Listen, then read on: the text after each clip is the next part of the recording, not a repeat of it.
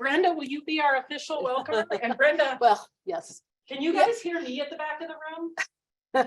Okay, so Brenda, try to be as annoying as me. Yeah, okay. If you can do that. Well, hello, everyone. I'm Brenda Smith. I'm the director at High Desert Partnership, and we're an organization here in Harney County that supports collaborative work, 6 different collaborative groups. I recognize a lot of familiar faces and how great it is for us all to be able to get together. It is really gratifying to me to see the number of folks that are sort of willing to lean in, put the time in to solve complex issues that are impacting our land, our communities, and our rural economy. There is a lot of collaboration that's going on in Harney County, and I'll be the first to admit that collaboration may not be the answer for every situation. But I also have never seen too much collaboration, and I just think that it's really important that we continue to work together. I see people putting in the sort of dedicated time that needs to happen towards developing intentional relationships so that we can work together to help solve these complex issues. I want to thank SageCon Partnership. I know that it's been a ton of work to pull this together, and like you said, we're sort of out of practice. Thank you guys for all your work with that. If you are sitting on the fence about tomorrow's workshop, I want to encourage you to be part of that. High Desert Partnership supports the Harney County Wildfire Collaborative, and a number of folks and our partners that work in the Wildfire Collaborative will be a part of that workshop. So hope you can stay for that. If you haven't been to Harney County before, I just want to say, I think you'll find our folks welcoming, friendly, helpful. I know that the people is a part of Harney County that I most love about living here. And finally, if you're out and about and you get to stop in a shop, I'd like to encourage you all to do that. We support a collaborative called the Biz Harney Opportunity Initiative, and part of that group, when COVID hit, we were really interested in how we could keep our dollars local. We have a shopharney.com gift card program, and it's up and running. And so if you frequent our local shops, I just like to encourage you to do that. So with that, welcome. Hope you have a great time the next 2 days. And I hope I get a chance to catch up with a lot of faces that I haven't in a long time. So thank you. Thanks, Brenda. Jay Gibbs from NRCS. Why don't you help us welcome the folks here? Morning all. Everybody hear me? Jay Gibbs, basin team leader for the John Day Umatilla Basin. Ron Alvarado, I'm a poor substitute for Ron Alvarado, our state conservationist. He sends his regards. He's tied up in some meetings on the coast. As Brenda mentioned, really good to see everyone. 2 years is a long time not to get together and see a lot of familiar faces, have an opportunity to reminisce about some of our successes, and look around the corner at some of the challenges we have on the horizon. Brenda leaned into it a bit. The strength of a collaborative can be measured by a lot of yardsticks. Today I want to note how the length of that this collaboration has been going. This effort's been engaged, it's been effective, and it's been relevant in hard conversations about sage grouse and the sage steppe habitat. And a key piece of that success is SageCon. There's been a lot of opportunities to lose sight of the core values here of locally led conservation and public-private partnership. A lot of opportunities, the last 2 years especially. And obviously we stayed true to our values, and we're look up by the number of people that are here and that are online. And here we are 10 years later, 10 plus years have we been doing this. I've been coming to these for 8 or 9, I think. We stopped counting at 10. Okay, yeah, 10. I have 10 plus in my notes because I couldn't recall either way. And I don't think we're at a crossroads. Because I think we know what needs to be done. The science we're going to hear about today, it's awesome. It's just amazing what's out there. And because we realize the scale that fire, drought, and invasives bring to us, and the scale is what's so immense. It took us 100+ years to get to this point. There's no silver bullets. I had an old professor used to tell me, he says, ecosystems aren't more complex than you think they are. They're more complex than you can possibly imagine. And that's always rang true. I mean, maybe the only thing I've taken from OSU.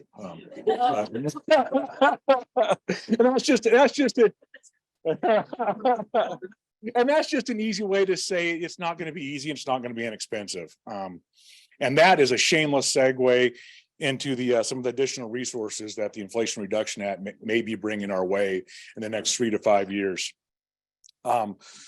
Across the suite of NRCS's programs, the Environmental Quality Incentive Program, Conservation Security Program, our Land Easement Program, and the Regional Conservation Program, we're going to see a 3, 5, up to a 10-fold increase in our capacity. But that's just the tip of the pyramid. That's what everybody's focused on in the money. But we need to know where we're going. We need to know what to do when we get there, and we need to know when we're done. That's really important. I'm here for the party. I want to know when we're done. 5:30. I'll be there. And that's why it's exciting to be here today. Because it's efforts like this, the partnerships, the discussions, the dialogue that's going to start laying those other foundational pieces underneath that pyramid. It's going to provide us the roadmap to success. But accountability is really high. There's a lot of resources we have available to us as a collaborative. But there's a lot of people watching us and a lot of people looking at it from an accountability perspective. So there's a lot of folks from NRCS here. They're all kind of kegged up at the cool kids table, kicked me out. So I'm glad to be here. Looking forward to see a lot of people that I haven't seen in a couple of years. So hand it off to Thanks, Jay. I'll Right take to that, you. and then I'm going to introduce Barry Schulenberg. How did I do, Barry? Schulenberger. And I'm from a German family, and so I should know better. It's close enough.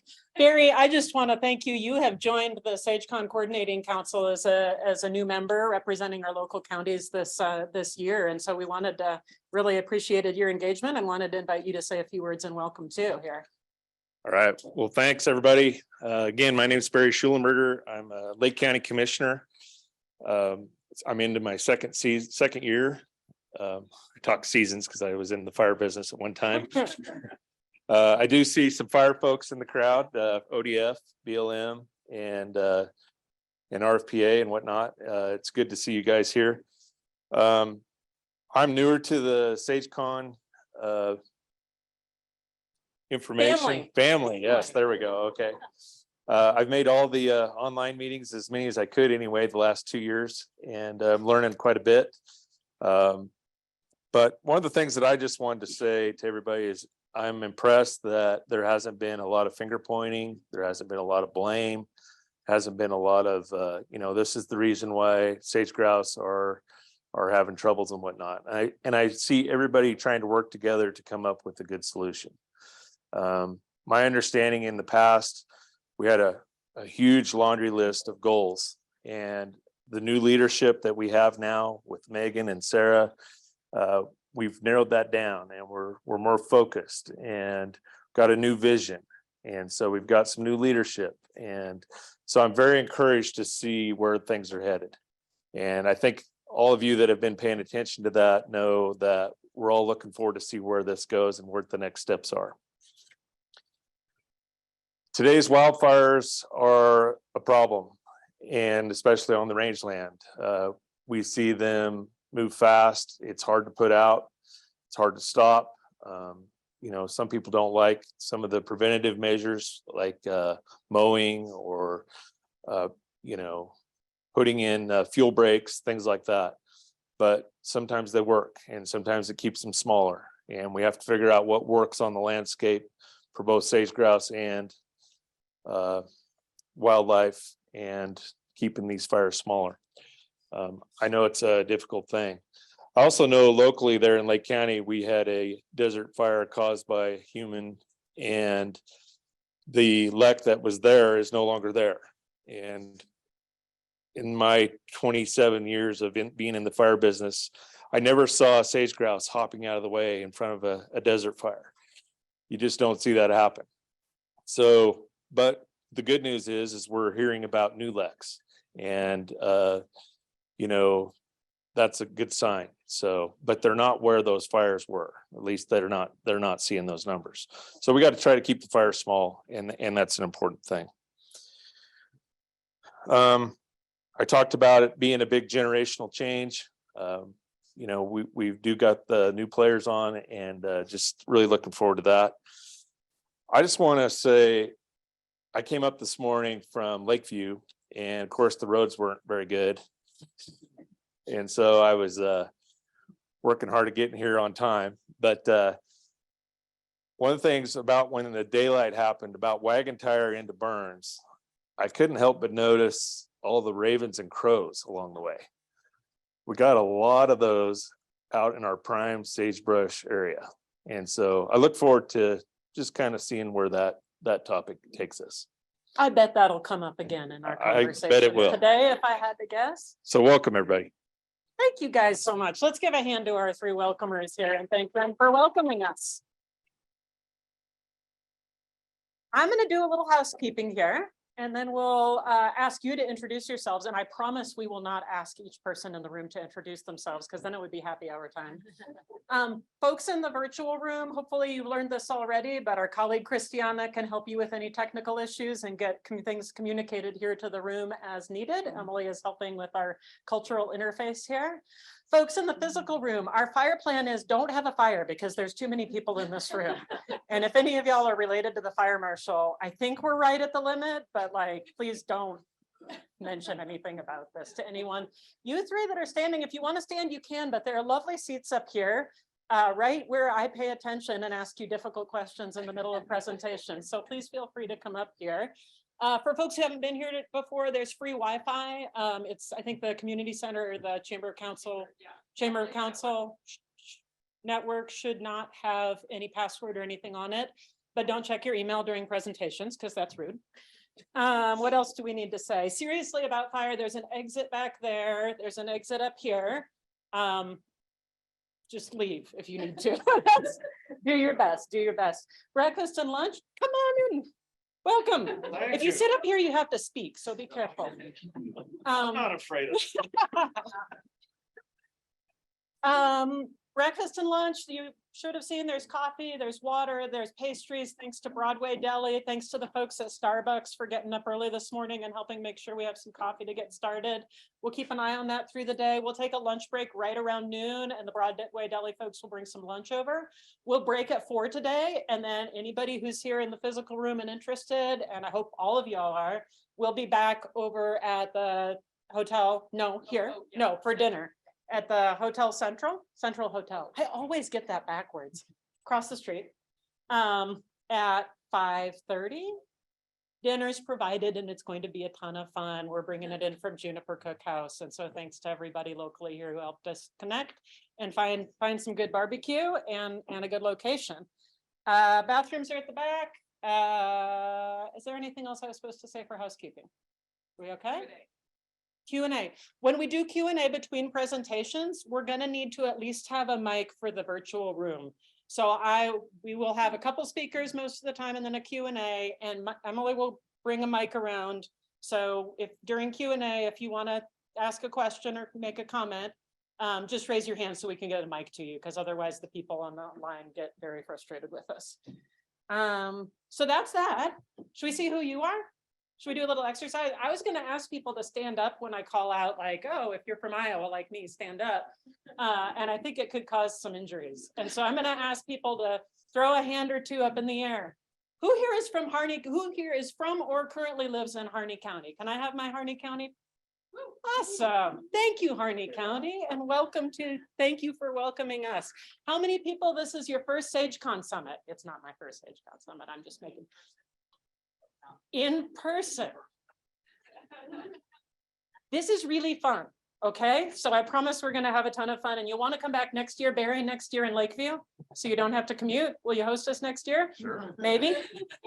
How many folks are here from the east side of Oregon, east of the crest? Yeah, this is getting better and better.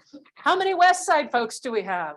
I live in East Clackamas County, but I'm told that doesn't count as east side here. Anybody from out of state? Yeah, thank you for joining us, you guys. You'll want to move to Oregon by the time we're done here. I am curious because I've met so many of you, I've noticed a trend. How many folks here are originally from or went to school in the Midwest? Uh-huh.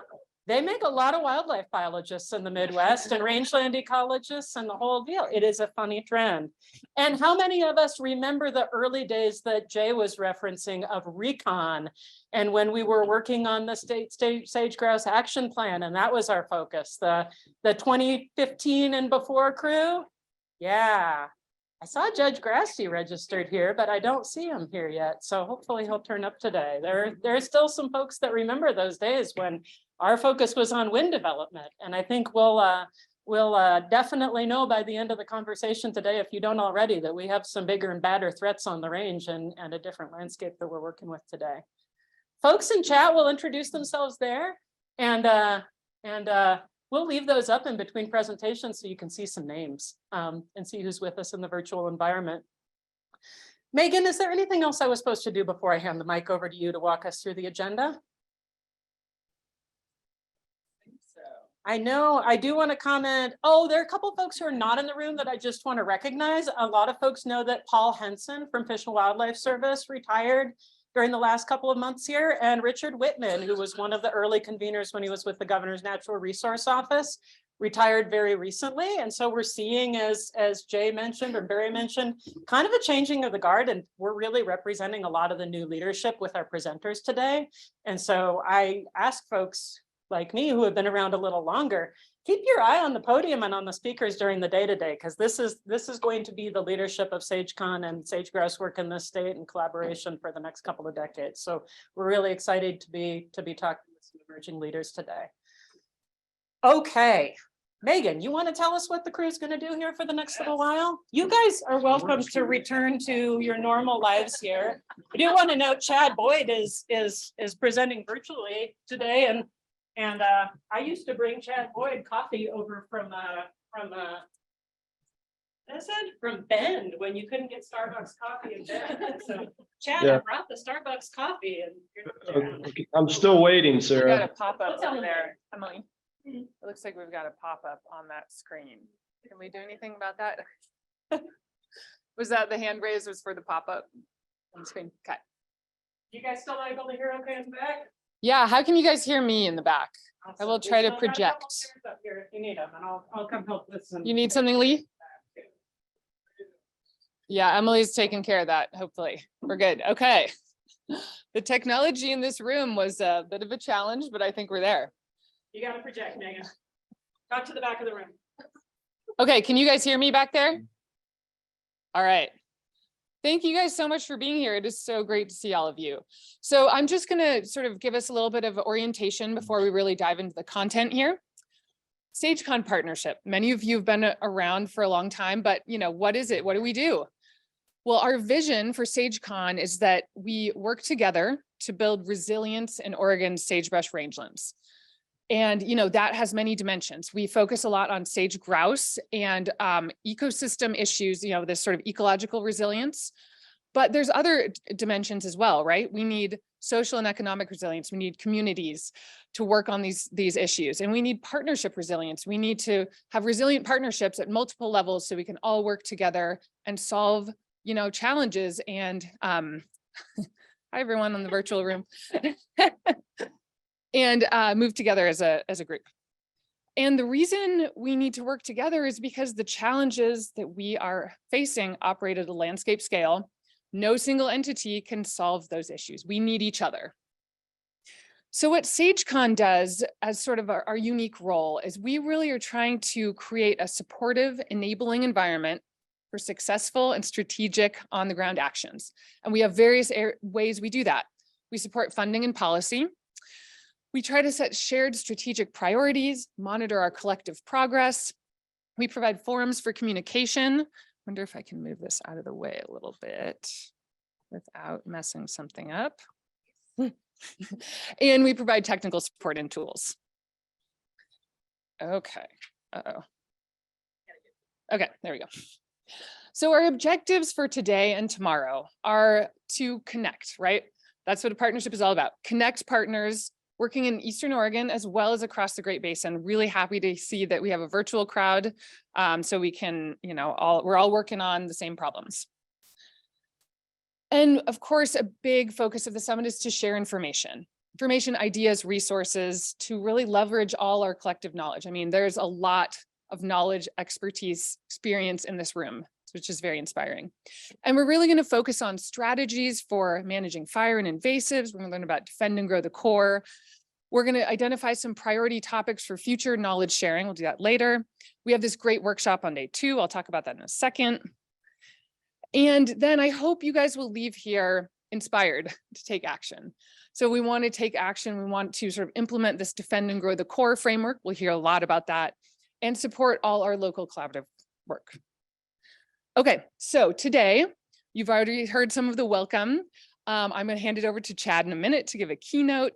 We're going to hear a few presentations on the state of the range, looking at habitat, populations, and partnerships. We're going to hear several great talks from our local groups on locally led collaboration across the range. We'll have a break in there as well. We'll have lunch that will be provided here. It'll be out on the tables outside. Then in our afternoon session, we're going to really dig into some interesting new work. We're going to talk about proactive management to defend and grow the core. We're going to hear from folks working in the field on invasive annual grasses. We're going to wrap up with an activity on sort of what we've learned, where we go, and we will have you done and out of here by 4. And then for folks that are in the room here, I hope you all will be able to make it to the Central Hotel at 5:30 for our dinner event. And then day 2, Brenda already gave a plug, but I will give another plug. This is going to be a great workshop. It's called Managing New Realities on the Range, using a novel approach to coordinate planning and management on large landscapes. And so we're going to hear some presentations in the morning. We'll meet here again. We're going to get going a little bit earlier, so make sure you try to arrive at 8 so we can start at 8:15. You're going to hear about an approach to rangeland and fire management planning that the Harney County Wildfire Collaborative has developed, and hear about some of their work. This local collaborative is doing some great work here in Harney County. We're going to have a break, a longer break, and move venues. For those of you in the room, we're going to go down to the Elks Lodge where we have more space to break out into small groups. And we'll have virtual small groups as well. So those of you on the Zoom, stick with us for the workshop. And then we're going to do a facilitated small group activity. I will say a lot. So Vanessa Schrader, Katie Wolstein, and Dustin Johnson have put a lot of work into this workshop. We have lots of facilitators. It's going to be really great. Have small group discussion. Again, lunch will be provided over at the Elks Lodge, working lunch, a full group discussion, and we will have you out of here by 1:30. So folks who are tempted to leave after lunch, it will only be about another hour, and it will be worth your time. Okay, so that is what I've got. And now we are going to hear from Chad Boyd. So unfortunately, Chad is going to have to present virtually, but many of you know Chad. He works for the Agricultural Research Service. He really needs no introduction, but he is really a sort of leading thought partner, rangeland ecology, rangeland management, a great collaborator. And I'm excited to hear from Chad. Okay, so first off, my last Zoom meeting yesterday, I had to take a tactical break to dispatch a skunk that was getting too near the chicken coop. So we'll see what adventure lies in wait for us today. Secondly, I apologize for not being there. Believe me, I would if I could. I can't.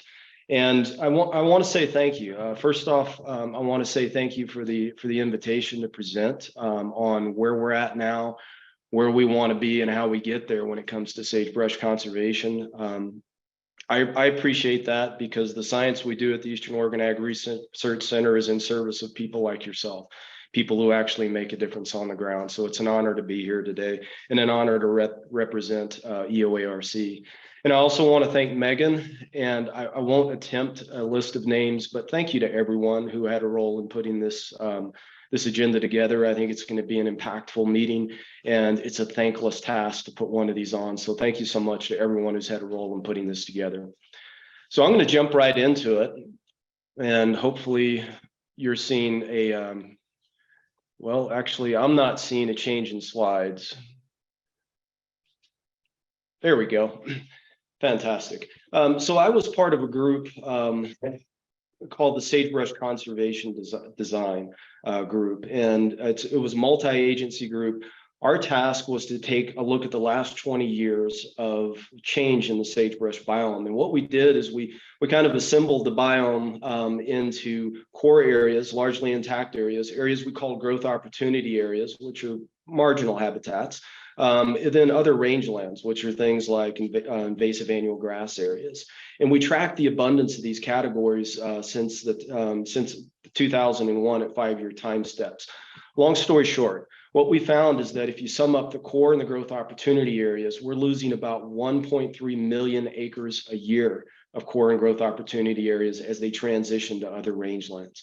Why is that? It's pretty simple. About almost 3/4 of that change, 73% of that change, is associated with things like annual grass expansion, things like conifer expansion, and the association between annuals and wildfire. So let's take a look at those 3 problems specifically. Here's some data from a recent paper from Joe Smith et al. Looking at the abundance of annual grasses within the Great Basin region. And the upshot of this paper was that if we look from 1990 to 2020, we're seeing about a 586,000, acre increase in annual grasses on an annual basis. And they now impact almost 1 in 5 acres on Great Basin rangelands. So we're definitely seeing an uptick in our annual grass problem. If we look at the fire problem, and these are some NTSB data, I think I got that right, that I collated. And what this does is it takes a west-wide look and it compares the last 2 decades of the 1900s with the first 2 decades of the 2000s. And if we compare those two, what we've seen in the 2000s is roughly a 2.8-fold increase in annual area burned. We've seen about 1.5-fold increase in the number of fires and an increase in fire size. The one that really grabs me is if you look nationally, we've experienced about a 600% increase in the federal wildfire suppression budget in the last 3 decades. Wrap your brain around that. We're almost at $2.5 billion a year. And lastly, turning to the conifer problem, these are some data from Filippelli et al. Looking at the Intermountain West. That's the spatial scope here from 2000 to 2016. And what they found is that we're seeing an annual increase of about just over 1 million acres in areas impacted by conifers, by pinyon and juniper. And they actually found that the majority of that increase was infill as opposed to expansion, but nevertheless, about a 1 million acre increase in area impacted by conifers annually. Okay, so that's where we're at, and it can be a frustrating place to be because we do have some significant and generational problems that we're facing. Where do we need to be? And I think the answer to that is short and sweet. We need to move the needle, and the needle that we need to move is represented. It certainly occurs at different scales, but it's represented by this 1.3 million acre loss of core and growth opportunity areas on an annual basis. What I would like to see is us to be at a place where we move that needle to zero. I think that would be a great intermediate goal for the sagebrush biome. How do we get there? Well, if we just write it out on paper, it's pretty straightforward. Let's look at the annual grass zone. Let's look at the conifer zone. In the annual grass zone, we need sufficient plant community resistance to annuals and resilience to wildfire. Okay, simple enough, right? In the conifer zone, we're looking at direct intervention to limit both the expansion and the infill, and as well as reclaiming impacted habitats. Okay, well, how do we do that? Again, it's fairly straightforward. In the annual grass zone, we're looking at annual grass treatments to get the annuals out, perennial restoration to get the desired vegetation back in, and very importantly, fuel and fire management treatments to help reduce the impact of wildfire on sagebrush rangelands. In the conifer zone, direct intervention is going to equal mechanical treatments, and wherever we can, where it's practical and possible, the use of fire as a treatment and helping to manage conifer. So you may be saying to yourself, we're already doing these things and the needle is not at a good place. And I think you'd be right. We are doing these things. We're making a valiant effort. but we need to find, but that valiant effort has not been enough to move the needle in a positive direction. So how do we get there? What do we need to do that's different than what we're doing right now? And you can look at that two ways. One of them, Jay Gibbs brought up this morning, is the idea of funding. And we've certainly seen an increase in funding for sagebrush conservation in recent years, and that's a good thing. And heck, we'll take it wherever we can get it, right? But I don't know that spending is going to get us out of the current problem that we have. I don't know that it alone is going to help us move the needle. I think the other piece of this is we have to be more strategic in spending the money that we have. Okay, how do we increase the efficacy of the management treatments that we're putting on the ground? And I think that that gets us into the world of strategic conservation, and it's something that I'm going to talk about for the rest of this presentation. You'll hear more from Jeremy and Matt and Megan on that this afternoon, and there'll be a whole workshop that deals with this topic tomorrow. A simple example of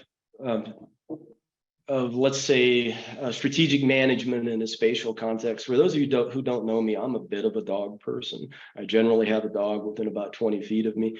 But when we travel with our dogs, we don't just throw them willy-nilly into the vehicle. No, we stack them strategically so as to make maximum use of available space.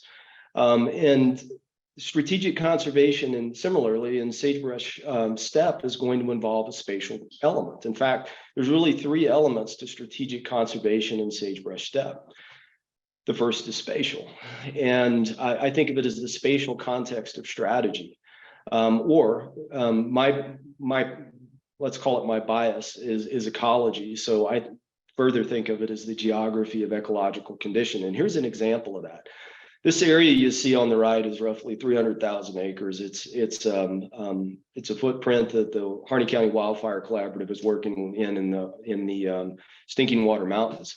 The areas in red on the right are areas that are likely to transition to annual grass dominance in the next fire. These are areas that have a decent perennial component that's still left, but they've got a burgeoning annual grass population. We don't want those areas to burn. So strategically, thinking about fire in this landscape, it tends to move from west to east. So what the collaborative has done is to work with a long list of partners to try to put in place a fuel break. And it's the blue line that you can see that goes from north, from the top of the image to the bottom, to keep fire out of those areas most likely to transition to annuals in the next fires.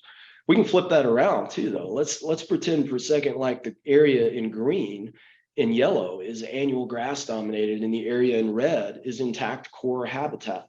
We might put a fuel break in the same place because we're more likely to get fire in those annual grass habitats that would then move into the core habitats. Okay, so that's the spatial context of strategy. Okay, strategy also has a mathematical component. And I want to use the annual grass zone to illustrate this. And no one has to blurt out an answer, but think to yourselves, what is more likely to be successful? Prevention of expansion of annual grasses or restoring those areas that are already impacted by annual grasses? Again, you don't have to blurt out the answer, but think about that to yourself. Now I want you to layer over that the question of how do we fund prevention versus how much funding do we put into prevention? How much funding do we put into restoration, right? So this is a part of the mathematics of strategy. We need to put our money, we need to make sure that we're putting enough money where we're going to have maximum effect. When we're doing prevention, we need to take that a step further strategically and ask the question, where are those core areas, relatively intact areas that have some annual grass presence or maybe no annual grass presence, but also have very low resistance and resilience? Why do we need to prioritize those areas for prevention?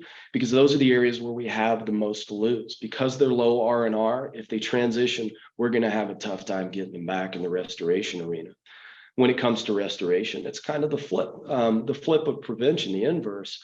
For restoration, we're looking at core and growth opportunity areas that have a burgeoning annual grass population. But furthermore, if we're being strategic, we might want to focus on those areas that have high R&R. Why is that? Well, those are the areas where we're most likely to be successful. And we can do that mathematically.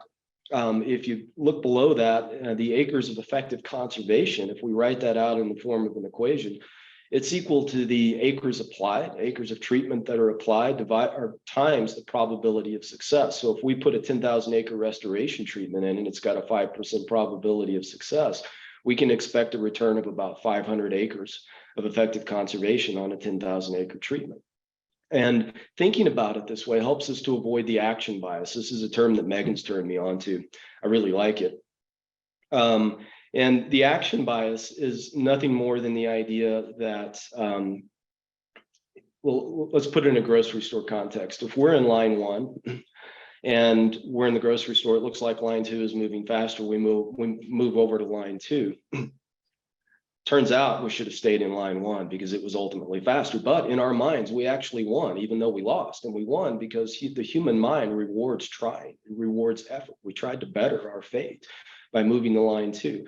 That's what we need to avoid in restoration. We need to go into it with the paradigm that it's okay to walk away and know when to walk away and take those resources and put them into a more productive area. Okay, and the last part of this is the efficiency of strategy, and I'll use quickly a conifer example here. This is a classic graph from Rick Miller moving from phase 1 to phase 3 juniper. As we do that, we're going to lose management options. For example, as we move from phase 2 to phase 3, our understory is going to potentially go away, and that means that fire is probably not going to be an option. It also means that if we go in and cut that phase 3 plant community, that woodland, we're probably going to have to restore the perennial understory or face the prospect of having annuals move in. So there's an efficiency to this. We would have been more efficient strategically to attack that problem in phase 1 and put resources there. Jeremy Maestas was presenting last week at a meeting on an overlay that actually predicts where conifer expansion is most likely. So it's actually off the chart, literally to the left, and getting us thinking about almost EDR and R when it comes to juniper invasion. So there's an efficiency component to strategy. Okay, this is a really important concept. Those are the elements of strategic conservation, but if we're going to use strategic conservation or strategic management, we need to realize that it is most definitely a hierarchical principle. And here's what I mean by that. And I want to use an open decision space audience and a closed decision space audience to illustrate. Open decision space means that we're biome level thinkers. Maybe we're funders and we're looking for maximum bang for the buck across the biome. Okay, so that's an open decision space. A closed decision space is an area within that. It's a more local area, and it can be defined by human constructs like lines on a map, the administrative boundaries of a BLM district or private property boundaries. It can also be defined by Mother Nature. You get a 20,000 acre fire. That's a closed decision space. A couple of points I want to make about this is that when we're working, the tools that we use in the open decision space to prioritize across the biome are important if we're prioritizing at the biome scale. They may or may not be the tools that we use at a more local scale. Okay, we may bring in additional tools that are more detailed information. So for example, if we're working at a local scale in a closed decision space and the biome level outlook says you don't have any core habitat within your management jurisdiction, does that mean we walk away? No, it means that we use more local data sources that allow us to partition out the best of the best within the area that we do have to work within and differentiate that from the worst of the worst, and then think strategically within that closed decision space. And so the concept of strategic management is hierarchical. We can use it at any scale from 20 acres to biome level management. And the reason that's important is because success at the biome scale, moving that needle at the biome scale is going to be built on the backs of successful conservation in the closed decision space at the local scales, the kind of scales that people in this room manage. Right? Because we don't run out and do conservation at the biome scale. It's the cumulative impact of closed decision space conservation. So strategic management is not limited to a biome level outlook. It can be used at any scale. Okay, I've presented a lot of bad news, but I think there's some good news out there. And the good news is that we are seeing an onslaught of help. in the form of technology that's allowing us to think at whether we're the closed decision space, the open decision space, to think strategically. We've got the rangeland analysis platform, which probably most people in this room have used. We have the sagebrush conservation design that helps us to think strategically at a biome scale. At a more local scale, we have the Oregon geographic strategy and associated products. And we've got a growing list of tech-based tools, for example, virtual fencing, that allow us to put conservation where we need it, when we need it. Not all conservation is strategically based, and I'm shamelessly borrowing this from Jeremy Maestas because I like this slide. Where we do conservation, when we do conservation, is the confluence of three things. It's financial adequacy, it's logistical capacity, and that third circle is really important. It's cultural will.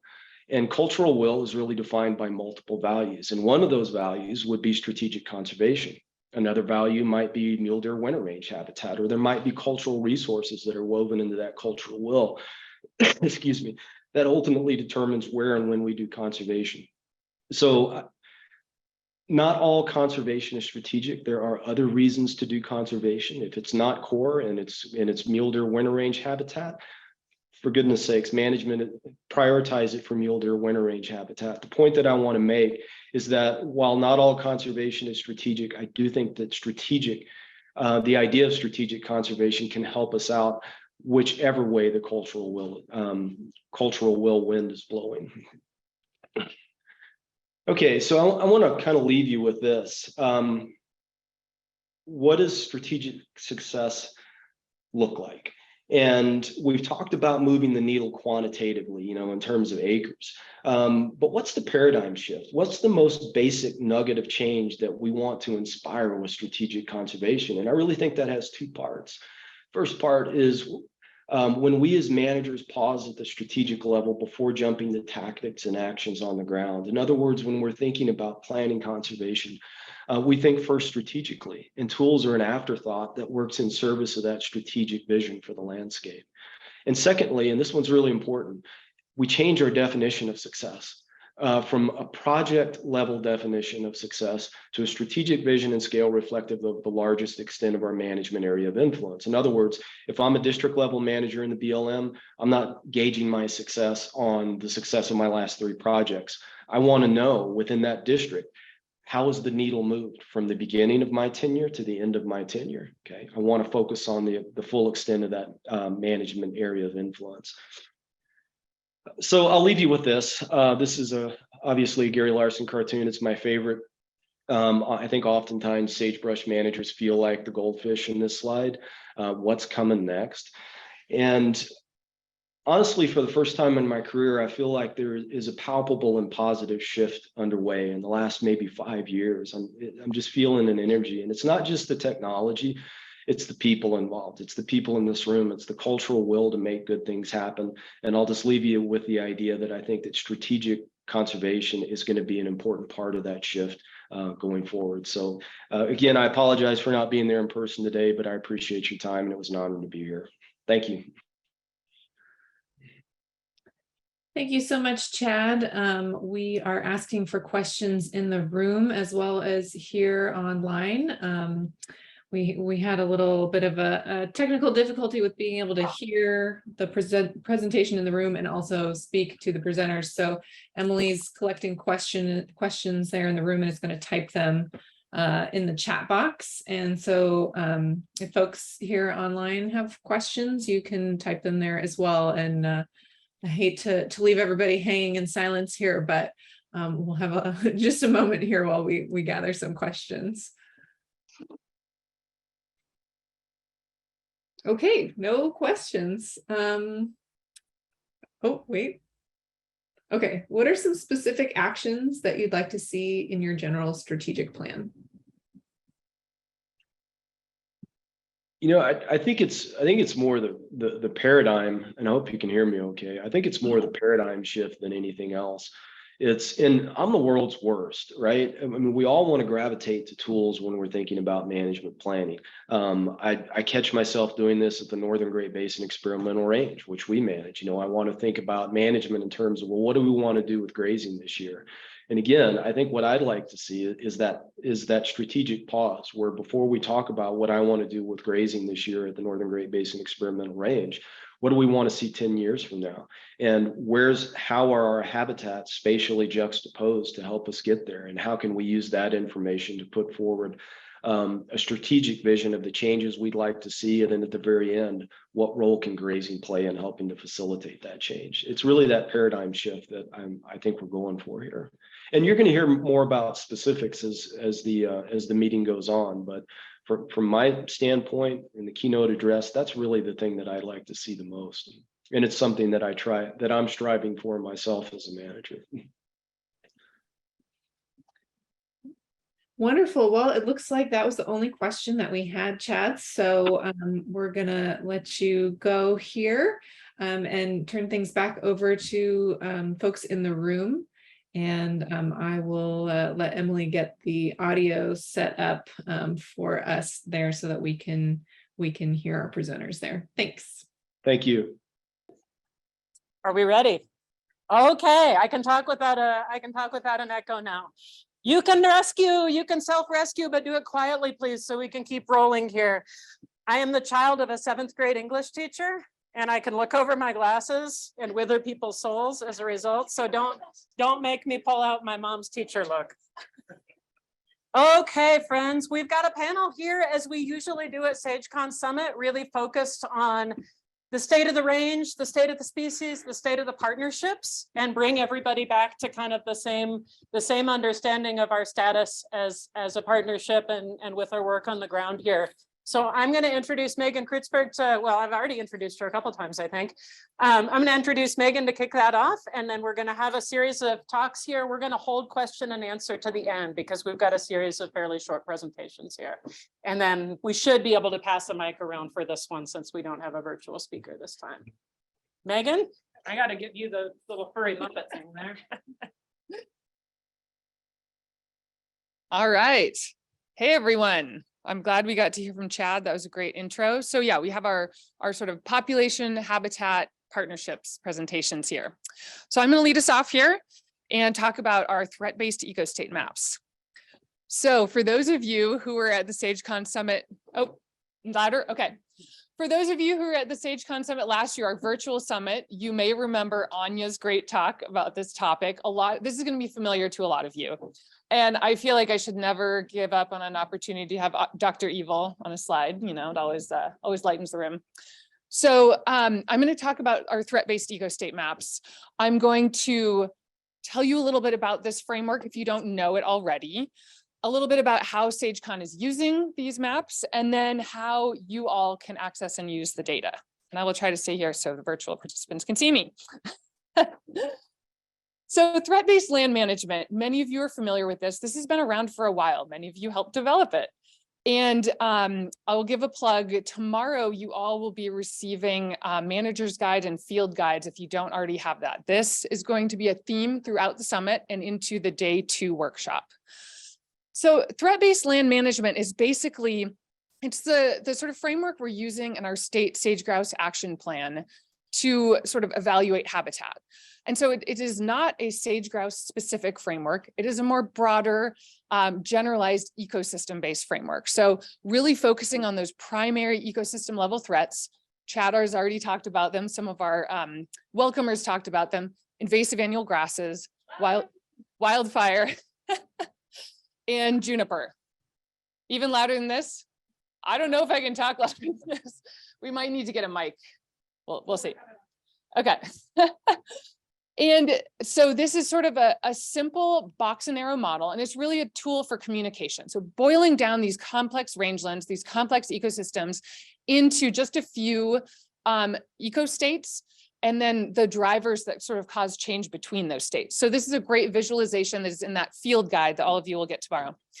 And we can look at these, this framework sort of applies across all lands, public, private. We can look at these big landscapes. And so we really are able to assess both condition and trend with this framework, and also link to management action. So what do you do about a problem in your area? And so what we've done is we've taken this framework that again has been around for quite a while, is being used for our candidate conservation agreements program, lots of different things. And we've used remotely sensed data to map those ecostates across the whole state, all of Eastern Oregon. And so this map here, hopefully you guys can see the colors okay. You're going to see this type of map a few other times, certainly in the workshop tomorrow. So we're looking at our big sort of bins of ecosystem conditions. So the greens, the light green and the dark green, that's sort of our good, we call it state A, our good condition areas. You have perennial grasses, you have shrubs, you don't have much juniper or invasive annual grasses.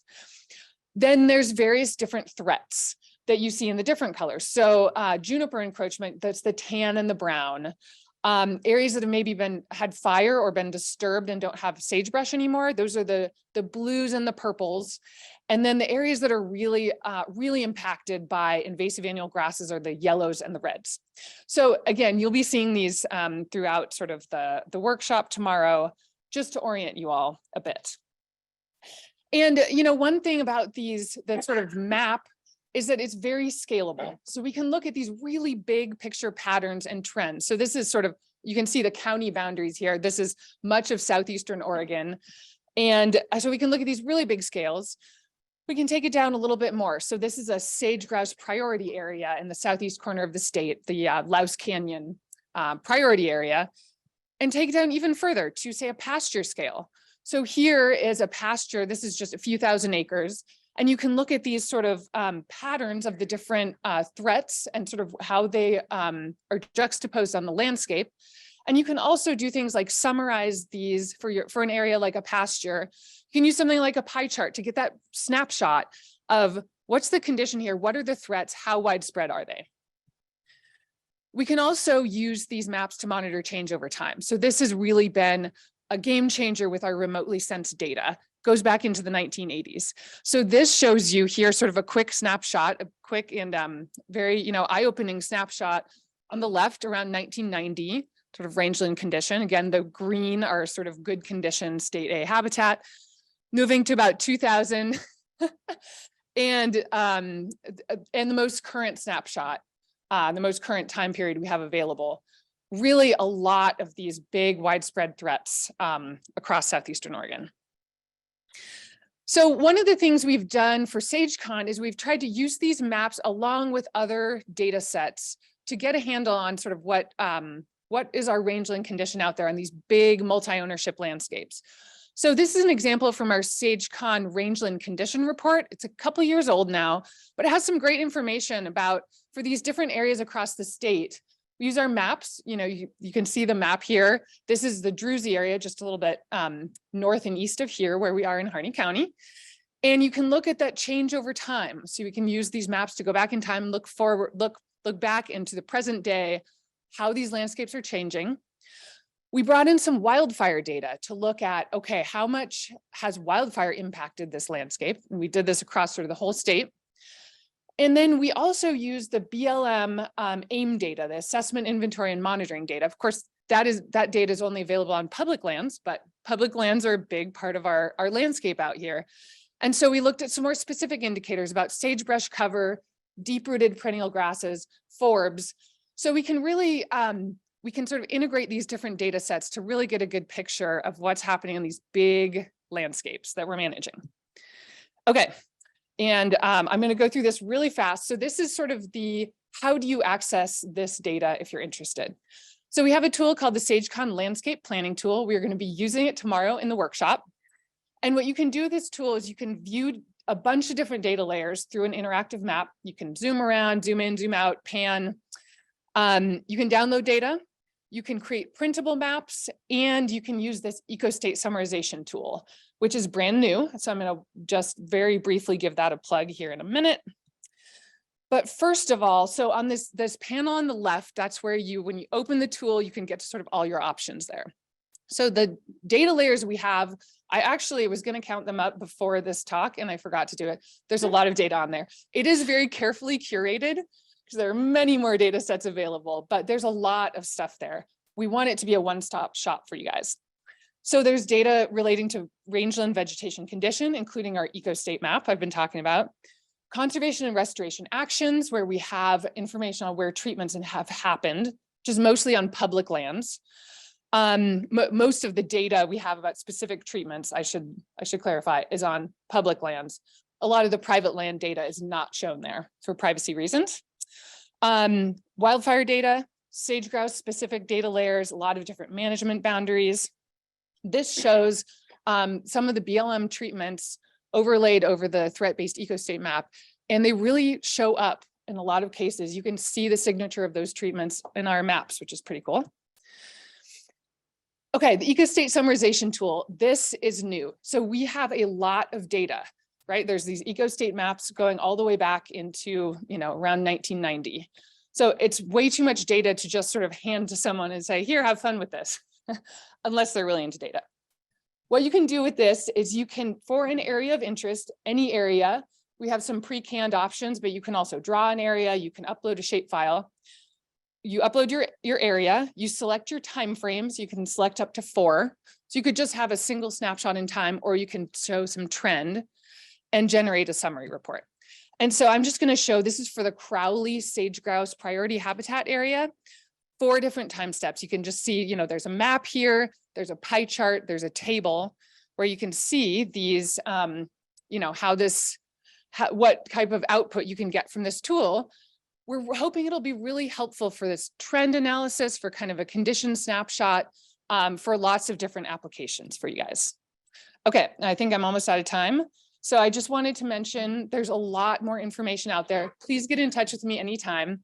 You can also go on our website, sageconpartnership.com. There's a technical tools section, and we'll link you to a bunch of stuff.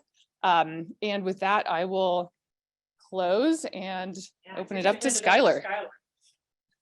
Skylar, you win a prize if you can project just a little bit better than Megan. She was doing pretty well there. Folks at the back, I know that you're having to be real quiet in order to hear. So, oh God, you're a Midwesterner too, aren't you? How are we going to get you to project? It's a challenge. It's a challenge. After 10 years of working for SageCon in one form or another, Skylar took me out to see my first sage grouse leg survey last, I don't know when it was. So thank you. And we found birds. It was awesome. It snowed. It was kids snowing. were it was a ton of fun. It was beautiful. So, tell us how the birds are doing, Skylar. Yeah, thanks. And project, my friend. Oh, your mic is Sure. Alright. Folks that have come recently, there are a couple of chairs up at the front. Looks like you can sit next to Stacy if you're willing to. A couple in the middle here. Yeah. You can come in, you just have to be a little brave about it. Check, and they can see it. I just Awesome. got confirmation. All right, sounds good. Hi, everyone. Skylar Vold. I'm the sage grouse coordinator for ODFW. It's really good to see everybody in person. There's a lot of people in here. You all look like meerkats, just like looking around right now, or sardines or something. But yeah, I don't think the SageCon Summit would be the same if we didn't have a brief presentation on how the sage grouse population trends are doing. So that's what I'll give you right now. Just go over the monitoring and the population estimate from this past spring. And we'll see if we can get this to work. Might just Down arrow, yeah. I might just have to click them. Okay, so you all probably know this, but let's just go over it again. We have annual LEC monitoring objectives where we try to monitor over half of the occupied or pending LECs in each pack or our priority areas for conservation. We conduct multiple counts on over half of all of the monitored LECs every spring, and our trend LECs get 3 counts every spring. Trend LECs are those that have been counted for many years, early 2000s or earlier. And then finally, we try to count all of the LECs in every pack every 3 to 4 years. So by year 4, every known LEC in a pack that's accessible will have been counted. And this is all important for our data analysis. So during the 2022 LEC survey season, the weather conditions were actually really mild in March and early April. So unfortunately, we didn't have too much snow in southeastern Oregon this past winter, but that really helps us get out there and monitor the birds. So we hope to get more snow, even though it typically knocks down our survey effort. But and then at the end of April, we actually got a decent amount of precipitation, which hampered our survey effort a little bit, but we were really happy to get that spring precip. So our statewide LEC survey effort was the 4th highest in Oregon for the proportion of known complexes counted, and the 5th highest for the proportion of known LECs surveyed. So still really high effort. And it's really due to the partnership that we have. So ODFW can't do this alone. We have many partners. And if you look at this map, I don't know if you can see it very well, but the amount of area that this covers and the amount of area in Oregon, it's a quarter of the state. So all of the LECs that you see here in blue and red were counted this past survey year. The blue LECs are active, red LECs inactive, and then those in yellow, if you can see that, sorry if you're colorblind, those were not counted.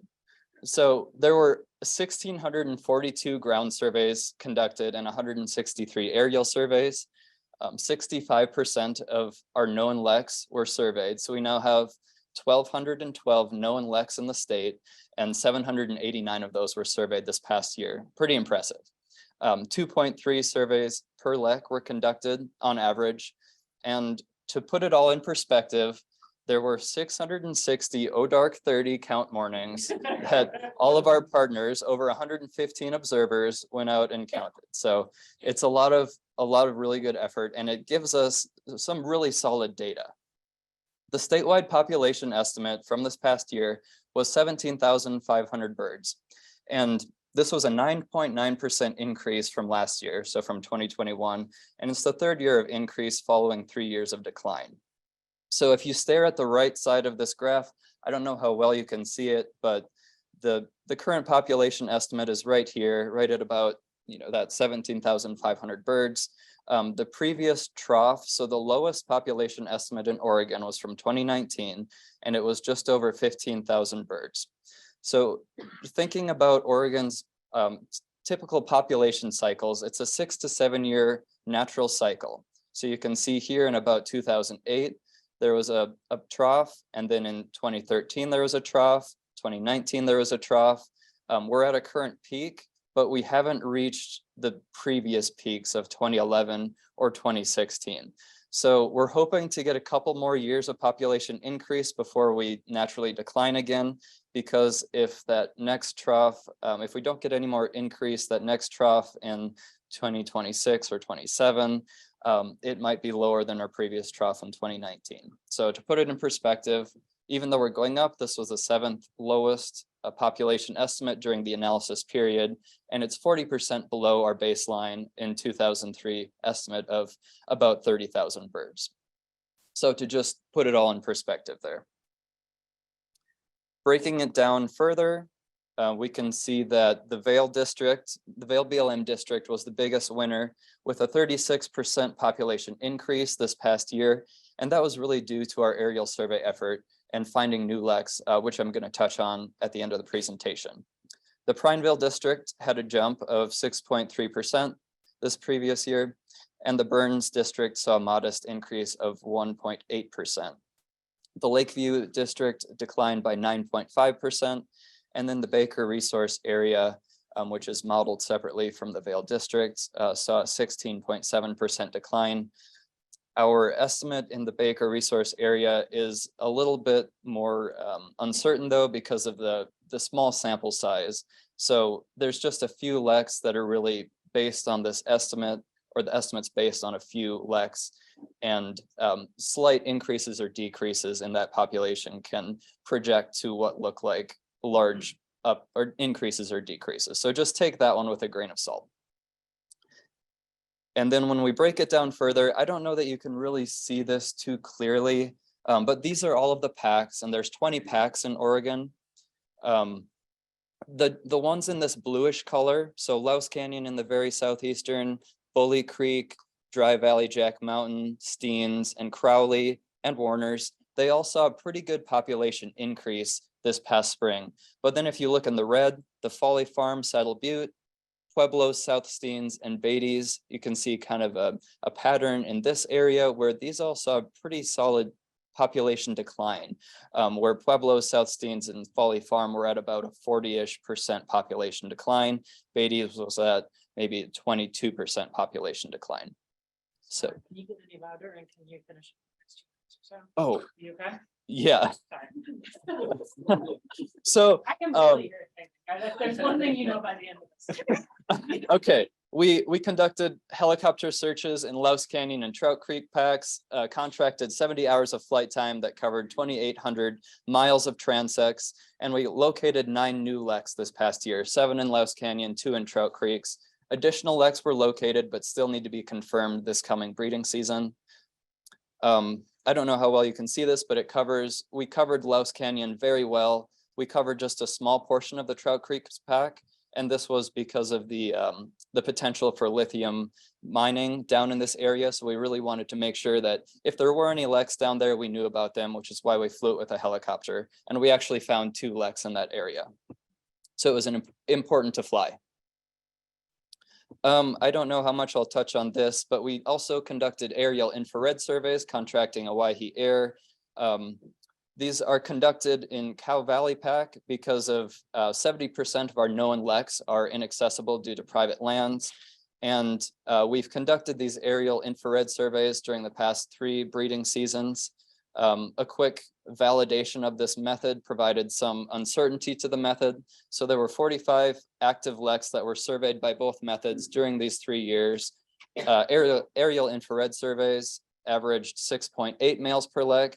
Ground surveyors at the same leks averaged 8.62.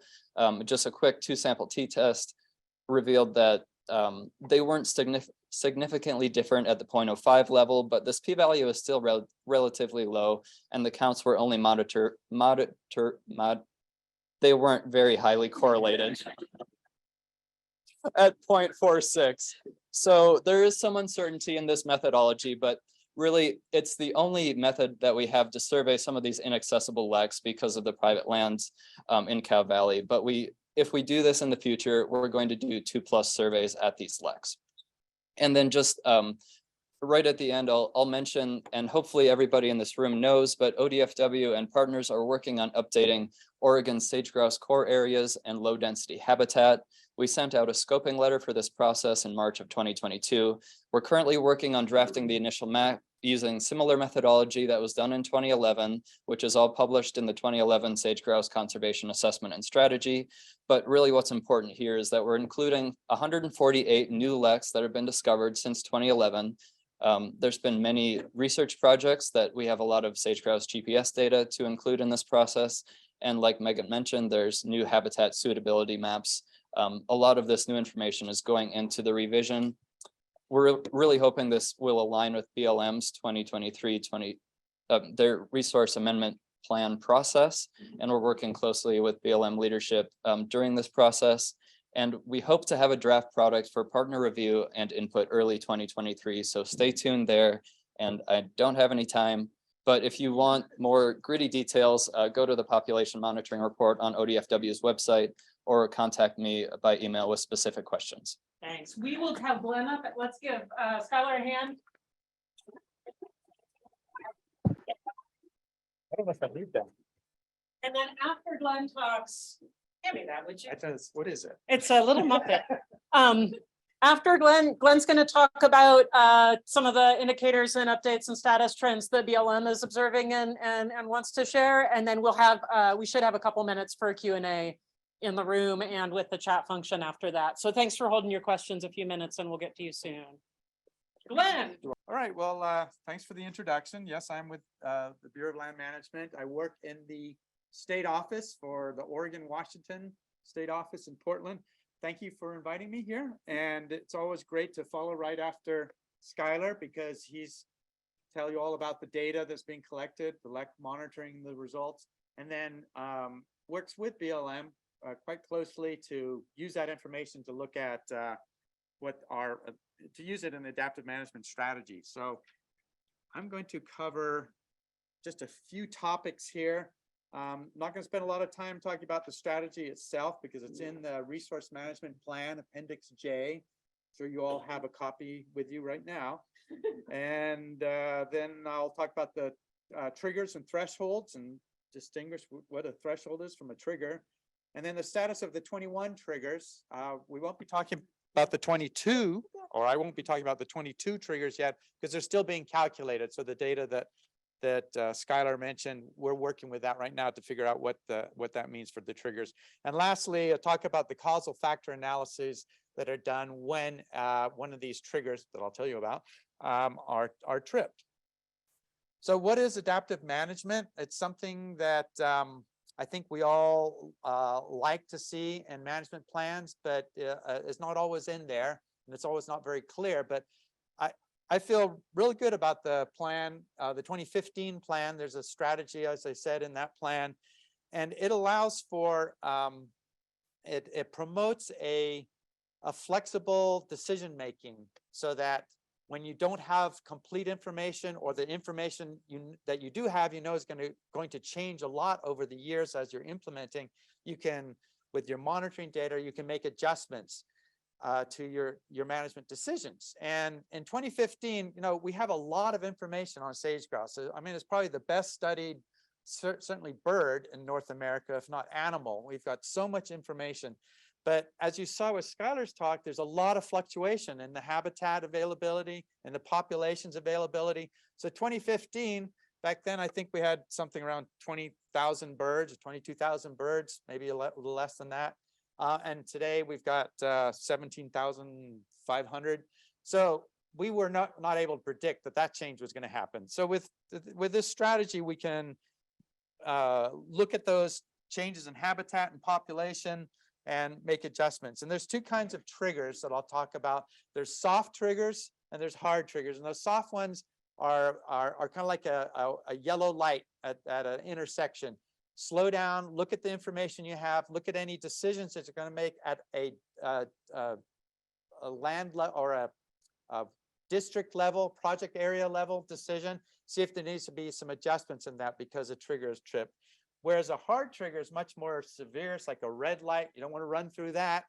And that would require or actually immediately implement some conservation measures that are, again, in the plan.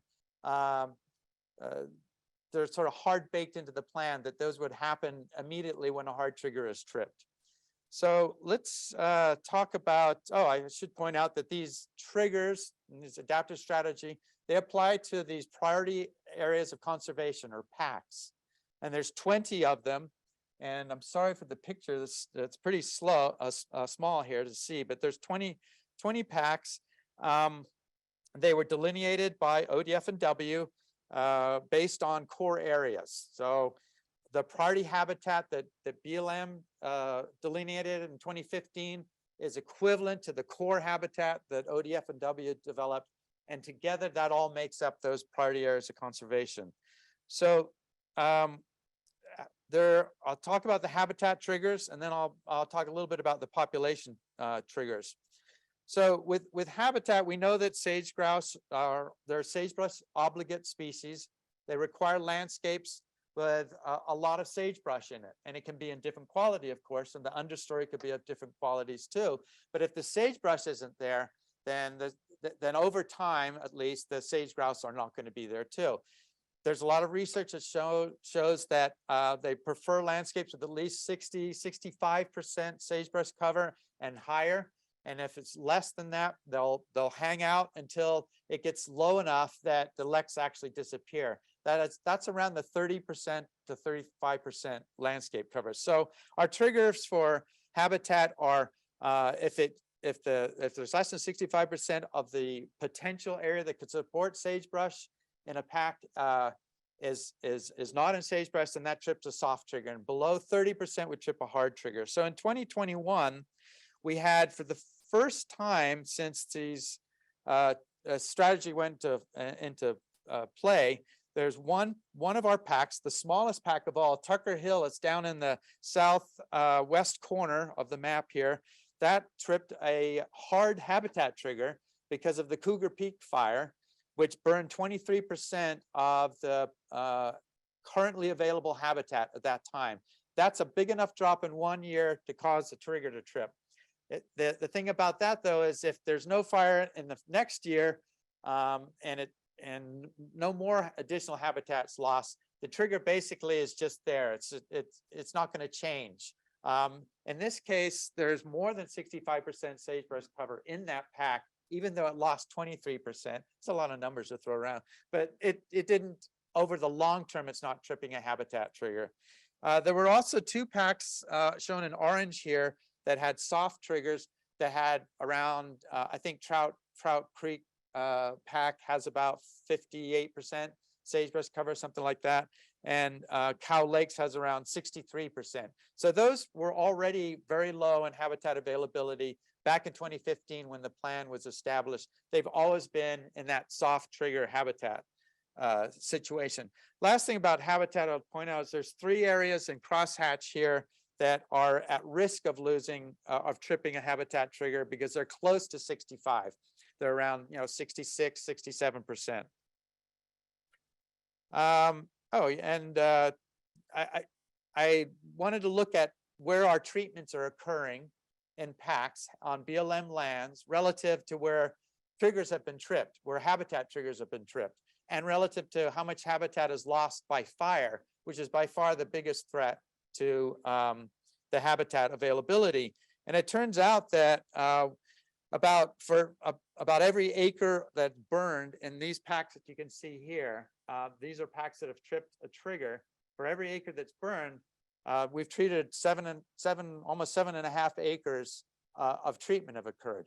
Now, those treatments don't mean that voila, the habitat is back. It could be that a lot of this is ES&R treatments post-fire, but it exceeds the amount that's burned. So it's going beyond what is just post-fire treatments. And so I think it's a telling example of being strategic and focused on the treatments. Now, the population triggers are a little bit more complicated than this basic habitat, so I'll try and be quick about this. The threshold is a point where once the population drops below a threshold, then it trips a trigger. Again, there's going to be a soft threshold and there's going to be a hard threshold. The population triggers were built around the annual variation over the previous 15 to 20 years of data, of LEC data, back in 2015. So looking at that annual variation, there was a soft trigger, that's the yellow dotted line, and a hard trigger, the red dotted line. Those were established. So when the 5-year moving average, so this year plus the previous 4 years, that average drops below one of those lines, then it trips a trigger. See, and there's one other way, if a population has a very large decline in a single year, like 25% decline in a single year, that can trip a soft trigger as well. And these triggers, by the way, were all developed, both through the public comment periods and through coordination with ODF&W and Fish and Wildlife Service. There were a lot of interesting meetings coming up with these things. So I'm almost done here. Now this shows a combination of the population and habitat triggers since 2016. And I think what you can see here is that a lot of our priority areas have at some time or another have tripped either a population or a habitat trigger. By far, most often these are population triggers. So there are 20 packs, 17 of them had enough population data back in 2015 to create a threshold. So 17 of the 20. Now 15 of those 17 have tripped triggers. So we've almost got 100% at some time or another. The 2 that haven't, Bully Creek and I forget what the other one is, Foley Farms, a little bit concerning what Skylar said a bit about Foley Farms having taken a significant decline this year. So next year, I may be telling you, unfortunately, that one is tripped. But Bully Creek at least had an uptick, and that's good. And it has habitat, although it's close to that 65% point for a habitat trigger. I think that's what I would note that when a pack trips a hard trigger, it does not seem to reverse. It does not seem to come out of having tripped a hard trigger. The population doesn't make an increase. There are times when a soft trigger gets tripped, like 2019, there were many of them were tripped because we had some very strange weather and the LEC counts were really low. And the next year they came back up in a lot of cases. So you can untrip a soft trigger. Minute or so left, Minute, is that okay, yeah. I just want to talk about causal factor analysis and then I'll be done here. This is one of the most important responses that we have to when a trigger is tripped. Is I already mentioned that there are hard trigger responses that go on into play immediately. Those are in the plan. You can see what those are. And then with a soft trigger, there are a number of recommendations in the plan for actions that a district manager can consider taking. And the way to understand what those recommendations would be is you doing a causal factor analysis. Now, quite a few of you in this room have been involved in doing those. An ID team, an interdisciplinary team is put together of BLM folks, specialists, resource specialists, ODF&W is invited, Fish and Wildlife Service usually invited, and producers are invited, and NGOs and so forth. It depends on whether it's a hard trigger, soft trigger, and how well it's understood or not understood what went on. And through that process, a report is written which looks at all these different factors. Let me just skip to that slide so you have time to look at them down the left column. A whole lot of different factors would be considered. And I don't know if you're going to be able to see that well. The top three that are in yellow there are identified in every causal factor analysis that we've done so far has identified fire as a primary factor, whether it's for habitat. Now you don't see trout creeks on this list. That pack is not on here. We know that was tripped with a Holloway fire, 2012 fire, took out more than half the habitat. So it's pretty obvious. But the other ones, population triggers can be very complicated. You can see that there are many different factors. But between fire, invasive annual grasses, and conifer expansion or drought, that's going to be addressed in many of our causal factor reports. So I think I'm out of time, right? Oh, I was just going to start creeping towards you here. Thank you so much, Glenn. Let's put time on it. Like that. You sit down at the table. Would you go over to the table too? We're going to take about 5 minutes for some Q&A here, friends. If folks in the virtual room want to start sending those via chat, that's great. Emily is going to come around the room, and that was a lot of information. So I'm going to insist on questions. And if I don't hear any, then I'm going to start calling on people I know. Yes. Okay. Hang on a second. Wait till Emily gets to you with the mic. No, you need it for the virtual room. Everybody needs the mic for the Zoom. Thank you. Hey, Glenn, thank you, everybody up there for your presentations. Point of clarification on the population pack, the population thresholds for triggers. So it's the baseline was set in 2015 using the previous 15, 20 years, and then it's a moving average from there forward. Okay, Yes. thank you. Yeah. Thank you. Yes, that's right. So the threshold is based on the 15 to 20 years. And then whether you drop below that threshold or go above it, that's based on the current year's count and the previous 4. The average of those 5 will tell you, where you are relative to the threshold. Hi, I have a question for Skylar.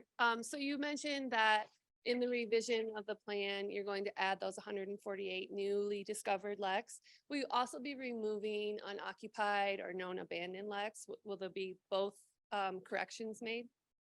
Yeah, thanks for the question, Autumn. If everybody didn't hear, the question was, there's going to be 148 LECs added because they were discovered since 2011. But yes, there will also be LECs removed from the process because it doesn't include, the revision won't include those that have gone unoccupied over the past 10-ish years. So it'll only count LECs that have had 1 or more males over the past 8 counts at that LEC. Great, thanks, Skylar. I've got one question for you here from Zoom. Could the number of observers or changes in monitoring methods account for some of the changes in population estimates? You mentioned finding additional LECs via aerial surveys. How does this year's survey efforts compare to past years?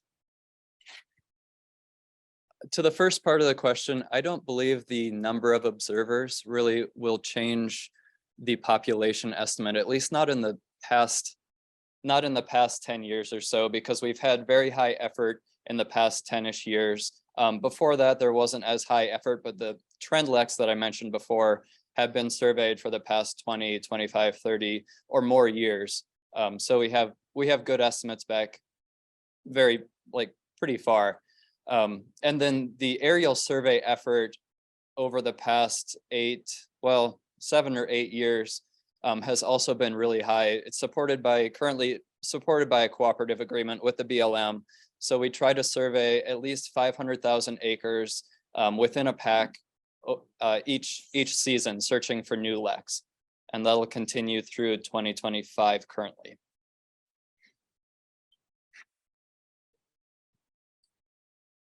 Hi, I have a question for Glenn. Friendly audience. So first of all, Glenn, nice presentation. I always feel like triggers, tripped and triple. It's like a tongue twister. So you did a good job. But I was just wondering, this is coming from a friendly place, but would you want to do any storytelling around what happens when a trigger's tripped? Are there any success stories of like the trigger got tripped, we did the causal factor analysis, we gave these recommendations to the district did this, and we had some positive effect of it. So any storytelling around like kind of the chain of, we have this structure in place, it leads to this decision-making point, these analysis, and then what actions? Oh, yes, that's a good question. I think what I've seen so far is that we're doing work in all of these priority areas. Okay, there's juniper clearing, or there's weed treatments. There's some kind of work. There's improvements in fencing. There's fence markers going up and so forth. So that's going on across all these priority areas. But I think one of the interesting stories was in the Steens pack, where the habitat trigger was, at first, I was telling them it's tripped, you're below 65%. But then when we started looking at the treatments that were already going on, so this is work that was already going on, we looked at the treatments and go, well, it turns out actually when you factored in what the treatments were and that they had actually succeeded in producing habitat, if you will, or making it better, let's say, that it hadn't tripped. And I think then that was an encouragement to the district to continue to work in the Steens. And I think there was an increase, possibly there was an increase in treatment to keep it above of that threshold. So that would be one success. But with the populations, there's so many different factors. That's what's so difficult to say, well, it's just this one thing. It's fences. So let's just go out and mark the fences and that'll take care of it. It could be West Nile virus, and we don't know. There could be a lot of different factors going on.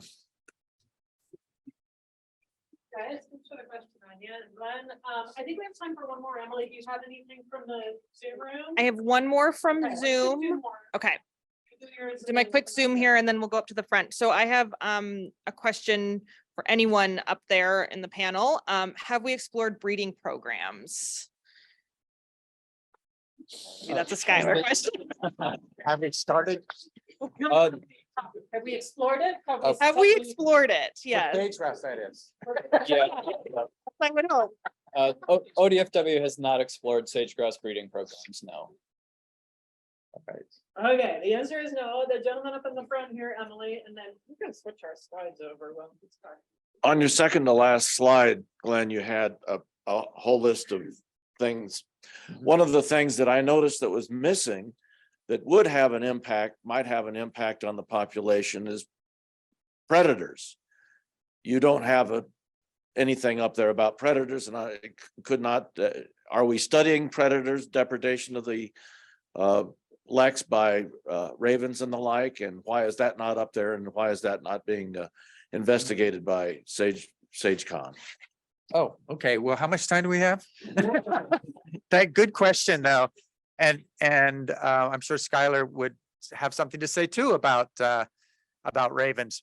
But I thought there was a factor in there about elevated predator levels, because I know that all of the causal factors do look at ravens, and we've got some great data now on raven densities, where they're above what's believed to be a level that has been shown to cause declines in the population, we should say, across the range. And so there is a threshold to look at. There is data about the ravens, and then we can kind of build that into the model. And then what can you do about it? Well, there is research going on, the OSU study, Dr. Dinkins' study, and looking at a lot of different things like reducing the open sources of food for ravens might be one thing. Bone piles, for example, roadkill, and nest site availability for ravens, and whether those nests can be non-lethally removed, or does it require lethal removal? The jury's still out. There's still a lot more study to go on that, but rest assured, there's some great research going on that with monitored monitored ravens. Skylar, do you want to add to that? Yeah, let's give Skylar the, Can't- or if he ducks under the table, then we'll know that he doesn't have anything else to add to that, but I want to give him a chance. Yeah, I guess the only thing that I would add to that, Glenn, is there is a study going up in Baker. ODFW partnered with OSU and other partners, and looking at raven densities as in that pack specifically, because we know it's a special pack. They've seen really strong large population declines in that area, and trying to understand the whole suite of reasons, mostly habitat based. But the reason that we chose that pack is because it really seems like any sort of raven management would really be a band-aid approach to letting the habitat recover. So there's been a lot of habitat work in the area that really takes time. We all know how much time habitat recovery takes in the sagebrush biome. So the raven management in that area is really focused at being a band-aid approach, potentially increasing sage-grouse nest success until the habitat has had time to recover. Thanks, guys. Oh, Megan, did you have something to add there? I just wanted to mention real quick, we are going to put all the slides on the SageCon website. So if you want to look more at, some of the slides went by kind of quick. Yeah, if you have We will trouble have seeing the that slides, we'll after get the them summit. online as quick as we can. Well, thanks, everybody. Let's give a hand to that panel. I'm going to share some messages from the Portland Salem crew now. How popular is that going to be? It's like a message from a different world around collaborative partnership and some of the work we're doing in our West Side communities to support the work that you all are doing by supporting SageCon collaborative capacity. And then just in case I get away from myself and start to sound preachy, then Stacey Davies is gonna cut me off and storm the stage and then provide his own talking points. So what we're going to do between now and 10:30 then is I'm going to talk for just a few minutes, sharing the results of some interviews that we've done and some workshops we've done over the last year, and what we are seeing from kind of the INR, and PSU and the OSU team that supports statewide SageCon coordination.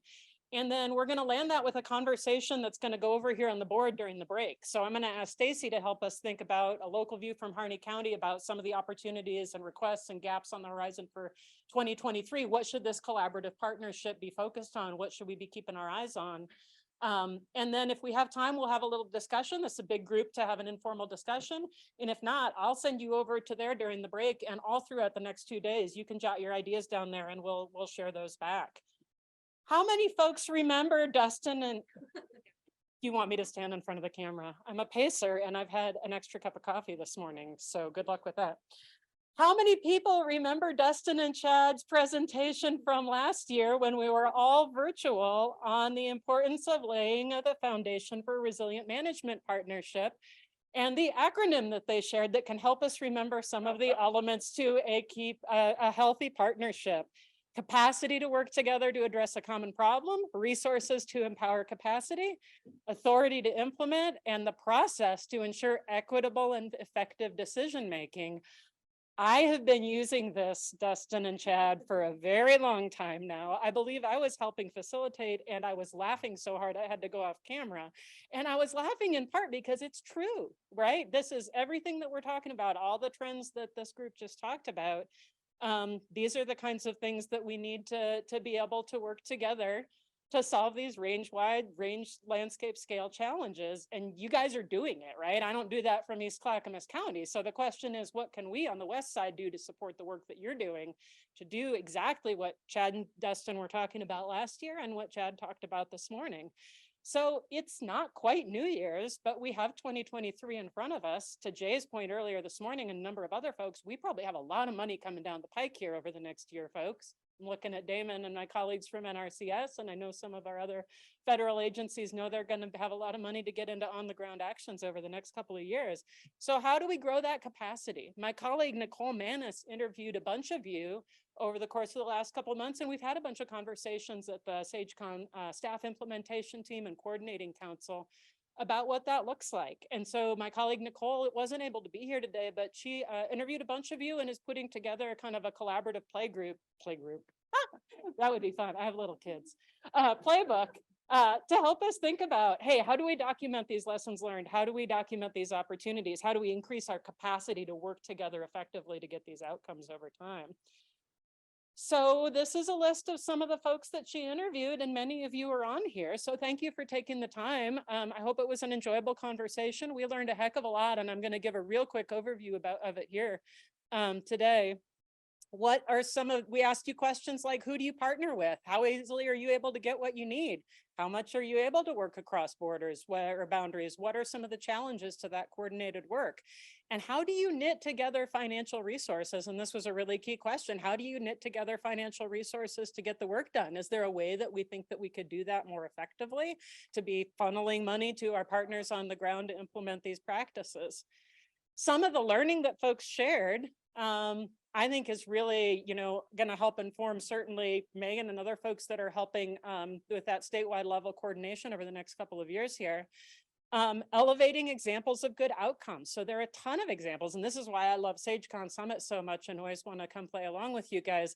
This is an opportunity to share and to elevate some of that collaborative work. And there's nothing that breeds success like success, right? So when we have those examples of working together, it may not show up right away in our population and habitat trends, but it does show up in the way that we're working together. And we have a lot of confidence that that'll come down the line into on the ground outcomes. So the way that folks work together I believe there was a proposal that went in for SB 762 funding, work on the dashboard. Of course, always we want to highlight the great work of the Rural Fire Protection Associations, the work our partners at Pheasants Forever have been doing to provide fiscal agency sponsorship for some of the on the ground positions here.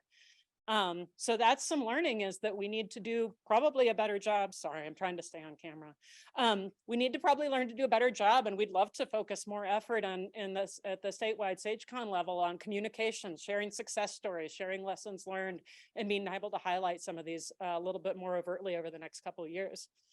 We learned from folks that a strategic approach really requires a couple of different things. We need a shared vision, we need a North Star, and we've done some work together over the last year or so here, listening to you guys to bring that forward into a couple of documents, because there's a revision underway, right? So for those who have been around, who raised your hand earlier that you were here in 2012 or you were here in 2015, our view of the threats and responses has changed a lot since then. And so we've caught up to a greater understanding, as Chad and other folks shared this morning, of some of the landscape scale threats and some of the more local threats that folks face on the landscape. So we need that shared vision, we need that North Star, but we also need a lot of collaborative capacity. And we're excited to see more positions in our counties and our SWCDs, our growing number of local implementation team coordinators who you'll hear from later today. So getting that collaborative capacity on the ground so that there's somebody there when we get together to do these big cross-boundary projects, whether it's a grant proposal or it's just a kind of project planning and monitoring and reporting back, there's somebody there to send out your agenda and make sure that the notes come out after the meeting and help make sure that folks are invited to the meeting, help make sure there's enough coffee in the meeting, that kind of thing. There's a need, and this has always been a big focus of SageCon, and we really continue to evolve this, the need for kind of a shared understanding of landscapes and landscape scale prioritization. So there'll be a big focus of this afternoon, be a big focus of the workshop tomorrow, which you should definitely attend and actively participate in. And folks talked a lot as well about the need for this kind of pincers approach is my name for it. I don't think that's what other people call it, and we need a clever name for it, but vision and leadership from the statewide level, the regional level, the federal agencies, and local knowledge and decision-making. There's no substitute for that, right? So being able to bring those two things together, hearing from our state and federal agency folks that work in Portland, Salem, DC, hey, what's the vision? How are we expected to work together? How are we expected to implement this on the ground? And then keeping our local knowledge and decision-making as close to the ground as possible, because we know that's where the information, the relationships, and the context are to do good work. I'm going to skip one so that we can get to Stacy soon here. The big picture that we heard from folks is things are going well, but we need it more, we need it better, and we need it faster, right? And so some of the frustrations that folks shared that are common barriers in this world, I don't have to tell anybody that NEPA sometimes gets in the way. And I know that BLM is staring down the pike and recognizing that we need to get shovel-ready projects through that process, and we need to be ready to implement. We've got this big pipeline of funding coming in. We need projects that are ready, good strategic cross-boundary projects and partnerships that are ready to do that. We heard a lot from local partners, and these are the folks that SageCon is supporting, right? So SageCon is lifting up this local on-the-ground work to implement these projects. We are hearing from local folks, oh my God, we're spending a lot of time putting together little bitty grants, little bitty proposals, reporting for little bitty grants, or even big ones. But if we're spending our time at the local level on getting our paperwork done and trying to find another $10,000, $50,000 to get a position funded so that somebody can be out working with landowners, that's a challenge, and that's keeping us from doing the work that we need to do on the ground. And I know Stacy may want to comment about that quite a bit more. I'm kind of a governance nerd, and that's why I like leaving Portland and Salem occasionally to be able to come and remember what it is that we're trying to provide governance and collaborative support for. But we're hearing from an increasing number of partners, hey, we did this kind of vision thing document. We'll share that online. It'll be available at the SageCon website. But where does SageCon live? We figured out, we really dialed in, I think, over the course of the last 2 years here with your input. The point is to lift up local action. The point is to support, to give folks the work, the funding and the policy support and the collaborative capacity they need to do this work on the ground. So where does this thing live? It used to live at Oregon Consensus, or rather at Oregon Solutions. We have some options ahead of us for who leads this collaborative, where it lives, and what we do. So that's a lot. That was a lot of learning from us, and a lot more detail that you'll see in the document when we're able to share it with you. But it really all brings us back, and Dustin and Chad, thanks so much for your thought leadership in this, to figuring out how do we build the foundations to make this work effective over time, right? And I want to shout out to Julian Freed, and I don't know if Dallas is here, Dallas DeFries, did some really cool work. And I think this was in many ways the biggest strategic breakthrough that we saw in the SageCon staff implementation team and coordinating council over the last couple of years. We knew what the structure of this partnership was for a long time. The reason for it, or the purpose for it, has kind of evolved as we gain our understanding of the threats. But, and I know this is hard to see, but we will share it. I'm gonna walk away from the camera, sorry.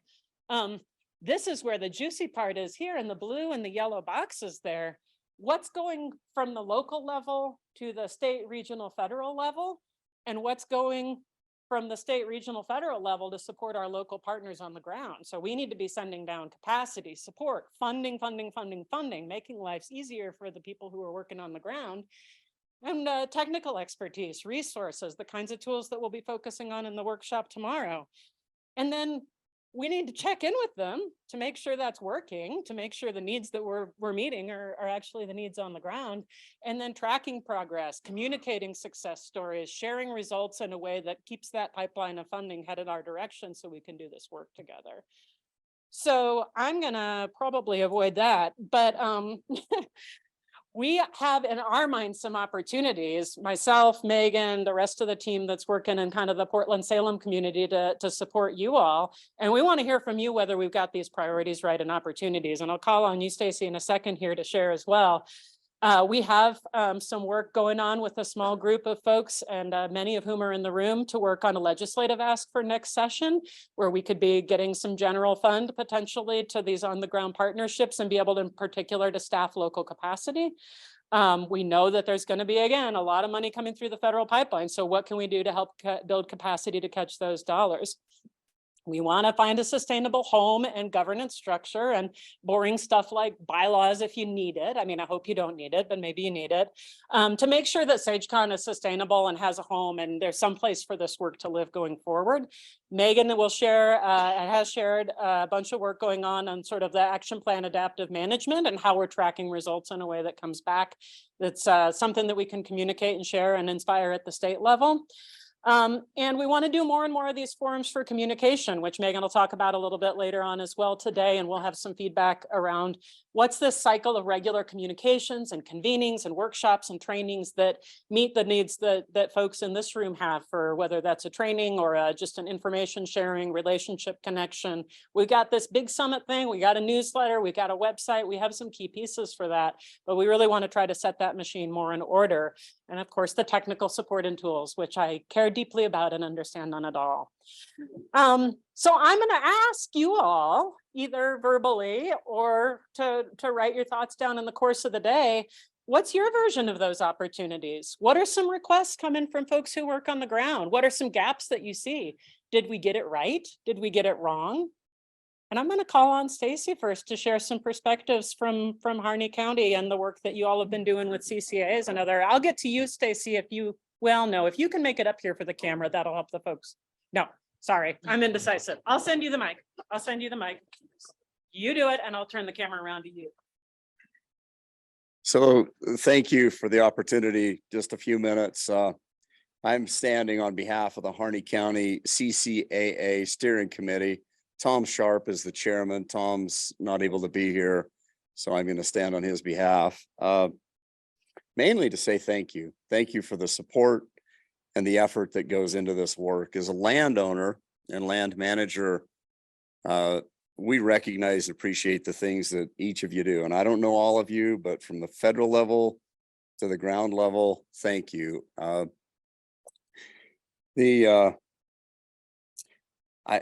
guess one thing, a couple things, keep the good good.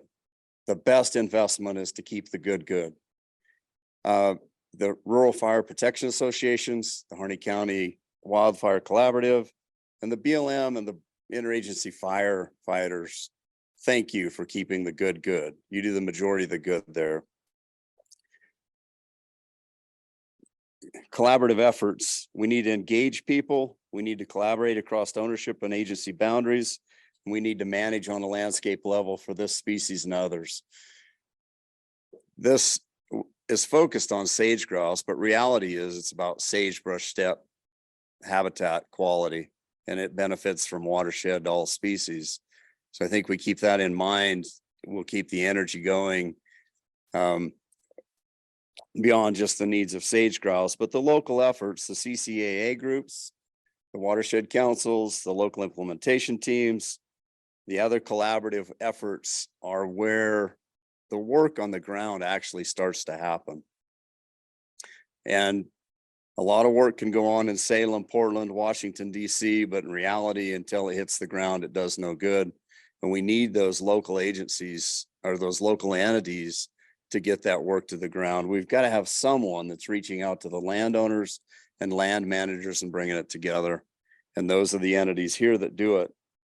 And so my ask, as I say, thank you for the things that you've done, is to support those entities. I really don't think it's wise use of time of Jason and the local soil and water conservation district to taste grants for every single dollar he has to use to spend. He spends all of his staff or much of his staff's work in the CCAA realm. He has to fund that through grants. If this species was listed, US Fish, you'd be spending millions and millions of dollars trying to manage the species. And we have an opportunity to keep the good good by preventing a listing. Fund that work. That's my ask. NRCS, US Fish, BLM, fund the work of those groups that are getting the work done on the ground. The RFPAs, CCAA groups, LIT groups, watershed councils that are building those bridges. Real quickly, 53 landowners have signed candidate species conservation agreements. That's 575,000 acres of private land. The associated permits that go along with that private land would make that several million acres. I don't know exactly how many landowners have expressed interest in participating. Many times 53, well over 100. They don't have the opportunity to bring them into an agreement because they just don't have the capacity and staffing. So that capacity is so critical inside of those local entities that bridge the gap from Portland, Salem, Washington, DC to a landowner in South Harney County. And I'd ask you to help us there. Thank you, Stacy. Thanks for sharing your thoughts. We've got about 5 minutes if we want before break here. Emily, do you mind running the other question, Mike? Or are you busy there? Jason's got it. I'm going to ask folks just for a few minutes here if you want to share other opportunities, requests, gaps. I am not going to write on those flip charts or I'm going to step on people, but we can start to jot them down when we're done. What do you want this partnership to focus on in 2023? Can I get a couple of additional thoughts to share to piggyback on Stacy's here? Either reinforcing or other ideas? Anybody in the room? I'm a trained facilitator. I can handle silence. John is here for us. Thank you, John. I can handle silence for up to 30 seconds, but it makes everybody else real uncomfortable. John. Yeah, I think. Oh, can you introduce yourself, John, for the folks that don't know you here in the room? And not Sure. virtual? John O'Keefe, rancher from Adel, Oregon. I've been involved in the sage grouse effort and the SageCon effort probably since the start. One of the things I see coming that'll fit right in with what this group's doing, especially Megan's activities, is there's a huge push now to address fire. A lot in the timber, but the rangeland is already there. In fact, there's a 20-year plan for the state just kicking off, and it's kind of designed to be a forest plan, but then as it was shaped, it was decided to be an all lands plan, but the people aren't necessarily in the room to do the range part. But I don't think that's a problem because the mapping and the tools that Megan's putting together is going to walk right into that if we do this right. So I guess it's somewhat my job as a member of this community and as a member of the Wildfire Advisory Council to carry that message back and forth. So I think one of the things we'll do for the next year is inform the 20-year plan on the range. And I guess if anybody has a real hot button fire thing that they think needs to leave this community and get brought to the Wildfire Advisory Council, I'm the person to carry that. It's probably my job to say that. So thank you.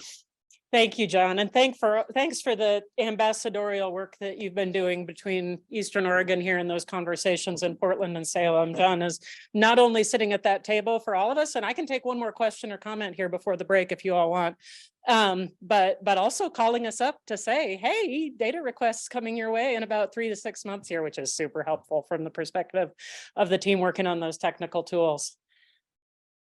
One more thought before we go on break? One more, something you see on the radar, something you see on the horizon that you want to share with the group? It's hard to do in a group of 100 people. I understand that.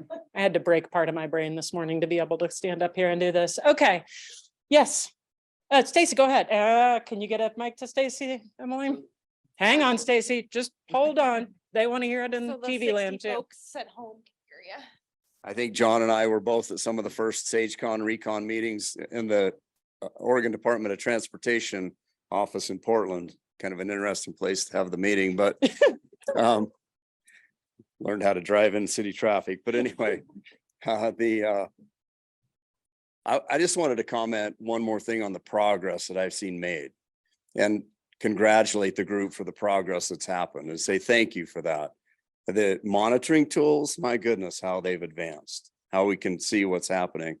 The communication, much better than it was. On the ground, BLM is doing a lot of things. State Lands is doing a lot of things. I mean, there are a lot of good things going on. So take pride in that. Take some comfort in the fact that there's a lot of progress that's been made. You asked for what we needed to do going forward. I just really want to congratulate people on what's happened. That's you guys. How about if we give everybody who talked this morning a hand? Thank you so much, Stacy. Thanks to everybody in the room. Okay. Oh, all right. Good morning, everyone. For those of you who don't know me, I am Alex Doman. I am the LIT coordinator for Burns and Lakeview. I'm Julianne Freed. I'm the coordinator for Prineville and Vale. And I'm Morgan Solomon. I'm the coordinator for Baker. And we're gonna try to go through this a little quick talk about a little bit about the LIT, some updates that we have, and then just a glimpse of our hopeful future of what we kind of think. Oh. No, it's not switching. There we go. Oh, there we go. So for quick outline of what we're going to be showing you is just a little bit of an LIT, what the background is for those who might not know what that is. Kind of talk about our locations. Like I said, me and Julie cover 2 areas, so we'll kind of show you those areas. Then we're going to go through a brief highlight of kind of our areas, what we've talked about, and then at the end, some challenges that we have, and then, like I said, our vision for the future. Okay. So I'm sure all of you know what an LIT is, but I thought just in case there was someone out there who didn't. Up, I thought you were going down. Like up too loud.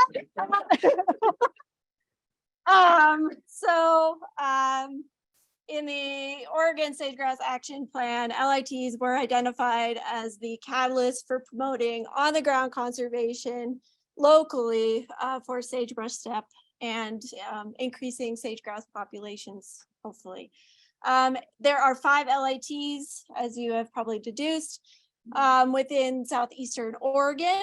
And the role of these LITs is to connect partners to improve sagebrush steppe and increase sage-grouse populations. Partners that we work with are federal and state entities, county governments, landowners, tribes, NGOs, everyone in this room, and many others. Okay, so here's the basic geography for each of the LITs.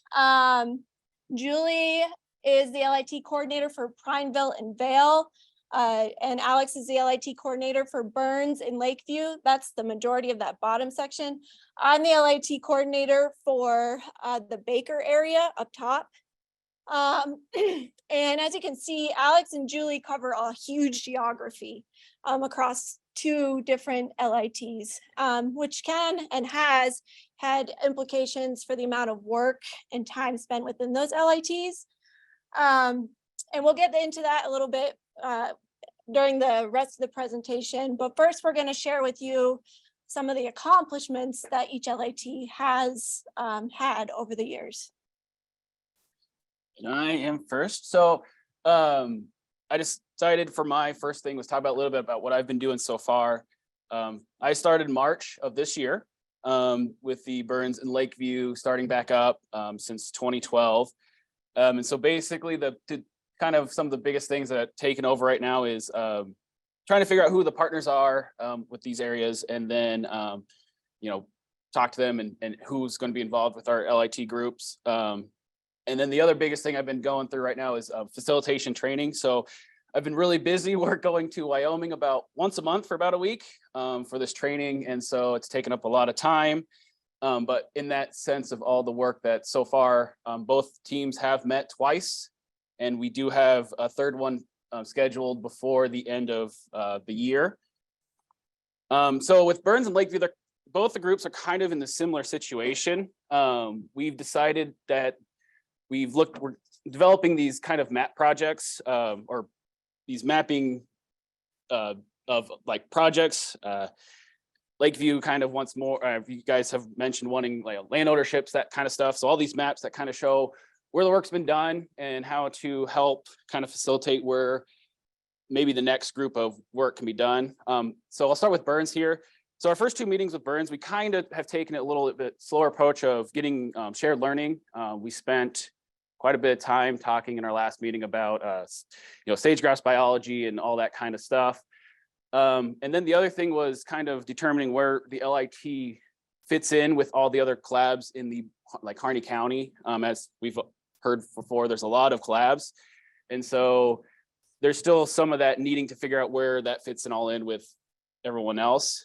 In Lakeview, again, we've actually started to develop maps. In our last meeting, I brought some maps on showing old projects, and we started to kind of look at where maybe some more of the priority areas we should start working on. And it's definitely learning a lot on that. There's some issues that we found out with some data stuff, but other than that, yeah, we're basically, both of them are working on these maps. Dang, I thought I was going to be able to coast through this without actually having to say anything, because Alex and Morgan had done a good job at getting us started. But I guess I should probably provide an update about Vail and Prineville. I'll start off by talking about Vail. When I started my position in 2019, I started working with Vail and thought it would be really easy to just get this group of diverse stakeholders together and develop a threats reduction plan. And we'd have that done in about a year and start implementing on it. And turns out that that just wasn't quite the right opportunity for that group at the time. And so I spent a lot of time connecting with partners in that area, trying to figure out what appropriate direction looks like for Vail. And what I learned is that there are specific gaps that I could fill. And one of those gaps is providing opportunities for outreach to help communicate to other partners in the Vail area about some of the really good work that's already going on. And so one example of that is this field tour that we hosted in the spring along the Willow Creek, where there's a lot of really neat in-stream restoration work happening across private and BLM administered land. And that was a really fun field tour. We were able to provide lunch, and it actually gave us a chance to hear from a couple of the landowners who've been involved in some of the grant funding there, and then to talk about how the LIT could kind of weave into future opportunities like this in the future. Another capacity avenue that I learned I could fill was to help partners get funding for through grants. And so when the Fish and Wildlife Service bill funding opportunity came available, I was able to rally up a handful of partners in the Vail area, and we put together a pretty big proposal requesting about $2 million to treat invasive annual grasses and remove juniper across a large portion of Malheur County, and then also partially in Baker. We knew that this was going to be a really ambitious funding request based on how much money we heard was coming through the service. And so we were only given about enough money to treat about 1,800 acres of invasive annual grasses. But the really neat thing about this opportunity was that just a couple weeks after we got this funding, I was off on vacation, not thinking about work at all. And I get a call from Jackie Couples, and she told me that she had taken that proposal that we wrote and she resubmitted it to another Fish and Wildlife Service grant. So it was really awesome to have that plan kind of ready to go and turn back around. And in Prineville, I'll provide a couple of updates. So one of the things I'm really excited about, it's been a long time coming, but we finally have what I would call a functional first version of a threats reduction plan, which is what has been developed in the Baker LIT that Morgan's going to talk about a little later there. A lot of you are probably thinking, I thought I'd heard a long time ago about a threats reduction plan in Prineville, and you probably have, and it's been in draft form for a long time. About a year ago, we received an abundant amount of comments and feedback from Prineville LIT participants. And essentially due to time constraints on my end, it was a pretty heavy load to incorporate all of that really important feedback into a plan that would be functional and scientifically informed and also reflect local needs and interests. However, having the plan in draft form didn't prevent some partners in the Prineville area from actually using it to support grant efforts. And so over the last year, partners in that LIT were able to package up 3 different grants. And I'll just briefly mention one of them was a grant that we got in partnership with Department of State Lands and Pheasants Forever to remove about 700 acres of juniper within the Brothers action area. Okay, I just got the cue that I need to shut my yap. And that's about all I have to say for Prineville right now. And I'll hand it over to Morgan. Okay, I'll try to whiz through. Pick up the best you can, Morgan, and if it goes over a minute or two, that's fine. Just Okay, great. So I think actually I should mention that I'm the new LIT coordinator, so I'm going to report on stuff that's happened prior to my establishment here. But Baker LIT has been established the longest, and it's been here since 2019. We developed our threat reduction plan in 2017, and from that stemmed the strategic action plan that outlined goals and outcomes that we wanted for the Baker LIT to accomplish for sage grouse. And there was 4 broad goals under this plan, and those included increasing technical capacity and stakeholder engagement, improving sagebrush habitat through restoration activities, and then addressing key information gaps that might impact sage grouse populations. And this strategic action plan received a sizable grant from the Oregon Watershed Enhancement Board. And I'll just run through some of the things we've accomplished. We've developed a mesic habitat map that identifies areas of brood habitat and then areas for potential restoration as well. This was done in collaboration with the Institute of Natural Resources. I think some of you might have seen this, but we hope to submit some grant proposals in the spring for some mesic restoration projects. We've wrapped up the 3rd and final year for West Nile virus testing, and this was part of a larger effort to assess the impacts that West Nile virus might be having on sage grouse populations within the Baker Pack. We talked a little bit about ravens before. I think we've completed our 2nd year of nest removals within the Baker planning area to see whether that had any effects on nest success for sage grouse. In addition to invasive annual grass and broadleaf noxious weed treatments, we've developed some preliminary plans for an OHV wash station at a popular ATV UTV site within core sage grouse habitat. Picture on the right is a picture of a portable OHV wash station that the county has acquired, and we hope to do some outreach events with this as well.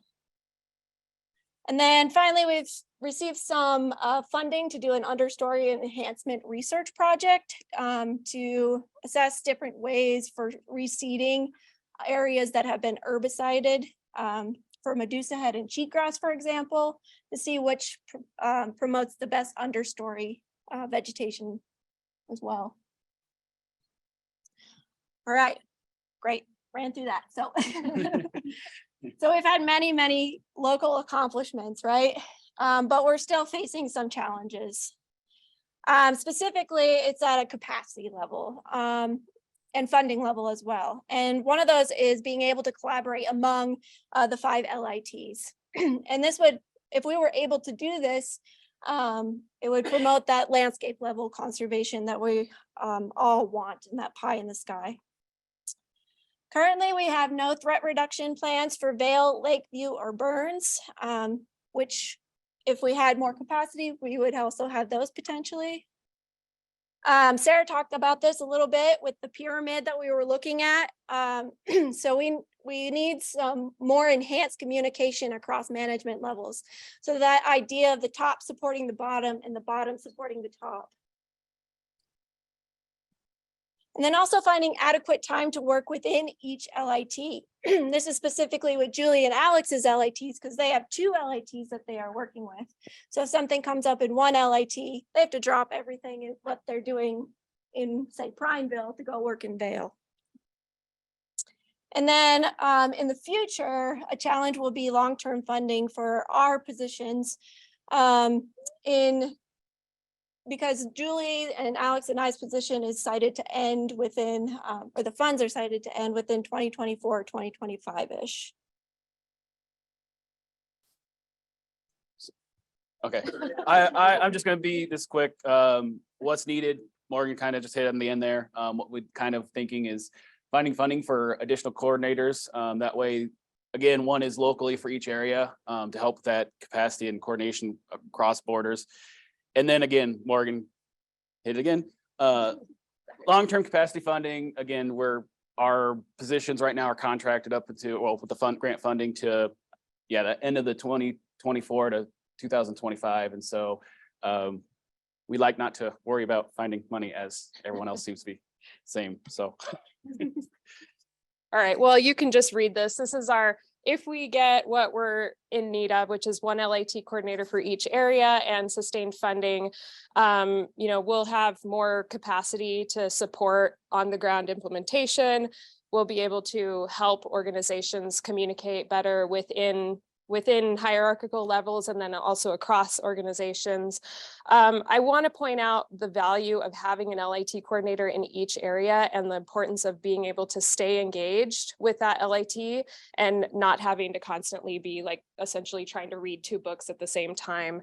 And then also allowing each group to develop a comprehensive threats reduction plan that can be updated regularly and allow those partners in each area to set shared priorities. And overall, if that happens, we'll obviously get more sage grouse, we'll have more expansive sagebrush steppe, and all of our partners will feel more empowered to work together.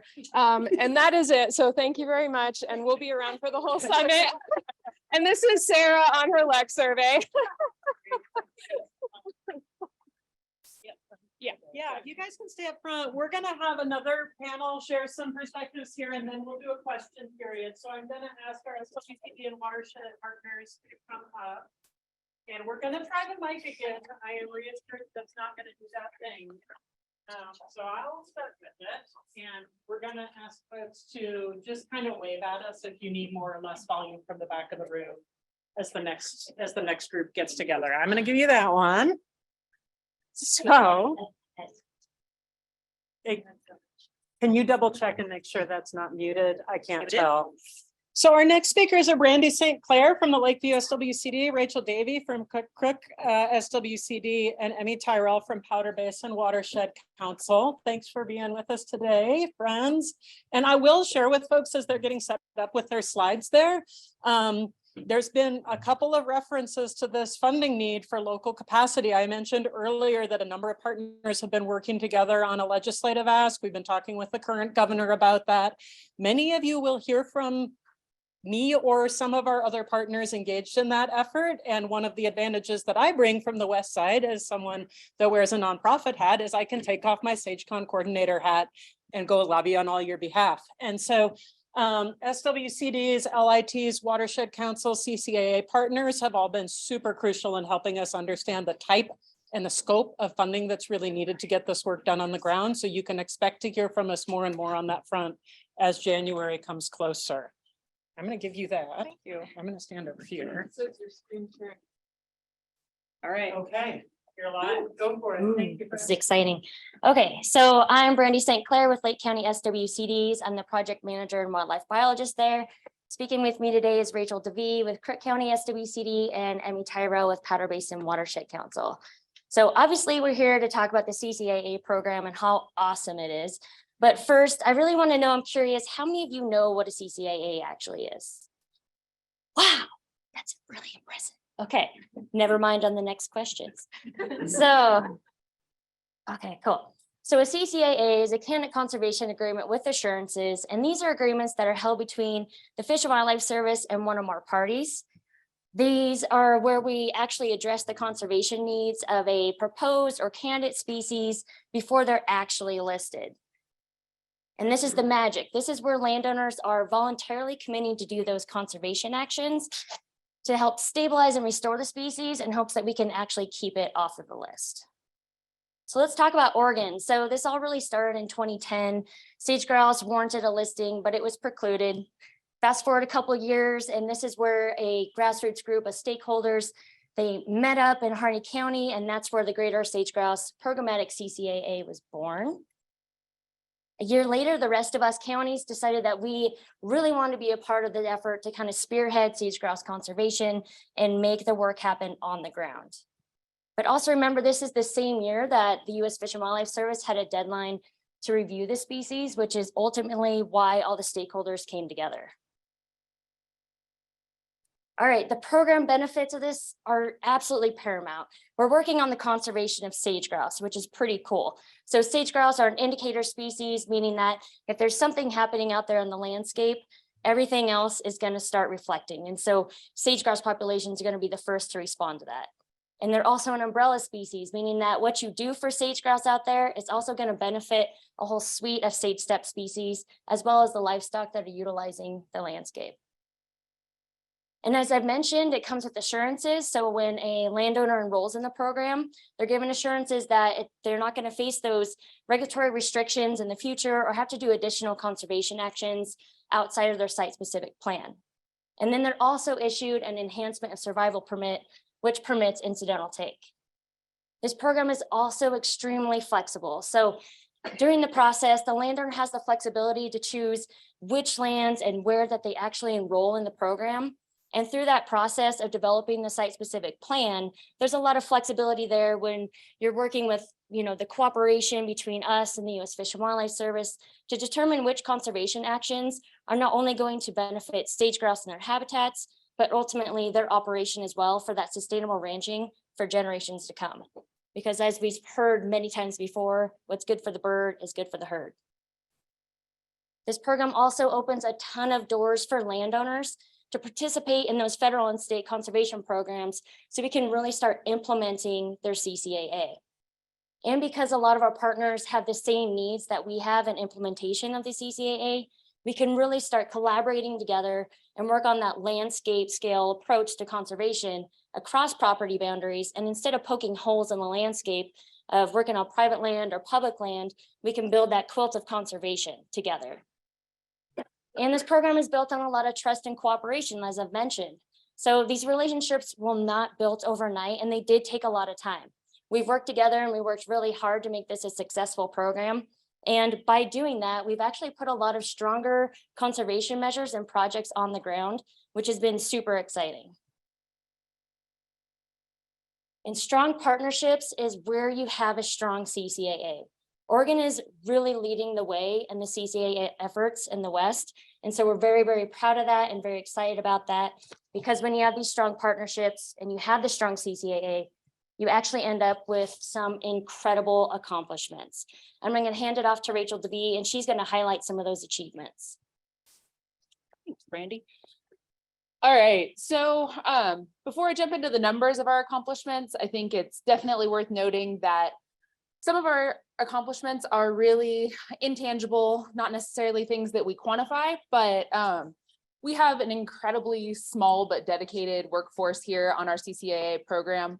We have most of us being here for 5, 7, 10 years working in this program. And it comes because what we're offering on the landscape is this long-term planning, 30 years of agreements, 30 years of assurances. And so when you do that, you're building a long-term relationship with the landowner, and you're describing this desired future state that everyone's getting excited about together, and you feel like it's something that you're going to be able to provide for them. So it makes you want to stick around for the project. It's also really cool because as we prioritize some of these projects that we outline in our plans, in a sage steppe landscape that's generally fairly slow to recover, we're able to really target these restoration actions in a way that we get to see uplift, and it's a super gratifying experience. So when we look out these bright colored areas, that's all of the private land that we have in the state of Oregon within the priority habitat areas.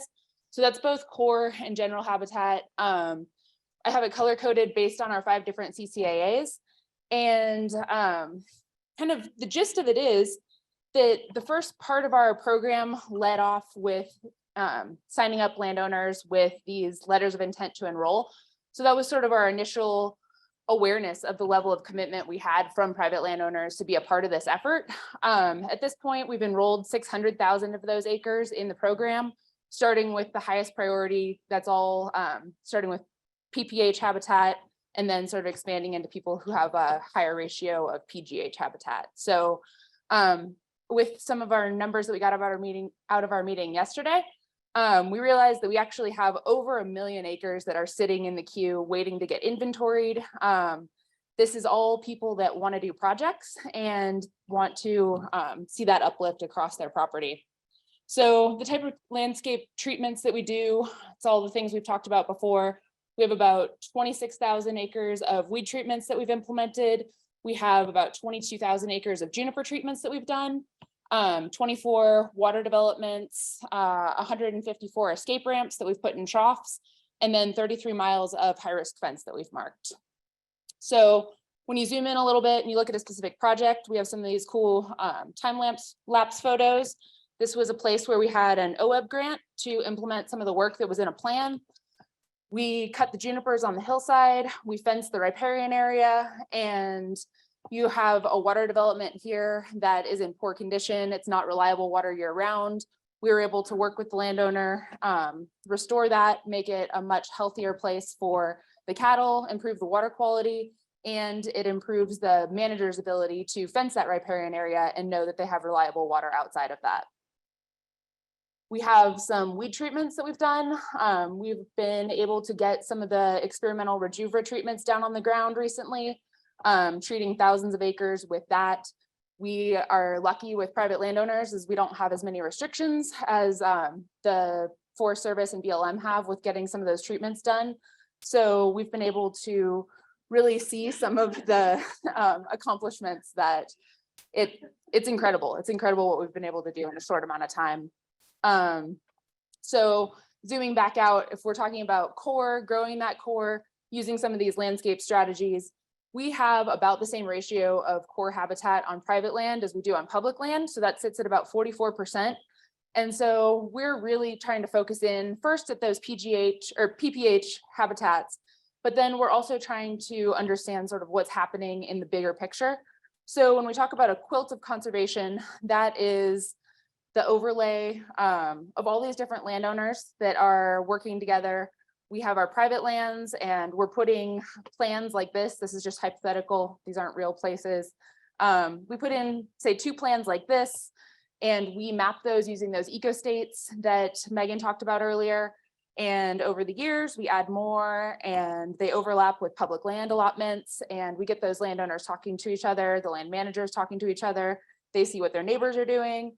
They add in more properties. And what's really cool and part of the big push for getting these programs fully implemented and getting all of these extra 1 million acres enrolled is that when we have all of those properties next to each other like this, we can start using those landscape tools and be much more strategic in applying where is the core, where do we need to put these fire breaks. When you're looking at a smaller single ranch, when we say smaller, we're working with people who have hundreds of thousands of acres. It's small, but in the scheme of things, it actually makes a difference. And so we're hoping that we can get these projects moved forward. And Emmy's going to talk about the rest. All right, so I'm going to be talking a little bit about, going beyond just these agreements. We talked about, Brandy had mentioned that we've got these agreements that they're with the landowner, with us, and Fish and Wildlife Service. But it goes beyond that, and I think that's been a big theme throughout this whole, with all the previous talks. I mean, it's talking about partnerships. And what's so great about what this program offers is opening the door for landowners to explore a whole bunch of different options. It goes from, local NGOs, state level, federal level. We're working with research partners, etc. We've got a whole bunch of different options that all of a sudden just open the floodgates for a whole bunch of different possibilities. And at the end of the day, even if a landowner decides that this program may not be right for them, we're creating really good land stewards. It was mentioned earlier, we use threat-based modeling to really inform our plans and develop these long-term plans. And so, you know, we're taking what a landowner and, you know, general public might say, hey, that looks great, you know, but by doing what we do, working with the landowners closely, we're giving them the tools to look at things a little bit differently. They might start recognizing, okay, yes, this looks good, but hey, maybe there's some issues out there that are existing on the landscape. The way that we make these SSPs, these agreements, it's a very attainable, very easy to understand in an approachable manner. And that is one of the major benefits of this program. And it's going beyond our borders. I mean, Oregon is really leading the way. We were really lucky to go to the Western Association of Fish and Wildlife Agencies meeting in Logan, Utah a couple months ago and present on this. And it was one of the things that we really took away from this was that this program has been, you know, tried in other states, and Oregon is really leading the way and making it successful.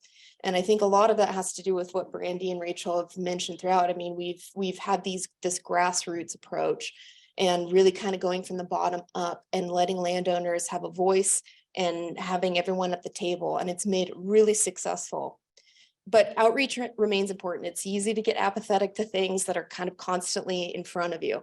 And I think that our counties are doing a very good job, and the state as a whole is doing a really great job, but we got to keep that effort up, keep that interest going, keep our partners informed. And hopefully, you know, through our efforts here in Oregon, we can really try and get other states who maybe tried this in the past back on board and moving forward. And at the end of the day, it's been mentioned before, it's benefiting more than just sage grouse. So many species rely upon sage steppe habitat. And at the end of the day, we're really hoping to have that uplift for all species. And with that, I'd like to thank SageCon for letting us present, all of you for being engaged, and obviously our many partners, landowners, et cetera. And we've only scratched the surface. This is a big program, so you can approach any of us. We'd love to talk to you guys more about it. And with that, if there's time, we'll take any questions. Let's give him a hand first.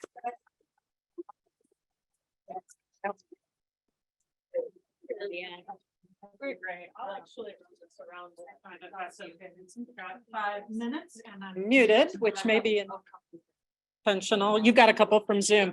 Folks, let's take about 5 minutes here to ask some questions. I'm going to take a couple from Zoom, and thank you guys so much for your presentations and for your work. I want to remind everybody, this is what we're here to support, to lift up, to fund, to make happen. My federal partners, these are the people that you need so that you can do your jobs for the next 2 to 4 years. So again, huge thanks to you guys. Emily, why don't you share a question or two from Zoom, and then we'll take it to the room here. Yeah, I know it's unnerving, but go for it. I have a question from Mark Hudson. Has anyone taken advantage of the conservation easements as a potential tool to meet the CCAA's requirements?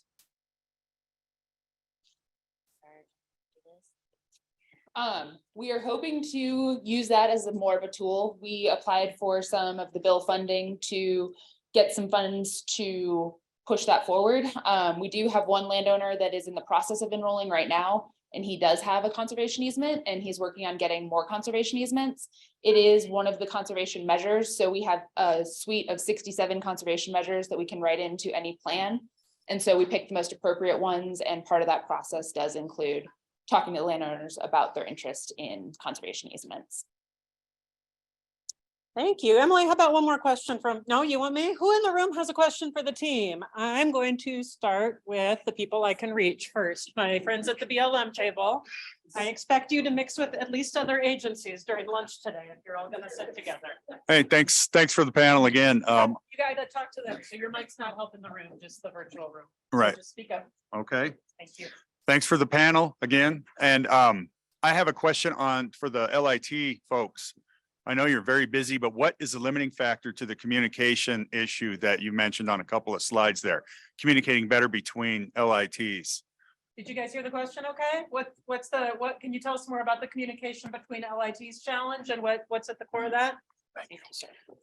So we think that if you're specifically asking about communication between LITs, we currently don't really work across LIT boundaries, but we see the potential for opportunities for example, Vail LIT and the Burns LIT to collaborate on larger projects. And we think that it would be easier to do that if we had capacity in each LIT area. So essentially one LIT coordinator per LIT.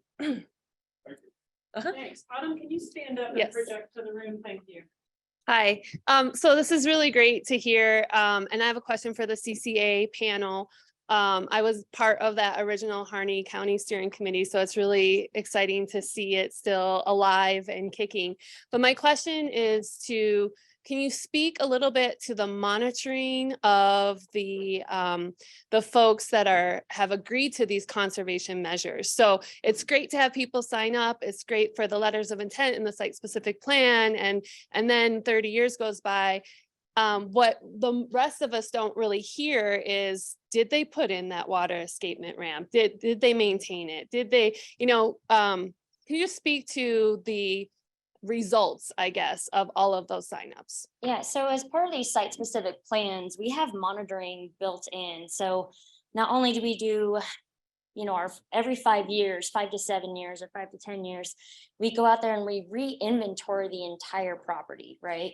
Aside from that, we also do our annual reporting, and that's where, we ask the landowner, have you checked on the wildlife escape ramps? Have you checked your fence markers? That's an annual inspection. That's part of those plans. And then as well, if we're out in the field, that's something that we go and check in as well. And as we build further projects, but that's also kind of where we open up the dialogue with the landowner on, hey, have you noticed any additional weed invasions or annual grass out there? And we can grow the program, and it's very adaptive through that 30-year agreement. So what we inventory initially, that baseline, that's not where it stays. It just keeps growing from there, and it's a very adaptive process. So if we notice new threats, we can keep going. But back to your question, we also have that repeat monitoring post-treatment. So before we do treatments, we have a monitoring in place. Lake County, we do a lot of photo monitoring protocol. And so we do the before and then post implementation monitoring thereafter every 5 years. Awesome. Thank you guys so much. Let's have one more hand for this panel, and then they can return to their seats so they can see again. Landowners and others around the state the last couple of months here. So super excited to hear from Anya and Katie. Friends, we've got about 15 minutes. Are you good to go? Yes. No pressure, man. This is fun. There are so many elements, so many people to make eye contact with, so many tech things that could go right or could go wrong. Well, thank you, everybody. I'm here to talk to you about learning from livestock producers. And for some of you in the room, maybe those of you wearing cool, large hats, you won't learn too much new, but I think a lot of us in the room do have an opportunity to learn. Katie and I certainly learned a lot over the last little under a year. We went out and talked to a bunch of folks about what they encounter, how they adapt, and how a group like this, SageCon, can create programs and work together, work with what's already happening on the landscape as opposed to in total ignorance of it. So we'll speak a little bit about that today. And first of all, you might be like, why are we hearing from livestock producers? I thought this was about sage grouse. I think you've already heard some great talking points today where you're not so confused by that. But just to reiterate, this big tent that we're under, the SageCon partnership, recognizes that our work relies on, is very much intertwined with social and economic resilience.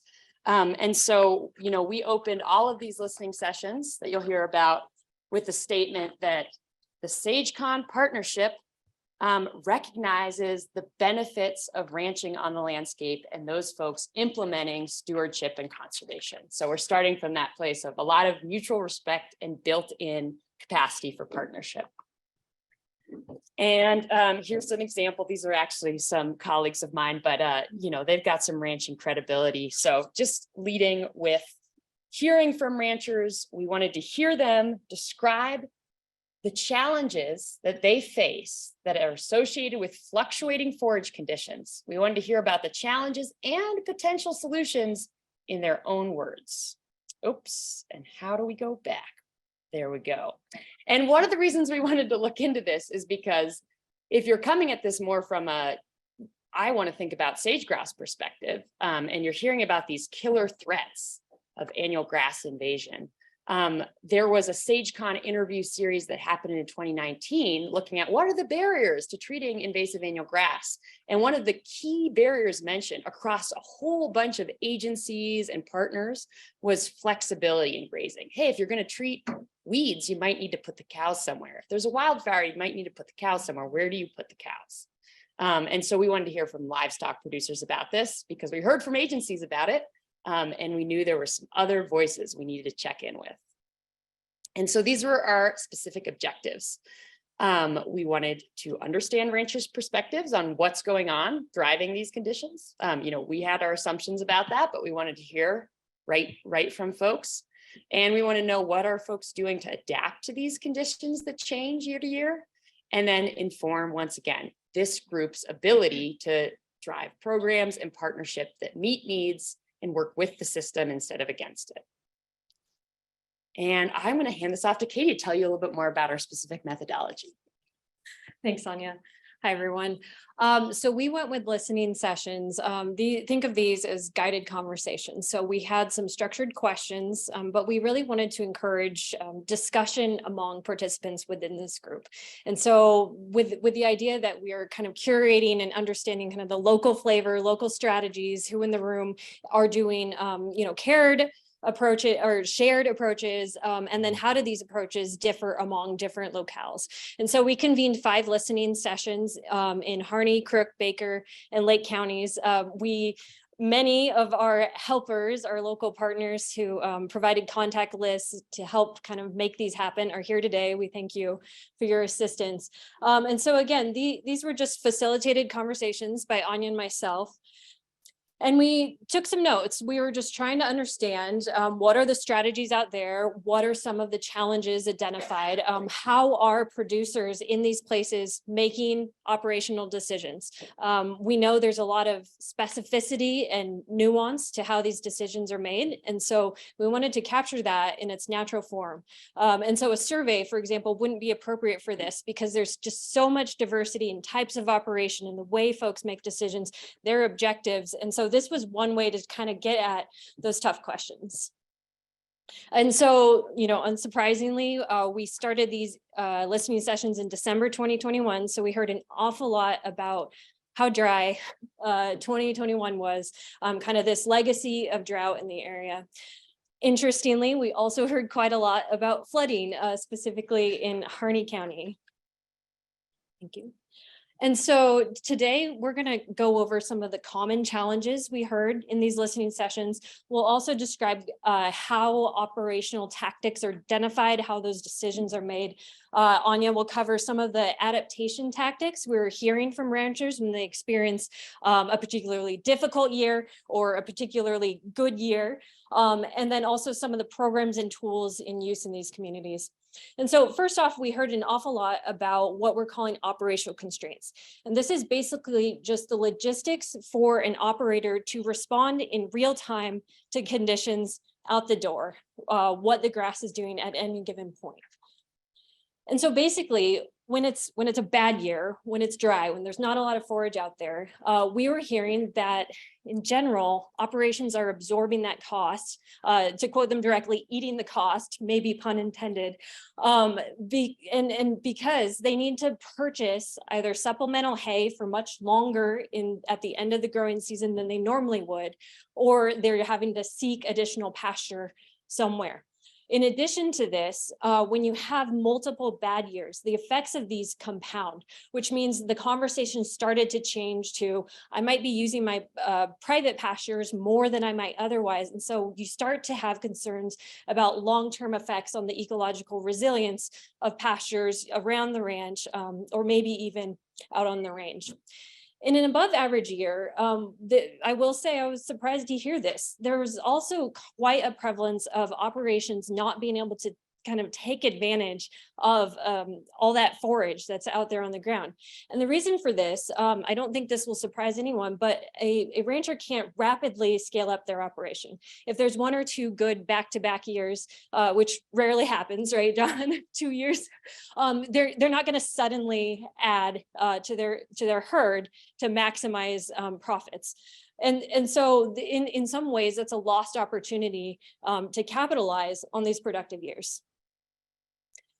Somewhat related, primarily in Harney and Lake counties, we were hearing a lot about water availability limiting, again, use of forage, regardless of the kind of year that it turned out to be.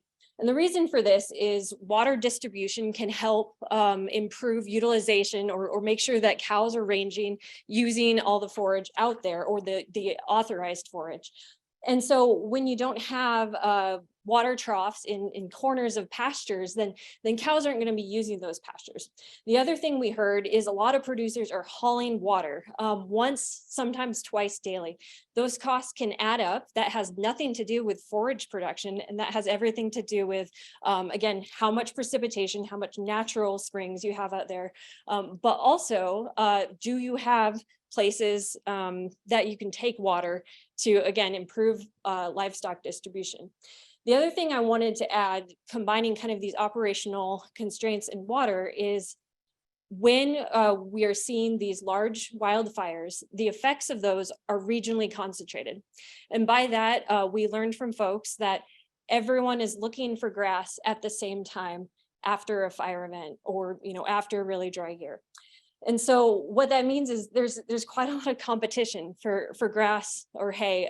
One of Anya's and my favorite quotes from Harney County was that it's like we have a bunch of bloodthirsty pasture pirates roaming around after an event like that. Everyone's looking for forage. To quote Lake County, every blade of grass is spoken for. And so this is a really regionally specific, we're all united, or all producers are united in that challenge after events like that.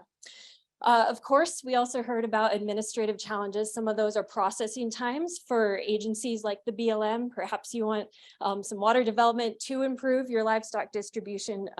That can take quite a lot of time. Pasture closures after fire, this also falls into that category. And so how that plays out in a lot of BLM districts is grazing won't occur for 2 growing seasons after fire. And so cows need to go somewhere during that time. The last one, we're kind of putting under the umbrella of social uncertainty. And so one thing we're hearing a lot in these listening sessions is this perceived pressure from the broader public who might be opposed to grazing on rangelands. And so we heard a lot about concerns about the long-term viability of ranching operations if their AUMs are being cut, but also this broader social change in ranching communities, where we're seeing some land purchased by non-ranching landowners, and so that changes the nature of these communities. Go ahead. In terms of planning, so first off, we were somewhat surprised to hear that not a lot of folks use technologies or decision support tools to inform their grazing plans. Most of how they do this actually relies on experiential knowledge. So a lot of these folks have grown up ranching, their families have ranched, and so they kind of have these environmental indicators they're looking for and comparing these conditions to previous years that looked similar to that, and then choosing that tract for their ranch management. This thing really needs googly eyes, the little puffball thing. At lunch, right? We'll get that. Okay. So I want to walk through some of the common adaptation tactics, and these are buckets. So you're losing some nuance here. And if you want to see the full report, what can give you more nuance while still preserving anonymity of the folks that we talk to. But folks, when it's a dry year, they rely on their good management in previous years. So they may have stockpiled forage. There might be either a whole pasture that has some forage that they can use, or some corner of the pasture that they can get cows into to better utilize forage from previous years. It has the drawback of you might not get as great nutritional gains when you're relying on stockpiled forage. Another common adaptation strategy that we heard is to adjust your pasture rotation, essentially move through pastures more quickly. And the drawback is at the end of it, you might be back on private land relying on hay, or relying a little too heavily than you'd like on your private land pastures or a certain pasture around the ranch. You can also wean early, because then you reduce the things that your cows need. You can kind of reduce the amount of forage that the herd needs, but then you get lower prices at the market with lower calf weights. And then this one's tough, but every year I think ranchers sometimes make culling decisions to improve the genetics of the herd. And in a bad year, they might be culling more deeply. So selling off a couple more cows that don't have, the desirable calving success that they want to see. And then in a really tough year, maybe you're selling off some number of your herd, and some folks who had yearlings in their operation had more flexibility to adjust numbers year to year. And then in the good years, what do? You stockpile forage. And sometimes that means you increase rest. So you have forage that you're hopefully going to use in another year where it's not looking so good out there. But that comes along with that forage in a future year where it's not grown, might not be as nutritional again, and also can be a fire risk. And then we heard about this strategy of in a good year. Katie mentioned the water. Use it while you have it. And so that's both about forage and about water. So people are saying we're getting really savvy about adjusting our rotations when it's possible based on where the water is at. Is there a water feature that normally isn't full so you can't utilize that forage? Use that first in a good year where those things are actually filled up for you. And then there's this idea of stockpiling hay. Either, if you can have a little bit later, so there's more grass that you're cattle are eating as opposed to using hay, you can save hay for later. Or you could consider, if you have hay in your operation, doing an additional cutting in a good year. But that was one key learning, is that good years, the costs increase. Yeah, great, you got another cutting of hay. You paid for that labor, fuel, and equipment to get that. So if you don't have money in the bank, you can't seize making the most of a good year. All right, really quickly. So we also asked folks about tools and programs they use to kind of make it work. And so we heard several folks carry drought or forage insurance. And then also they've applied for some kind of emergency livestock relief. And so these people said that this has been useful. It's helped them out of a tight spot. It's provided some stability, but there's other folks who have found the process confusing, inaccessible, difficult to understand. The time frame doesn't match with their needs. We also heard about some participation in cost share. There were some positive reflections on this, but also, as I think a lot of the NRCS folks here in the room know, there's also some livestock producers who are not interested in participating in federal programs. And so we also asked producers, what would make this possible? What would help them adapt? And so one of the big ones was putting in a little more fencing in their existing pastures so that they're smaller and they have a little more control over livestock distribution and movement. Likewise, improving the distribution of water. As we said, that's quite limiting for these pastures. There was also a lot of interest in improving and enhancing rangeland health. One producer in Baker County said an investment in rangeland health is an investment in their operations. And then figuring out the alternative forage situation. Again, everyone is looking for forage at the same time. And so finding a way to make that a little more efficient than currently. And last, we have probably 30 seconds to tell you, what should you do with this information? What's relevant to you as agency folks, as funders, as partners?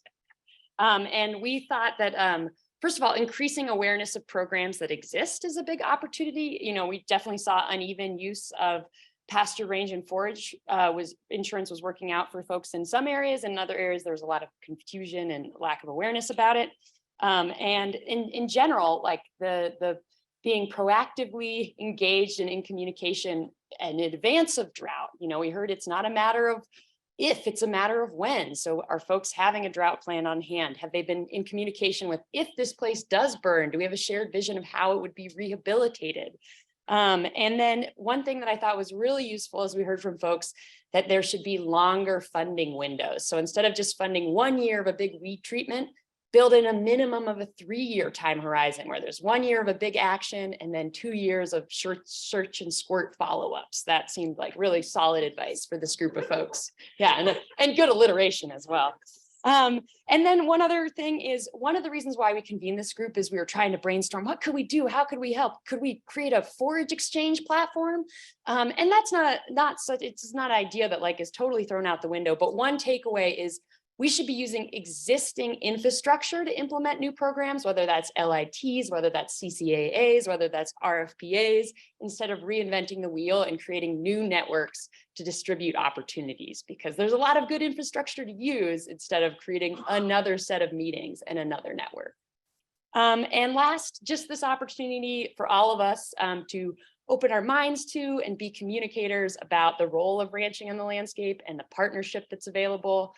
Because there was this fear that folks are like, I do my best by the land, and yet I'm being villainized, and it's hurting me and it's hurting the landscape too. So how can we all do a better job of being understanding of and telling the story of ranching's role in rural landscapes? And with that, we're handing it off to. Thank you guys so much. Let's give these square.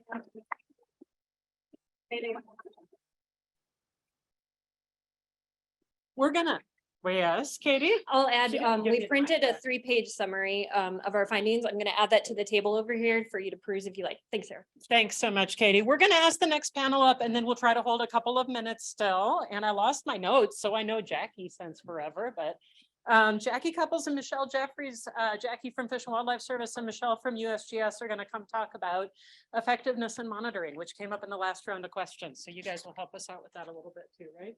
That's right. And I'm terrified of Sarah and her countdown. I'm also terrified of all you all who have lunch probably on your mind. So I'm going to try and go through all of this as quickly as possible. All right, we're ready to go. So again, I'm Jackie Couples with U.S. Fish and Wildlife Service. I'm based out of the LeGrand Field Office. And joining me today to talk about this truly collaborative project that we're calling the Oregon Rangeland Monitoring Project is Michelle Jeffries. She's with the USGS Forest and Rangeland Ecosystem Science Center out of Boise. Very briefly, I'm going to give you some context, an overview of our pilot year and our next steps and opportunities. And just to sort of set the stage, I know everyone in this room is really interested in using the best available science to guide our restoration efforts. And a lot of this science comes in the form of published peer-reviewed research that happens on a very small scale, like on the order of a research plot. And, you know, this is really valuable. We're using, you know, the scientific method and very established protocols to evaluate these projects. But a lot of that information is buried in scientific journals, which may not be readily accessible. And at the same time, we don't know exactly how all those research scale projects scale up to the scale at which we all work generally, which is at this landscape scale, right? We're working on the order of pastures, wildfire perimeters, et cetera. So there's a real opportunity to understand really how the research that's happening at the small scale really can be applied to the landscape scale. But furthermore, when we're working at these landscape scales, we're often very much focused just on the implementation effort itself, and monitoring can sometimes be a little bit secondary. And if we are doing monitoring in Oregon, you know, we're not generally using the same monitoring approach across all of our collaborative efforts. And then furthermore, the information that we're gleaning might actually just be housed within the local agency that implemented that project, and it's not readily shared across agencies so that we can facilitate that learning amongst each other. So really what this project is about is to answer this question of how do we harness practitioners' experience and the outcomes from these large-scale restoration efforts to inform future treatments and adaptively manage.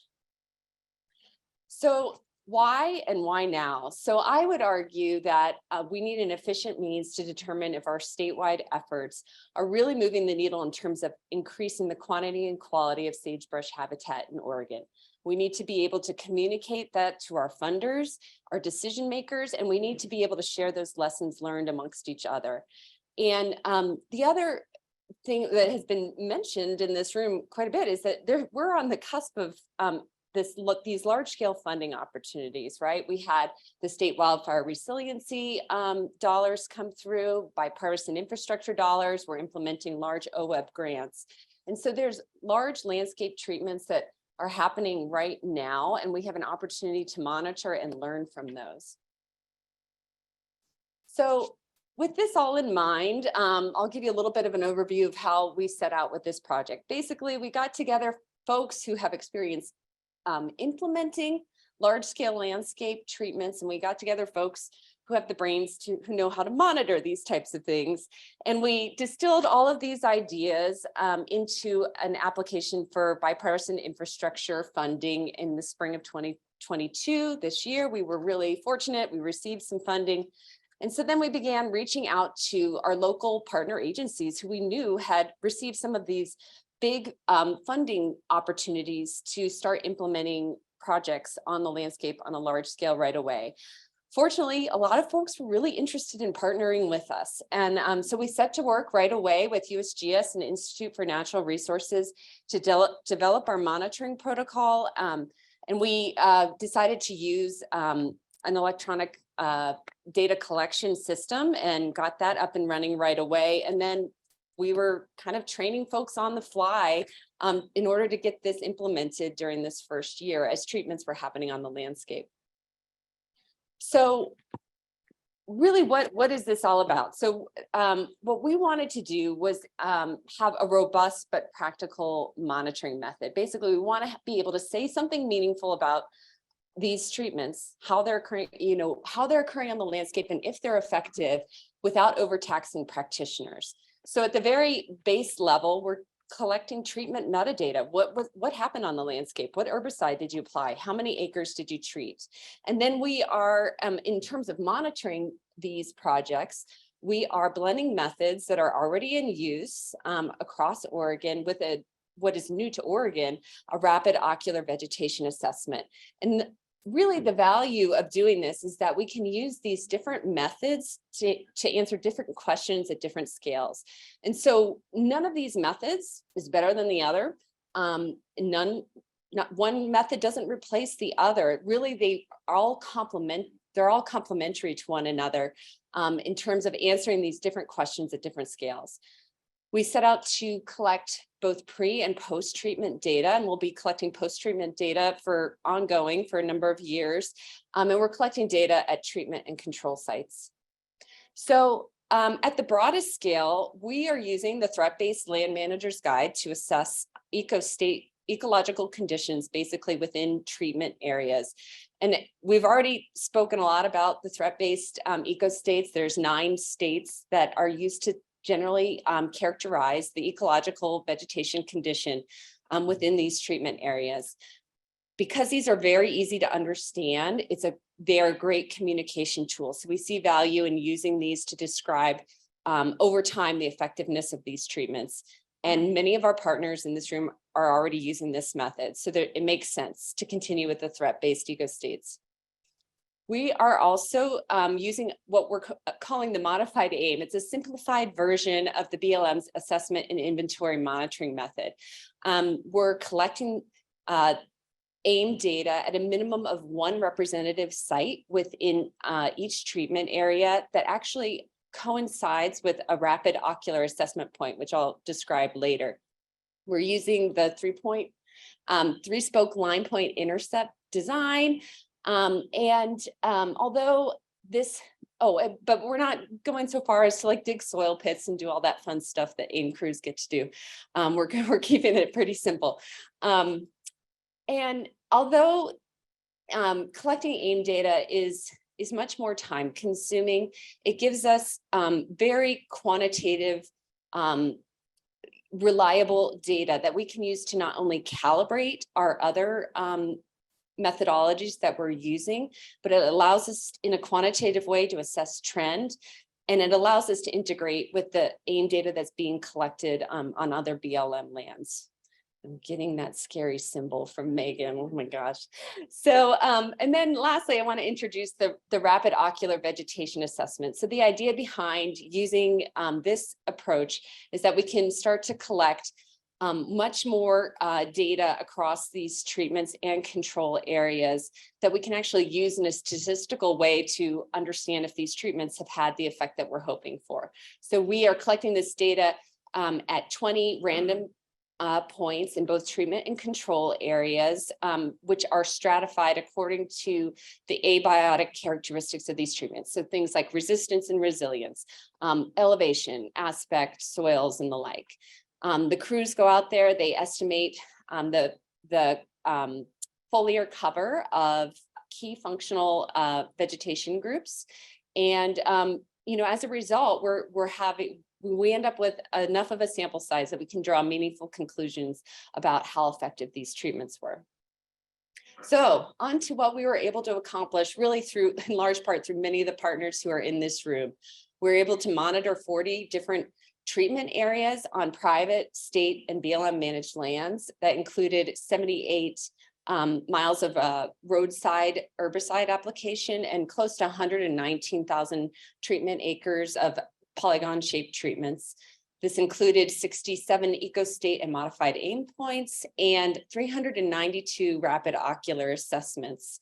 And really, we were amazed at the receptivity of local partners who were really interested in having their treatments monitored, and then ponying up staff resources to really get out there and get all of these data collected across the range on very short order. So some lessons learned. The feedback we got was that the protocol was generally fairly easy to learn. In particular, folks understood threat-based ecostates right away. That made sense. We using ArcGIS Online and Survey 123 really streamlined data collection, but it wasn't without its technical glitches. And let's see, I'm just going to try and speed through some of this in the interest of time. But one thing that was really important was that, folks in this room understand the logistics and the realities of implementing large landscape scale treatments. Sometimes you don't know exactly how that's all going to go right up until the minute the helicopter's right there getting ready to spray. So this created some challenges for collecting pre-treatment data, but we were still able to adapt to this, recognizing that those treatments don't really have an effect right away. We still collected pre-treatment data even after the herbicide was on the ground.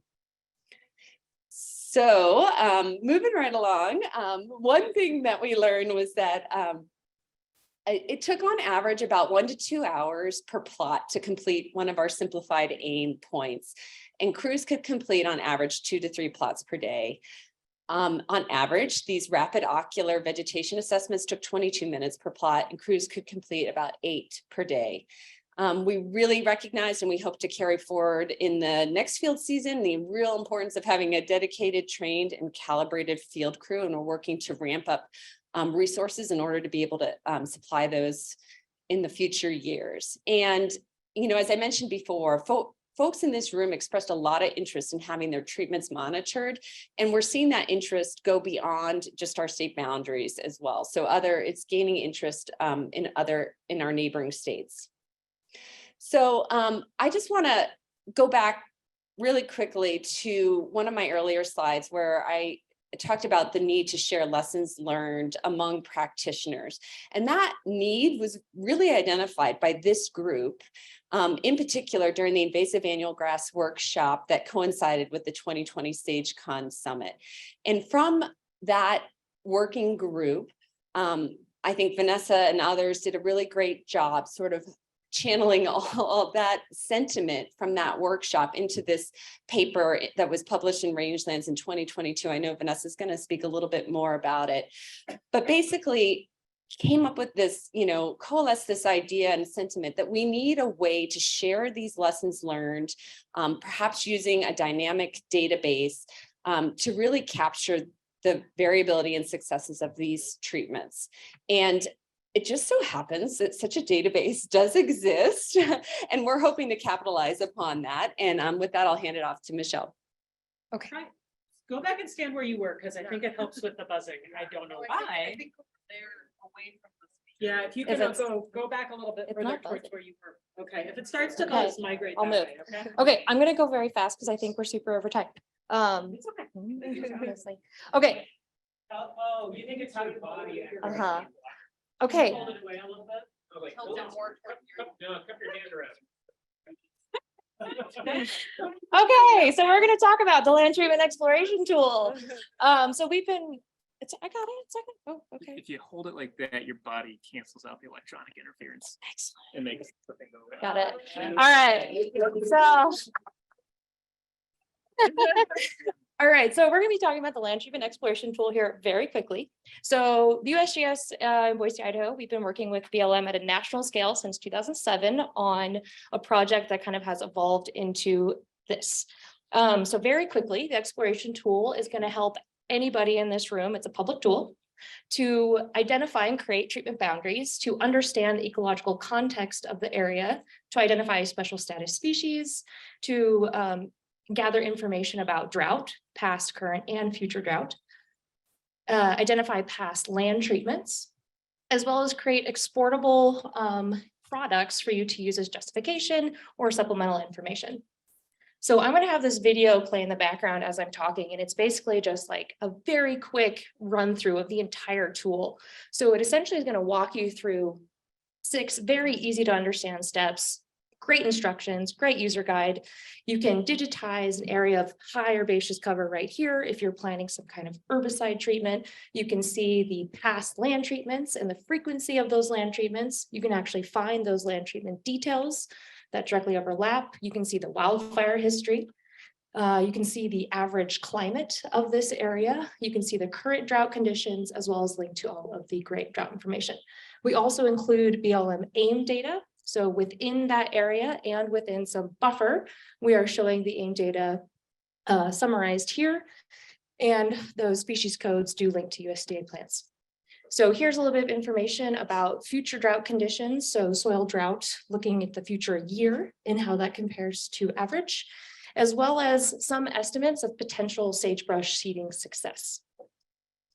So on the fly, we calculate all kinds of summary statistics for you. So for that exact polygon, it's going to create all of this data right at your fingertips, no GIS specialist needed. So a lot of common layers that you probably use in your everyday job, they're available right here on the fly. And all of these data are kind of gathered together. And at the end of this, you're able to try to identify past land treatments that may or may not have been successful in this area. So for this search here, we found some treatments here, and we can even see details about their objectives, what they did, their success. And we're also getting information about what that vegetation looks like from space. So we're getting cover data from remote sensing products through time, and we can turn these on and off and look at these data and how they compare to annual precipitation, years of fire, years of treatment. And we can start to get an idea of why that landscape looks the way it does now by looking at its past. So one of the main things that I want to highlight here in relation to this project with Jackie specifically is that the land treatment digital library, which is the data that we're seeing here that supports the exploration tool. This is BLM data, and we're getting this documentation from their documentation, what was written down and not in someone's head, local knowledge.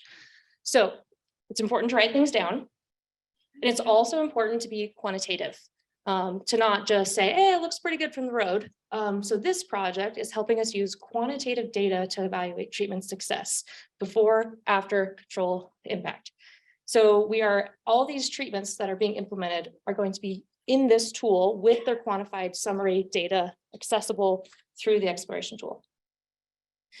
So this is basically why we're partnered together here, is we're helping them monitor in a way that we can use this quantified monitoring so that future treatments can tap into that knowledge to design the most effective treatments moving forward. Okay, I'll let you do this. Okay.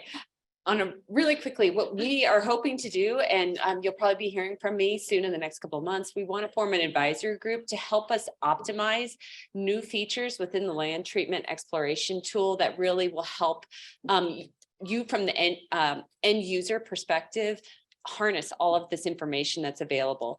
We're working on ramping up our field crews and funding to support those field crews. And we will be having 2 project solicitation periods in the spring and the fall. So if you have treatments that you know are coming online, we want to help you monitor those. So definitely be in touch. I want to say a huge thank you. There's a couple people in this room who just went above and beyond to monitor all those treatment areas. Kaylee Littlefield, she did a tremendous job getting crews out there. BLM crews were out there helping us. Department of State Lands was out there.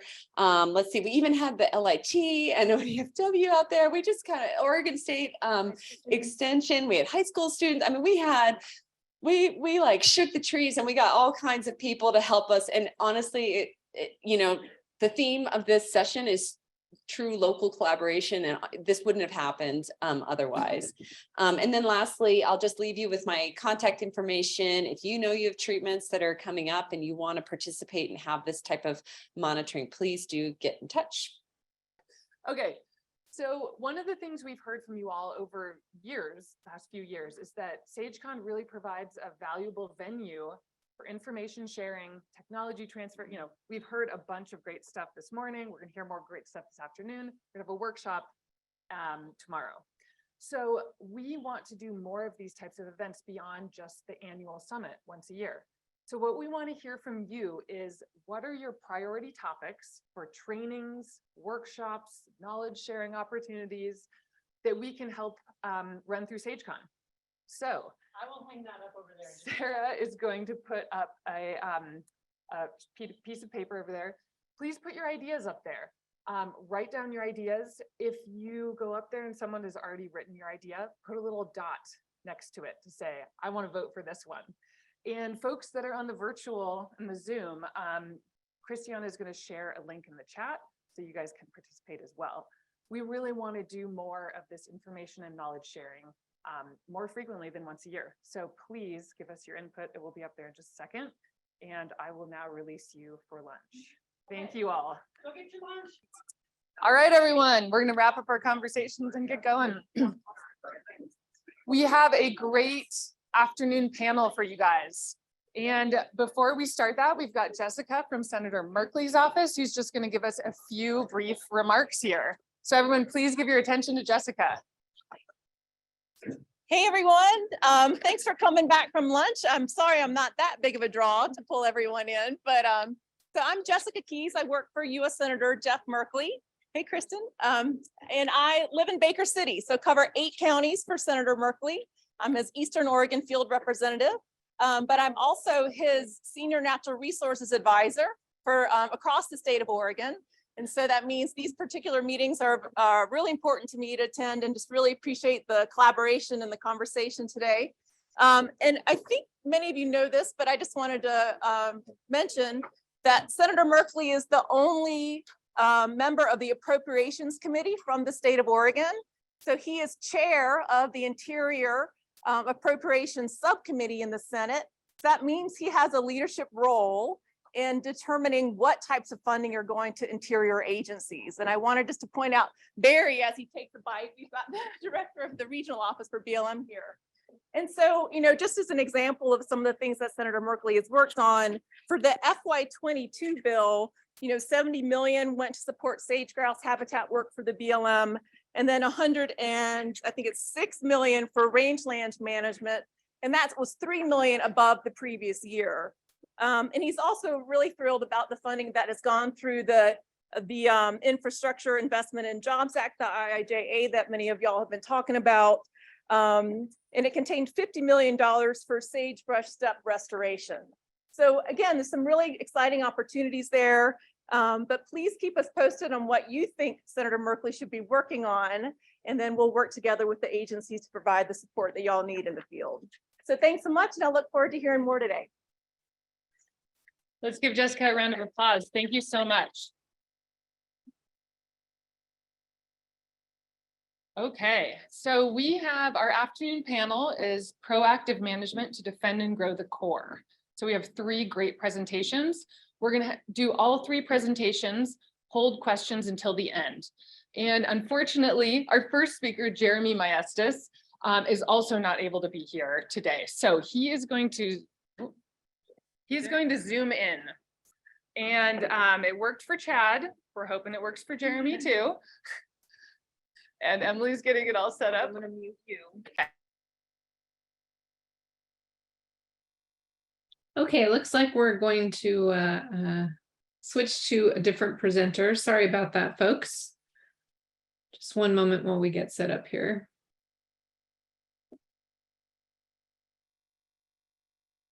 It looks like you can. Are we getting a positive reception online?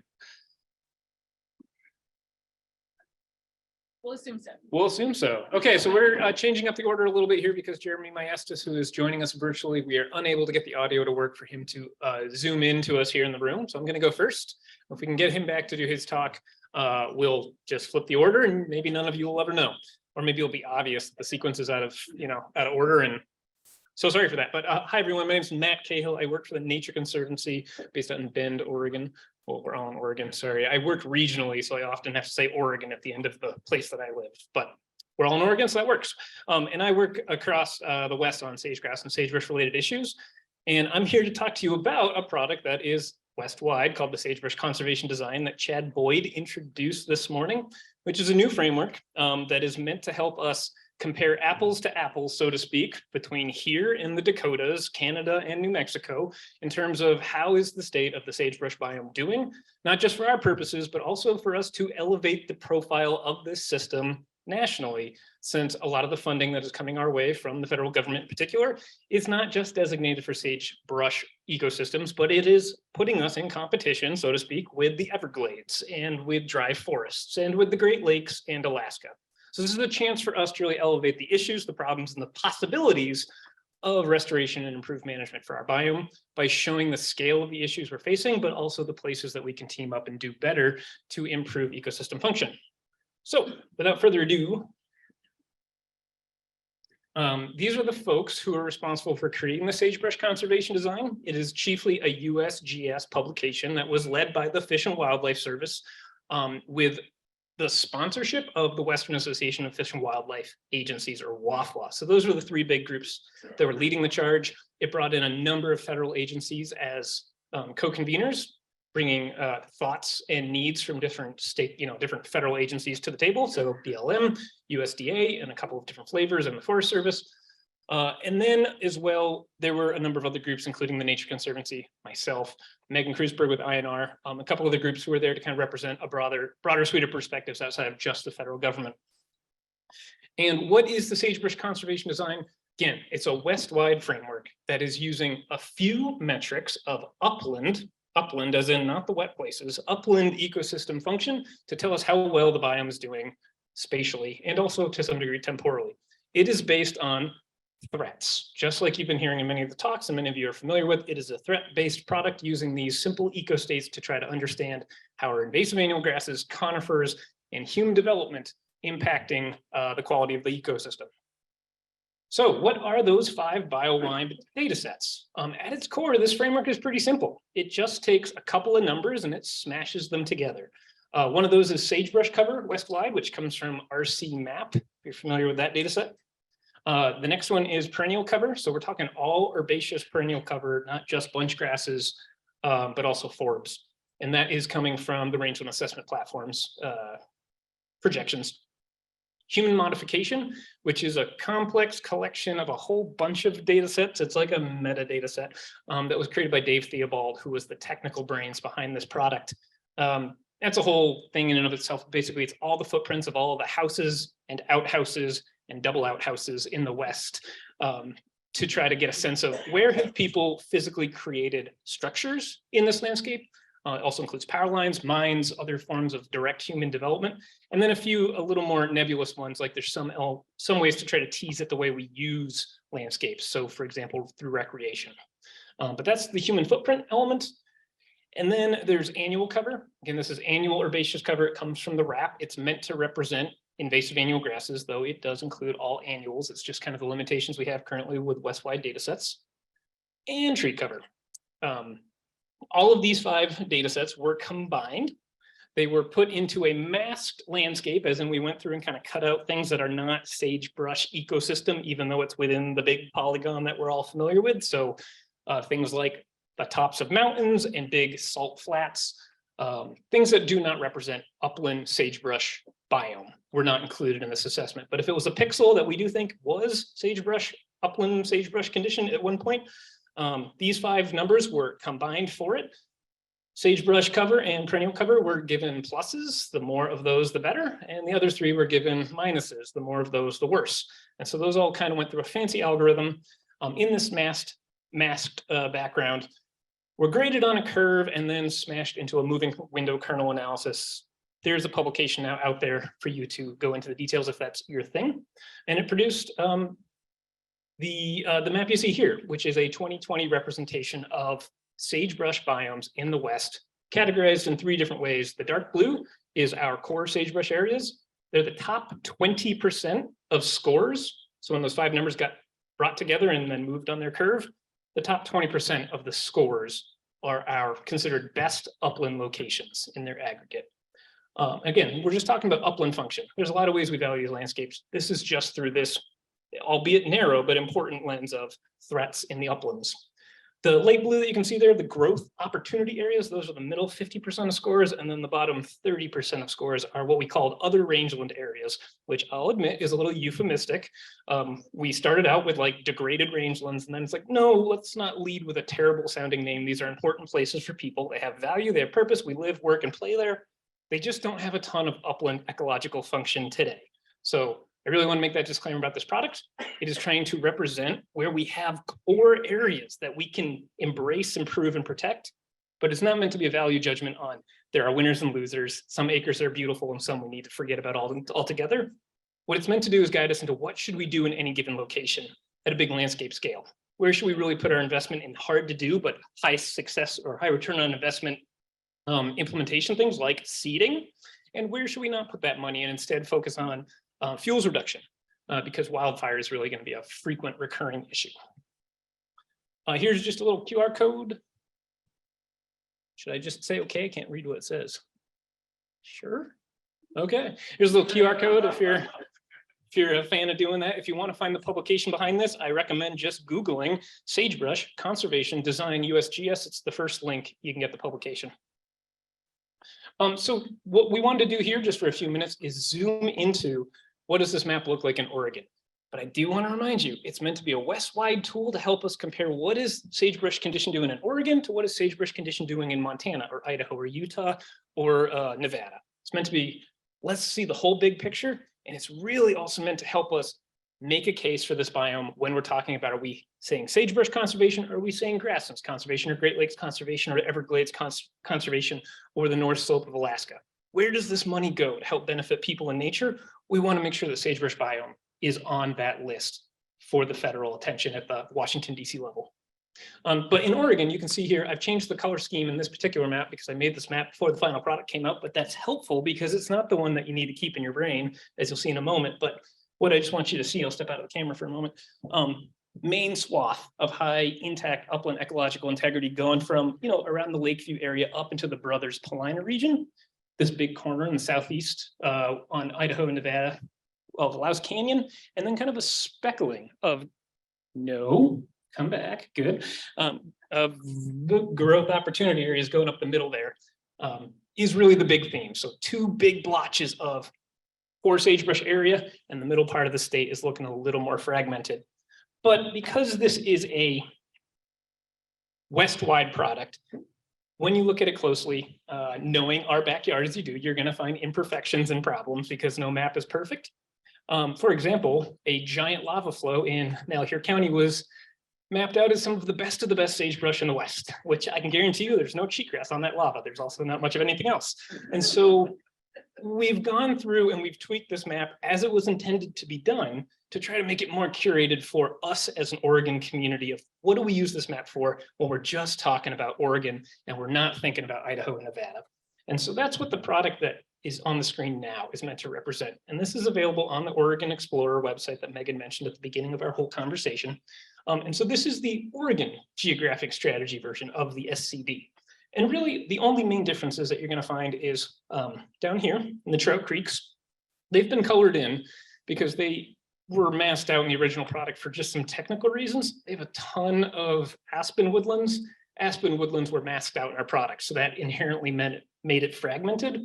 But it's just a flaw. And it's just, we can't capture everything. But for folks who know the trout creeks, there's a lot of value there. There's also probably more cheatgrass than we think there might be, which was some of the reason that the score went down. But in consultation with partners, is like, no, we should probably include this area. A lot of the smaller polygons were filled in. Some of those were fire scars that we know are going to recover in the future. Again, that's just a limitation of the process that we went through, that some fire scars showed up as really bad places, even though they're just going to grow back. And so that kind of gave us these more, how'd you say it, like consistent polygons moving across the entire set of Oregon. But you can still see a big swath of core area going up on the west side, that patch on the east side, and then it's growth opportunity in the middle. It's places where we're trying to do threat abatement versus maybe protecting things that are totally intact right now. Yeah, so I got 5 minutes, so I'm pretty much at the done of my conversation. But so some things I just want to reiterate. It's west-wide. It's meant for us to be comparing acres across the entire sagebrush biome, and it's meant to keep us in the game when sexier biomes are on the roster for funding. It is something we have to take with a grain of salt. It is upland condition based on 5 factors, which, you know, I'm one of the authors behind the threat-based land management approach. I think it's helpful for us to get a little reductionist because there's only so many tools in the toolbox, right? We can spray seeds, spray weeds, cut trees, fix streams. That's about it. So we should focus on those few things we have good tools to implement on. And then it's not meant to say that there are winners and losers. It's meant to guide what we do in any one geography. So in places that have high potential for staying intact in the future because they're intact today, we should be thinking more in a protection-oriented mindset. What do we got to do to keep those landscapes from being intact? As in, maybe we shouldn't be looking towards slicing and dicing them for fuel breaks or for renewable energy. Like, let's try not to create vectors for weeds in places that don't have vectors today. In places that are more fragmented, those are areas where either you could have a huge bang for your buck if you just go in and cut the 5 trees that are causing the score to be low. So think about places where a small intervention can create a large amount of uplift. Or if you look closely, those might be places where we really need to scale back on the expensive interventions, and we should focus on kind of the more mitigation-oriented interventions, which help people continue to live, work, and play in these places, namely controlling the spread and frequency of wildfires. And then it is meant to be a scalable product. It is west-wide in the context I'm showing you here. Goes down to a 30-meter pixel, also goes back in time 30 years. So you can kind of see how it's changed over the 3 decades of Landsat informing this product. And you can look at successively smaller areas of interest to you. If just a county or a part of a county, or I guess technically your backyard is of interest to you, you can kind of figure out what's growth opportunity, sagebrush core, or other rangeland. But, let's all try to keep in mind that if everything is core, nothing is core. And then our efforts to be strategic and smart have kind of fallen by the wayside for everybody having a pet project. So I think the most important way that we should be using this product is thinking about how does it inform what your area of interest, how it relates to the ones around it, what tools could you use to cause the greatest amount of uplift, and try to tie those tools to if they're actually going to work at a landscape level and invest where you're going to get a return, even if that means forgoing more expensive and ideally better for the ecosystem, like restoration seeding, if you're in a sea of things that are never going to respond as a whole. But I'll stop there. Thank you for your attention. I'm going to turn it over to either Vanessa or Jeremy, but I don't know which one. Thank you, Matt. That's awesome. Okay, so I think we are going to we're going to reshuffle the agenda. This is the adaptive management portion of the agenda. So I think we're going to go to Vanessa next, and then we're going to do our break a little bit early. That may not be the best schedule, but we'll have Vanessa go, we'll have a little Q&A, and then we're going to troubleshoot the audio for Jeremy over the break and hope that we can bring him in at the beginning of the next panel. So without further ado, Vanessa Schrader from OSU Extension.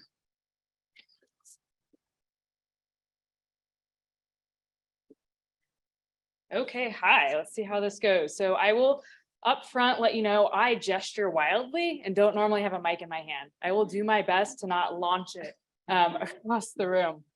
But thank you for that introduction. Today, I'm going to talk to you about a Rangeland special issue that I was the managing guest editor of. But Dustin Johnson and Brenda Smith were my amazing co-guest editors who are listed here on the page as well. And the title of my talk and that special issue is Changing with the Range, Striving for Ecosystem Resilience in the Age of Invasive Annual Grasses. All right, so we all know that the sagebrush ecosystem, we're losing it drastically, really quickly. And I want you to all just stop and to think to yourself, what is the biggest issue in rangelands today? If you live in Harney County, you might have said invasive annual grasses. Maybe you said wildfire, both of which we've heard a little bit about today.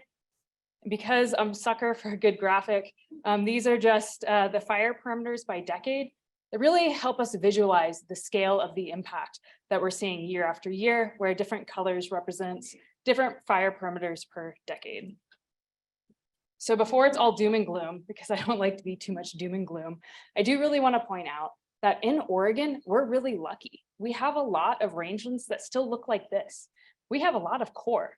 And so that doesn't mean we can't worry, because there is a crisis that's actually very quickly approaching. If we don't do something now, and I really feel that now is the time, we're going to lose a lot of that core. So recognizing this, we had some really great folks, High Desert Partnership, SageCon, Oregon State University, really teamed up with the Harney County Wildfire Collaborative to put on a 2020 invasive annual grass workshop. Hopefully many of you might have attended that. We had a whole lot of participation from a whole lot of states and all around Oregon. We really saw an enormous need to wrangle the boots on the ground practitioners with scientists and put them in a room together. Well, it was a virtual room, it was 2020. But that goal was, the goal to put them in the room together was to discuss ways to develop a collaborative and strategic approach to tackling invasive annual grass and wildfire issue. The thing is, the workshop was a call to action, served as the launch pad, but we really couldn't just stop with the workshop. And so that's how the special issue was born. We realized that contents of the workshop, they really needed to be documented in a citable way that could really carry that conversation forward. So while 3 of us were the editors of this special issue, we have 12 peer-reviewed articles. And if you like the QR code, I think we're going to share these out later. There's also a short link. Thanks to High Desert Partnership, this is all free. So you can access, sometimes we have that cost barrier for our peer-reviewed journal articles. This is all free. There were 12 of them.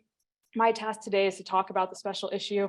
I can't talk about all of the nuances of these 12 different papers in 15 minutes. So I'm going to talk about 5 different key themes. I do want to mention, though, that we had so many people involved, so many co-authors on that.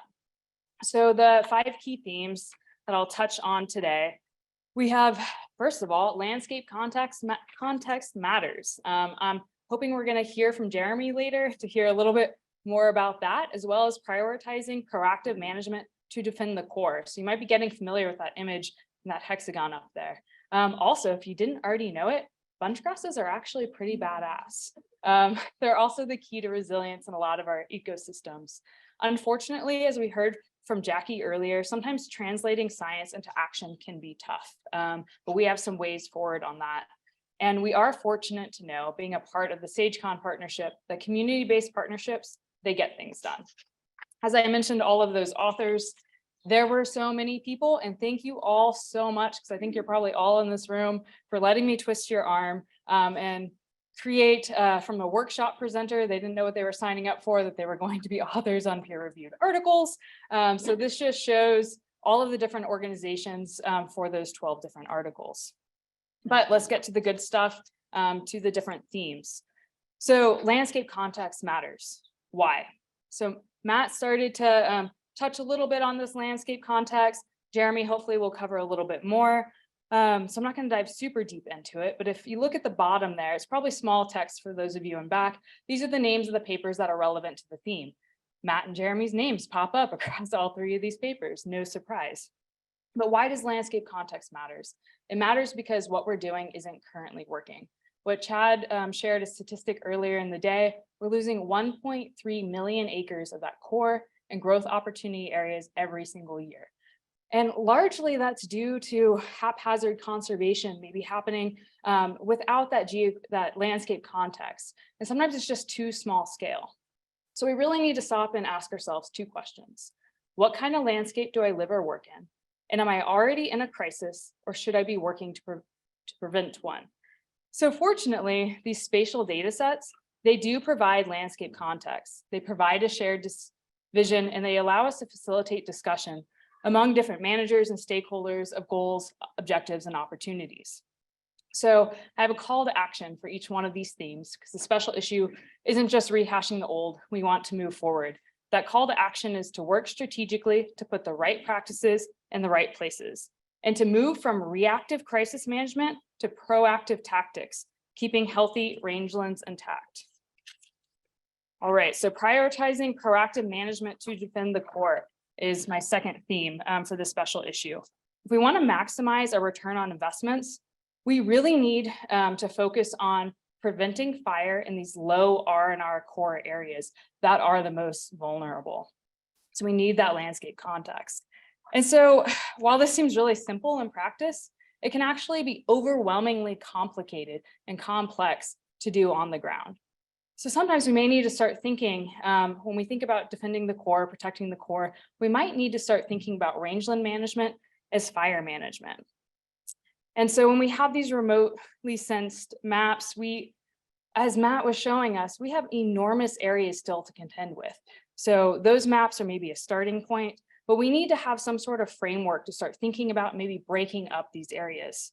And so the paper by Katie Wolstein, the integrated fire management, that's a decision support system that's introduced in that paper. You're going to learn more about that at the workshop tomorrow. That might be a way to think about and break up these really large areas.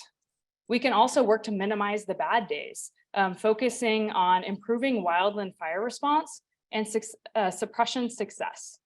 We can also maybe think about that integrated fire management decision support tools and think about how we can break up the areas and start using specific tools and strategies such as grazing management to reduce wildfire risk in invasive annual grass-prone sagebrush communities.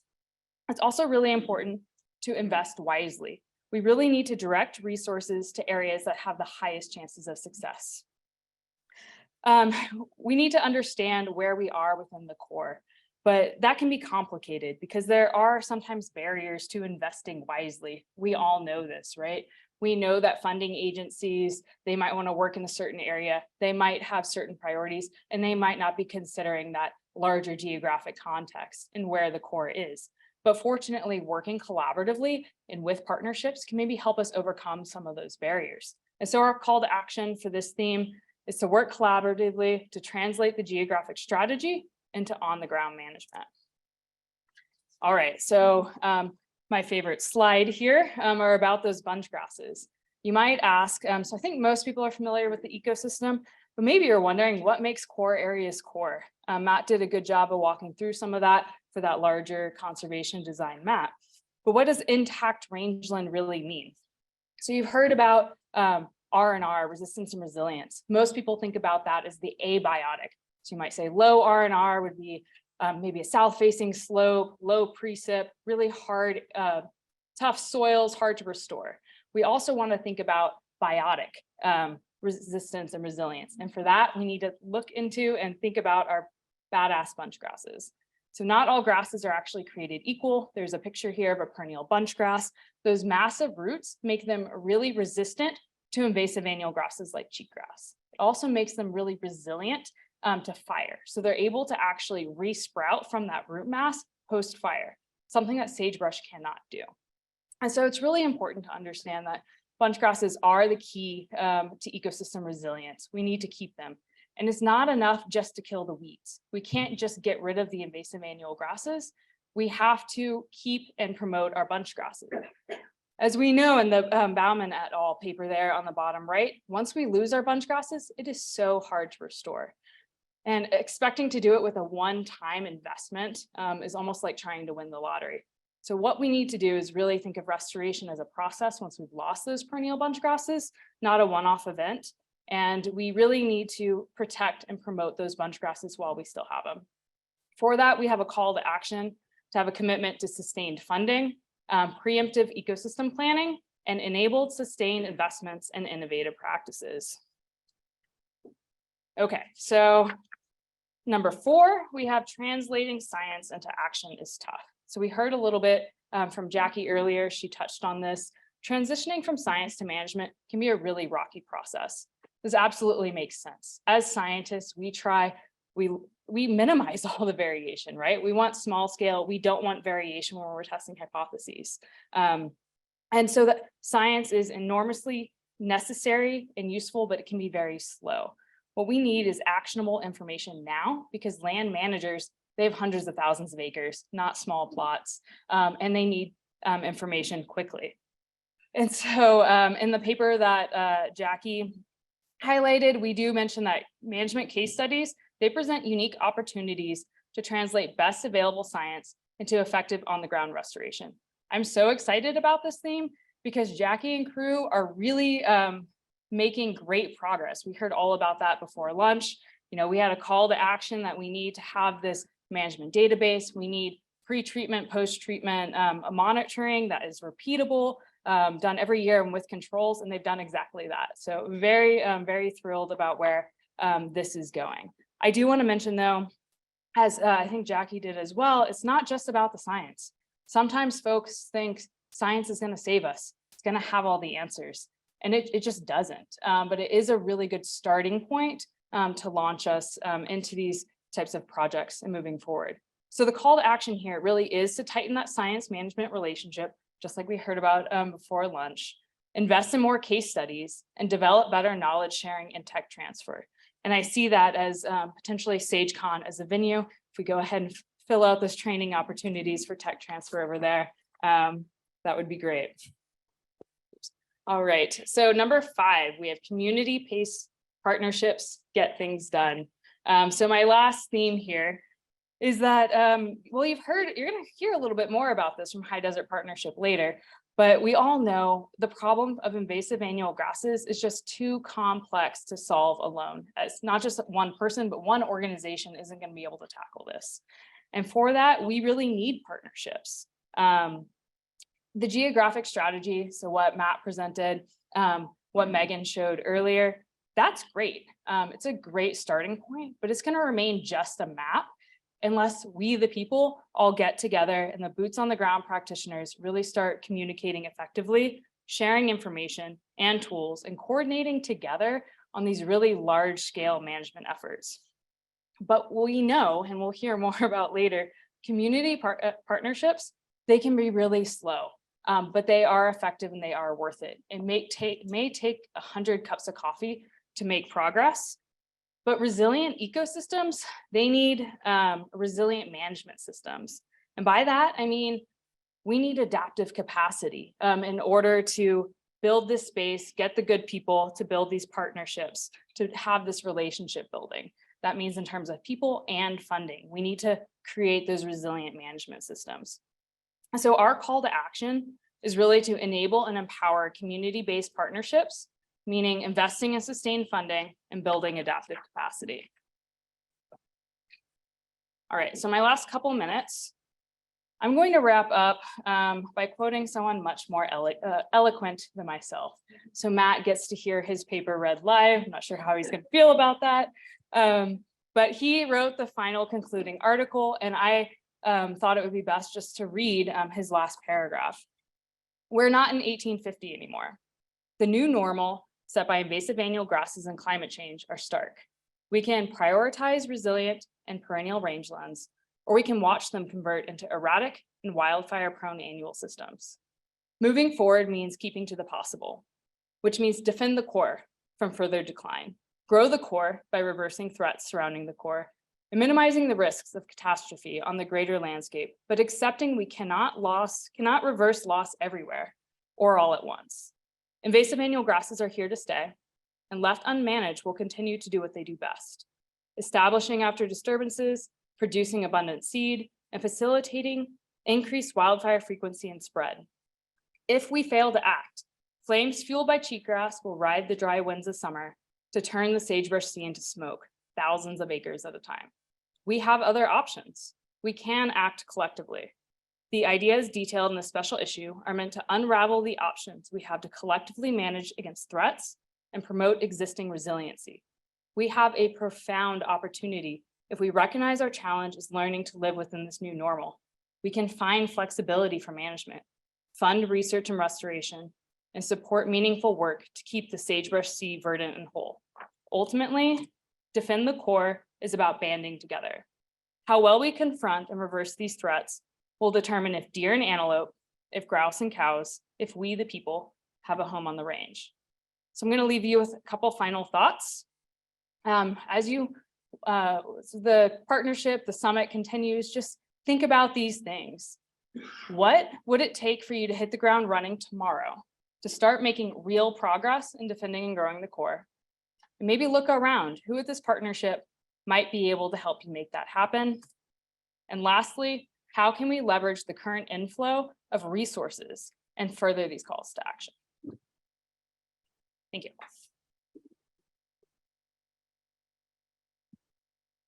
Thank you, Vanessa. Do you want to stay up here and do we have questions? You have the mic ready for questions in the room for Matt and Vanessa or on the Zoom?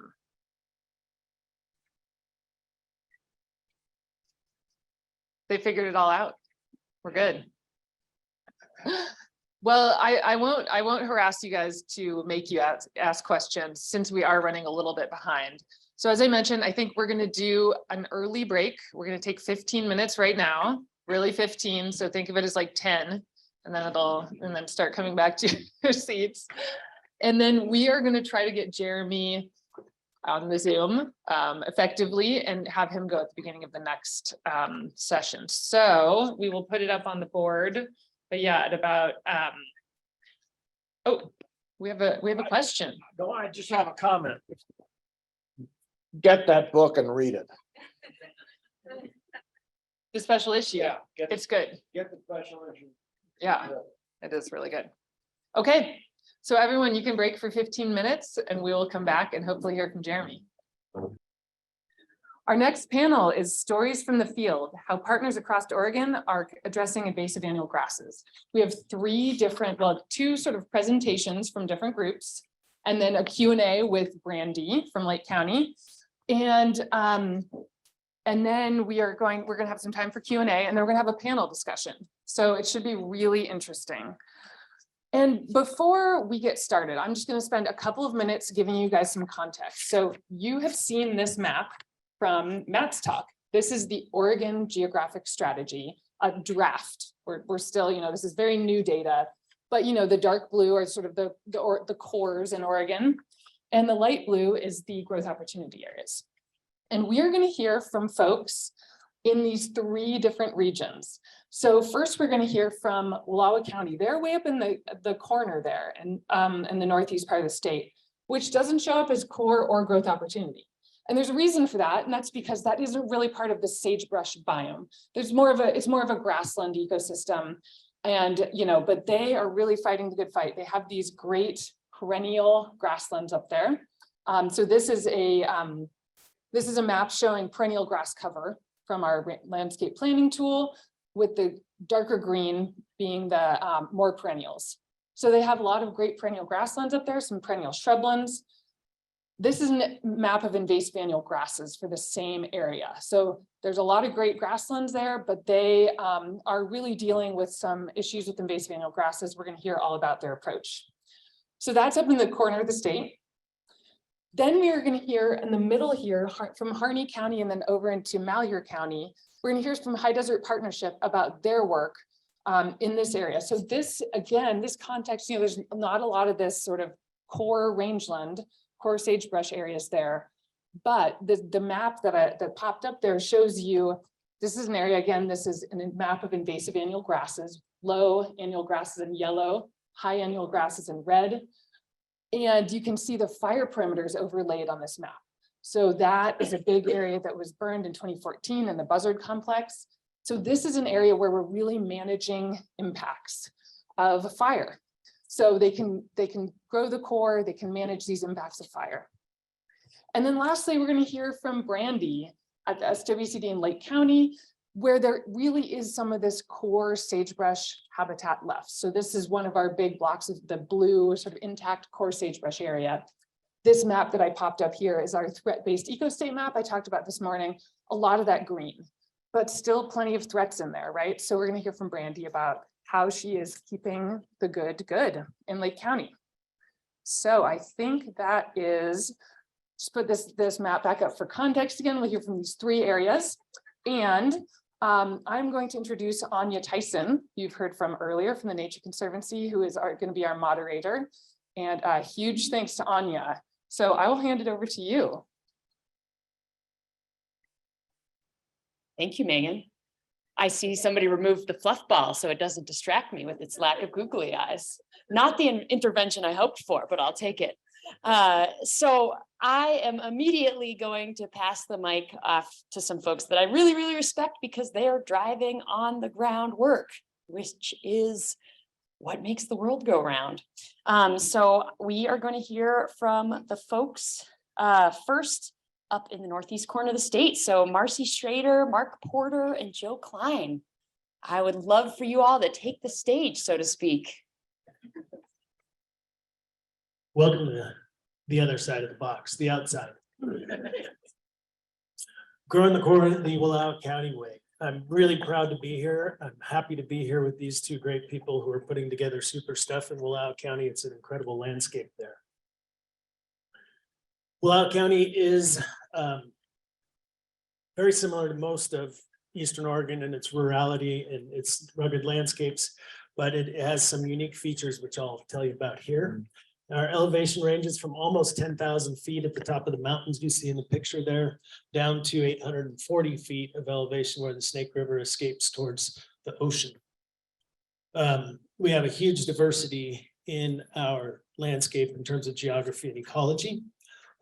We're about 3,200 square miles and about 7,500 people within that county boundary. That's about 2.5 people per square mile, and that's a little cozy, I know, but we get along with that okay. Try and keep it that way. It is a working landscape, as you can see with our hay bales here. Our ag production leads our county exports with cattle and hay, timber right behind them, then as well recreation, education, healthcare, government employment, and so on. We have 58% of our county is public land, largely the Wallowa-Whitman National Forest and Hells Canyon National Recreation Area. 21% of that is wilderness, 2 large wilderness areas, one at the top of the mountains, the Wallowas, it's the Eagle Cap Wilderness, and the other, the Hells Canyon Wilderness area down along the Snake River. Also, 57% or so of the county is forested. You see that on the slopes of the mountains, and you'll see in the next slide or 2, there's some large timbered flats. Those are also our rangelands if they're not wilderness. They are grazed rangelands as well. But we are 40% grassland. This is a picture of the Zumwalt Prairie, one of our crown jewels. It's a beautiful place, rolling prairie, privately owned grazed landscapes. But most of our county, most of our grasslands, 1/3 of our county are canyon grasslands. The grasslands turned on edge. They're rugged, remote. Our extension agent of recent years, John Williams, used to say that if you ironed them out, they'd be the size of Texas. And he might be right. They're a big landscape and they're challenging to live in, to work in, to manage invasives in, or anything else. You basically have to fly, float, hike, or ride to get in there. There's very few roads. You can see that our grasslands intermingle with our forested communities way up in the timbered landscapes that I mentioned before, but also as you come down in the canyons, the north facing slopes that have more soil and more moisture hold timber, Doug fir largely. But as you come down, those turn into Idaho fescue norse, grassland norse in the lower elevations as well. Most of our grasses are blue bunch wheatgrass plant communities. We also have a fire return interval that's pretty short in these areas, about 10 to 15 years. This is a picture of Friends Ranch down there in the very bottom by the river that burned in 2007. That country basically burned again within the 172,000 acre Double Creek fire this year, right on schedule at 15 years. Our invasive annual grass problem is very complicated. This one photo here that you can see, we have the big three: cheatgrass, Medusa head, and ventonata. We also have many other invasive annual grass species mixed into that. But cheat has been a normalized part of our forage base really for many, many years, especially in the canyons. Ventonata we thought was relegated to the scabby areas out there. And Medusa head rye was discovered in 1966. In 2004, we really began to try and manage that in a big scale way. I was part of that, and it gets to be a humbling story. Still part of that, kind of. We approached this problem with a basically weed control mindset. We mapped our areas, we looked for our outlying sites, we did early detection, we tried to contain, and we worked on restoration processes. And we did pretty well at containing Medusa head rye.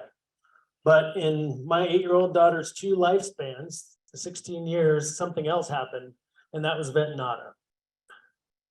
Ventonata took over our scabby areas and our deep soiled areas and moved right into the forest, creating real fuel issues and real production issues and ecological issues.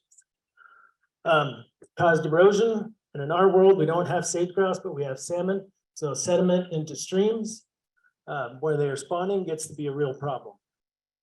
So we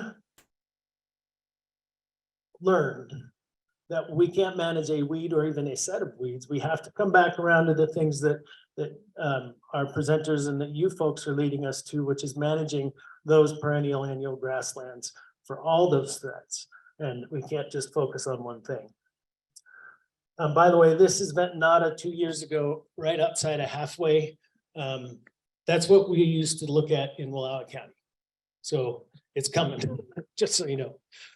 Lastly, we don't have sage grouse, so we had to work on our picking our priority areas without those habitat core areas. And we also had to be pretty creative in funding. And that's where I'm going to let Marcy take over.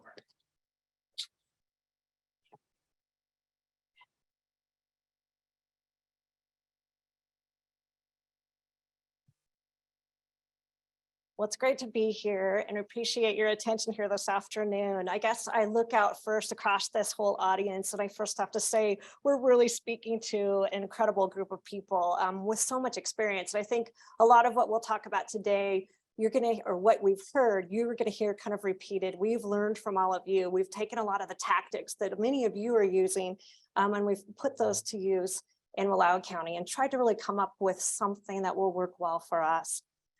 So as Mark, what do we do in Wallowa County and what's different potentially? As Mark mentioned, we had to get really creative with our planning processes, and we had to take a step back and really look at how are we going to change our management paradigm. Invasive grasses in Wallowa County are the most abundant and widespread noxious weeds. Nearly every parcel of private grazing land and public grazing allotment has some sort of invasive species on it, invasive grasses in particular. Because of this, invasive grasses also had the greatest potential to bring a diverse group of people together. In 2019, we actually took our first step towards a solution. We formed the Invasive Annual Grass Partnership, and we began asking ourselves a series of questions. That led to interviewing over 35 individuals, which was a great experience. 2 of those big questions that we centered around was, 1, what condition is the majority of our grasslands in? And what are we going to do about it? And secondly, how can we bring our grasslands into higher function and condition? Because just treating with herbicides was not going to do it in the long run. To answer these questions and to develop a plan of action, we actually secured funding to develop a strategic action plan and to develop a set of best management practices. We used the OWEB SAP process that many of you are familiar with, but we added a little bit of our own twist.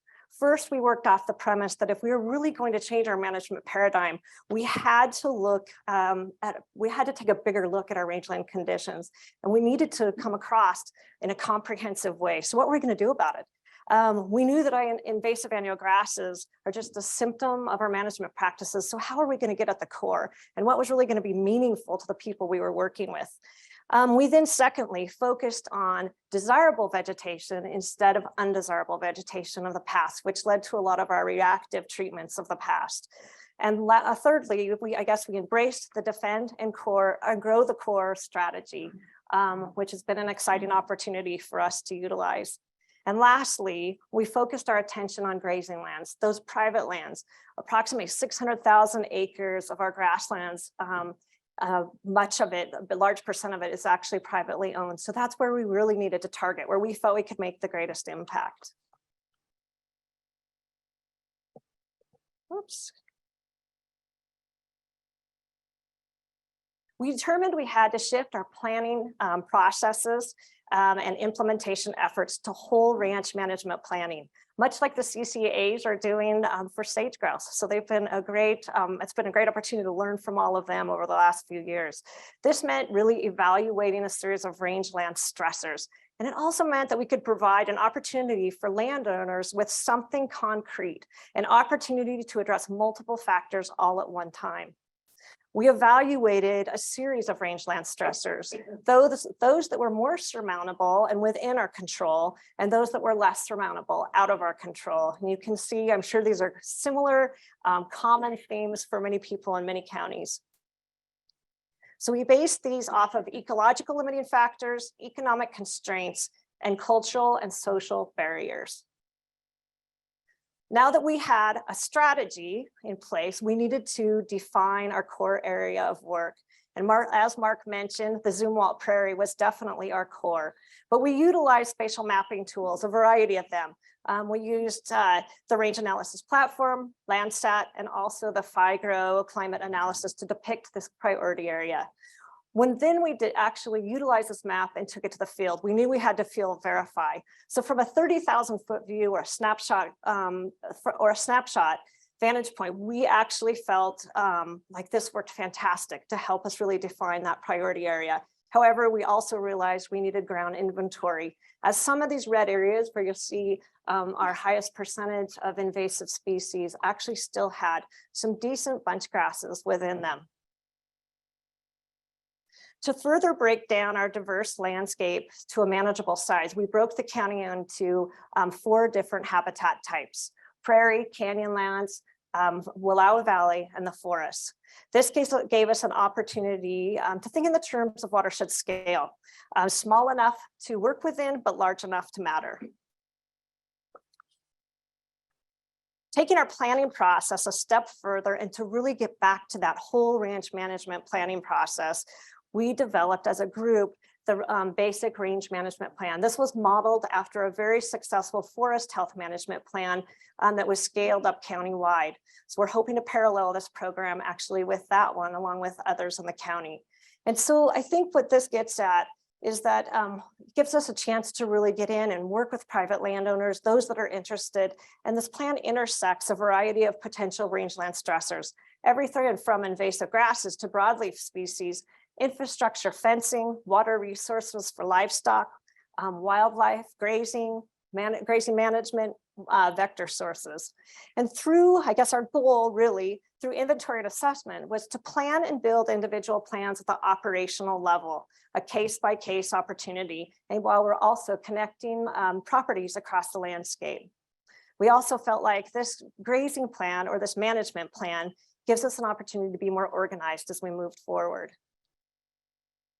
Our goal with the basic range management plan was to have a growth-minded solution. And what I mean by that is that a whole range management plan can be scaled up, and it is compatible with existing programs and funding sources. So by using the OEP strategic process and also by meeting NRCS standards, we have a cohesive, streamlined process that can be easily adapted to funding proposals to meet conservation needs.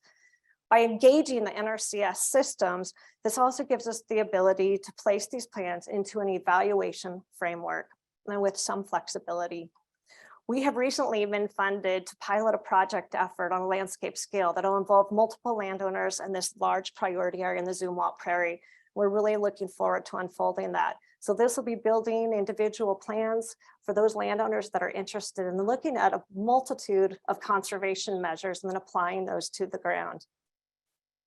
So in the long run, we are hopeful that this is a real step towards a long-term solution.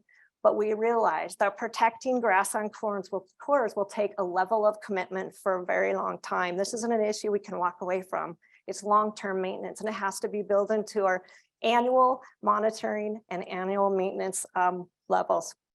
So with that, I just wanted to say the many restoration efforts and statewide priorities take funding and support, and that's what we will need to continue these ongoing efforts. So with that, I'll pass it on to Joe for some final messages. Thanks, Marcy. I'm Joe Klein, work for the NRCS out of Enterprise. And I'd like to summarize a few of our points and wrap up with some take-home messages. Invasive annual grasses demand our attention outside of sage-grouse country. Critical habitats for plant and wildlife species occur across our landscape. The prairies of Wallowa County are unique in that they avoided extensive cultivation. Harsh weather and rocky soils made farming difficult. As a result, we're left with one of the largest remaining contiguous expanses of Pacific Northwest bunchgrass prairie.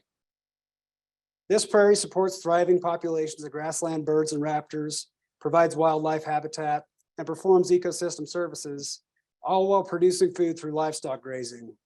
This valuable ecosystem is worth preserving, and that's just the Wallowa County story. Each place has its own story to tell. The scale of the annual grass problem across the West is staggering. They're washing across our rangelands like a wildfire in slow motion.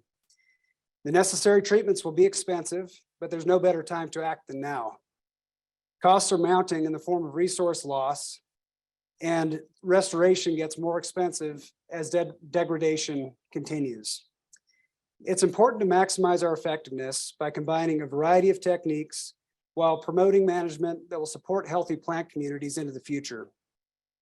We all have to work together to increase awareness. Funders must understand the gravity of the problem, and we must earn the confidence of landowners in our ability to make a positive difference in their operations. We can make progress, particularly with a strategic approach where our efforts are focused on areas providing the greatest bang for our buck. Wallowa County weed managers have been treating annual grasses since 2004. Today, our emphasis is shifting from eradicating undesirable species to defending desirable plant communities. Early projects were conducted from a single species weed management perspective, not a holistic management perspective. EDRR was employed and herbicides were applied, and this slowed the events of Medusa head, but the scope, scale, and persistence of our efforts was not sufficient to fully address the issue. Our group will emphasize the maintenance and growth of intact plant communities, working with producers to address underlying causes to resource problems. Using new tools, refined methods, and with broader application, we aim to make a meaningful difference. And social considerations are critical on private land. Our project exists because producers have been involved from the early stages, and we're cultivating further engagement as our work progresses.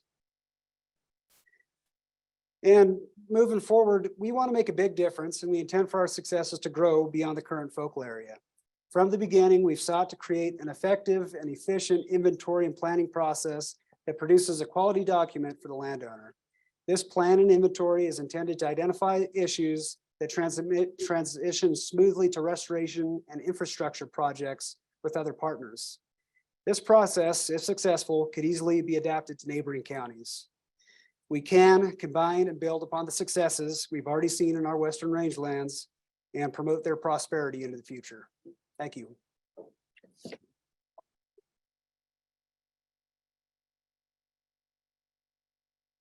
Thank you so much. There's an opportunity for the audience to ask questions or for the Zoom participants. We will hear from these fabulous folks at the end because we're going to do a panel where we're going to get into a little bit more of the details of, okay, people are saying the same things, defending and grow the core. What does that mean exactly? So we'll have some questions that get at that, but you all got us a long way there with that excellent presentation. What would you like to ask these folks? This is your opportunity to ask them a question directly.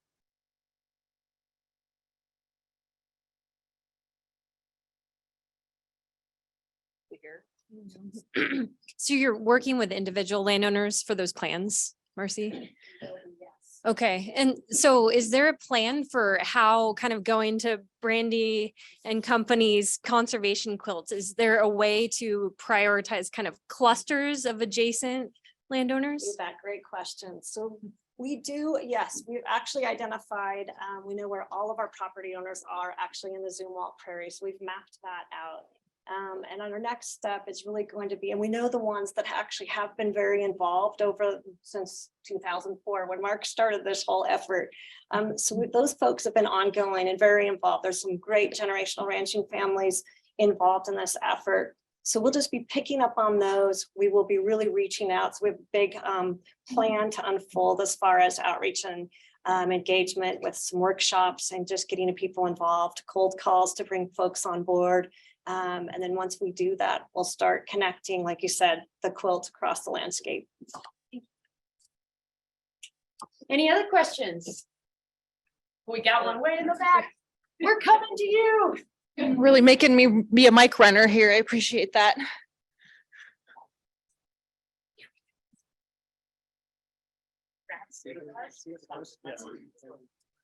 Thank you.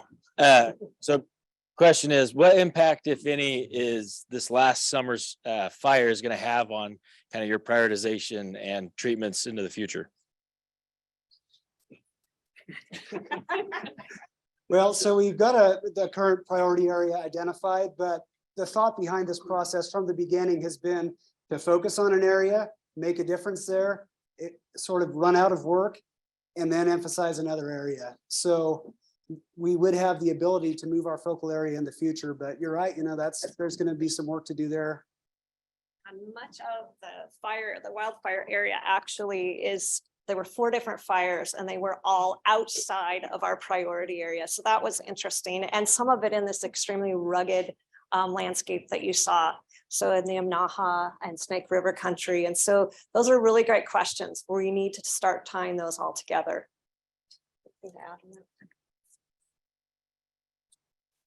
Any last questions for this group before we move on?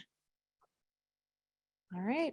And we're going local now. We're going to hear from some folks right here in Harney County, as well as some partners from Vail. We're going to hear from the Harney County Wildfire Collaborative. So Brenda Smith, Kaylee Littlefield, Josh Hansen.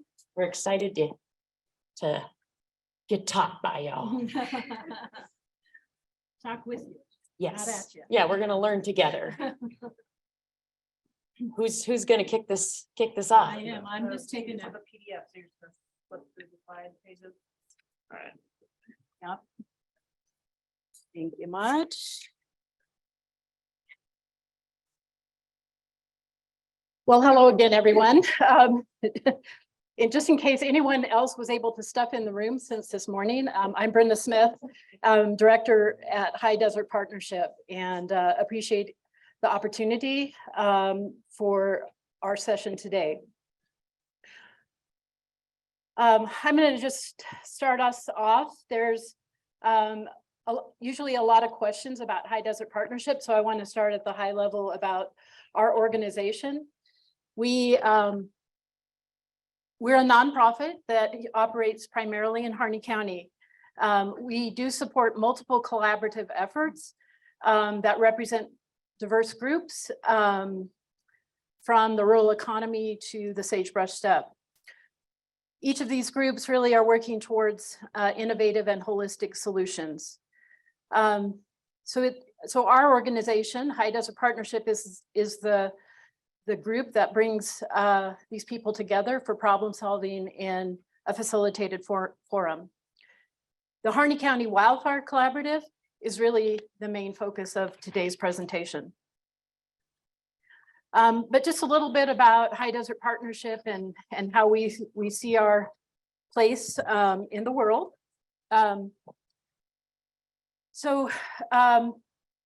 While our challenges are complex and our opportunities are many, we like to think that our purpose is simple, and that is really working together to find common ground in our communities.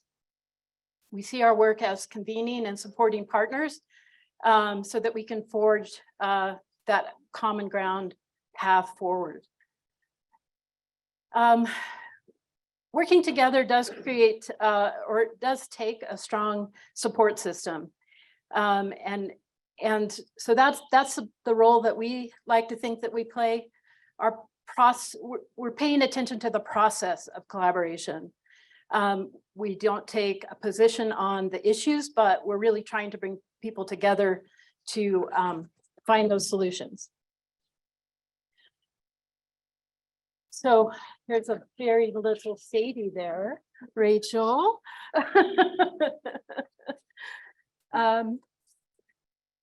So with that, I just want to say that we like to think of ourselves in the relationship building business, and we work to hear all of our partners. So the collaborative work and the relationships that have been forged in the Wildfire Collaborative over the years really has provided a foundation for this coordinated application that was submitted for in late of 2021. The Wildfire Collaborative has worked through a number of issues, has worked to find that shared science, and also to get to landscape scale solutions. So that's just a sort of a glimpse into High Desert Partnership, and I'm going to let Josh Hansen and Kaylee Littlefield take it from here. So Josh. Thank you. So as she said, my name is Josh Hansen. I coordinate the Wildfire Collaborative, and she kind of took some of my main talking points to start off with, so we'll go from there. The Wildfire Collaborative started in the Wildfire Collaborative started in 2014 after some previous bad fire years, and it started with a group of folks that kind of wanted to have a different conversation around wildfire. And what they came up with were some three focal areas of prevention, suppression, and restoration.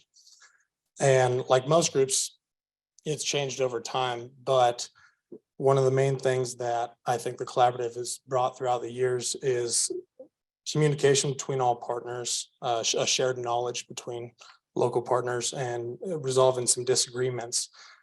Those have been some of the key takeaways so far in the collaborative.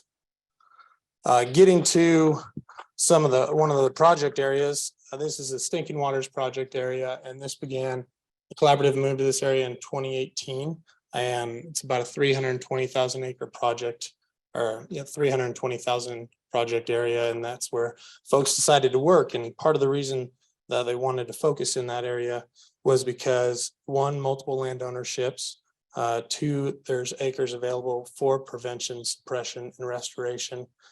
There's a lot of wildfire in that area, as touched on. The Buzzard Complex burned through there in 2014 and part of that. And then there's also acres in both Juniper and Medusa Head. And you'll see there, that's one of the roads on the north end. On the left-hand side right there, there's just a little bit of Medusa Head for you to look at. So coming to Senate Bill 762, this was a Oregon State Senate bill that came out and got signed in July 21. And this initially started, from what we heard, as a forest focus bill. However, we were also informed that there were some folks pushing for rangelands. And when we found out that it was going to be a forest and rangeland program focused on wildfire resiliency, the partners really thought that we should go for that. And we submitted this application kind of winter of last year. And this map is what they provided on there. Those are their expected net value change for vegetation management. And on the east side, the Stinking Waters project area was highlighted. So that gave us a little bit more motivation to go for that. So the project that the partners submitted was the Southeast Oregon Wildfire Resiliency Project.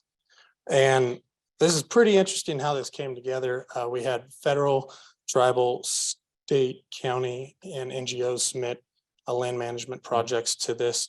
And you'll see the project area outlined in black. We're the Harney County Wildfire Collaborative, so primarily we work in Harney County. But there were some regional partners that work in Malheur and Harney County. And when they were attending both of our meetings, they said, hey, you guys are doing projects pretty close together.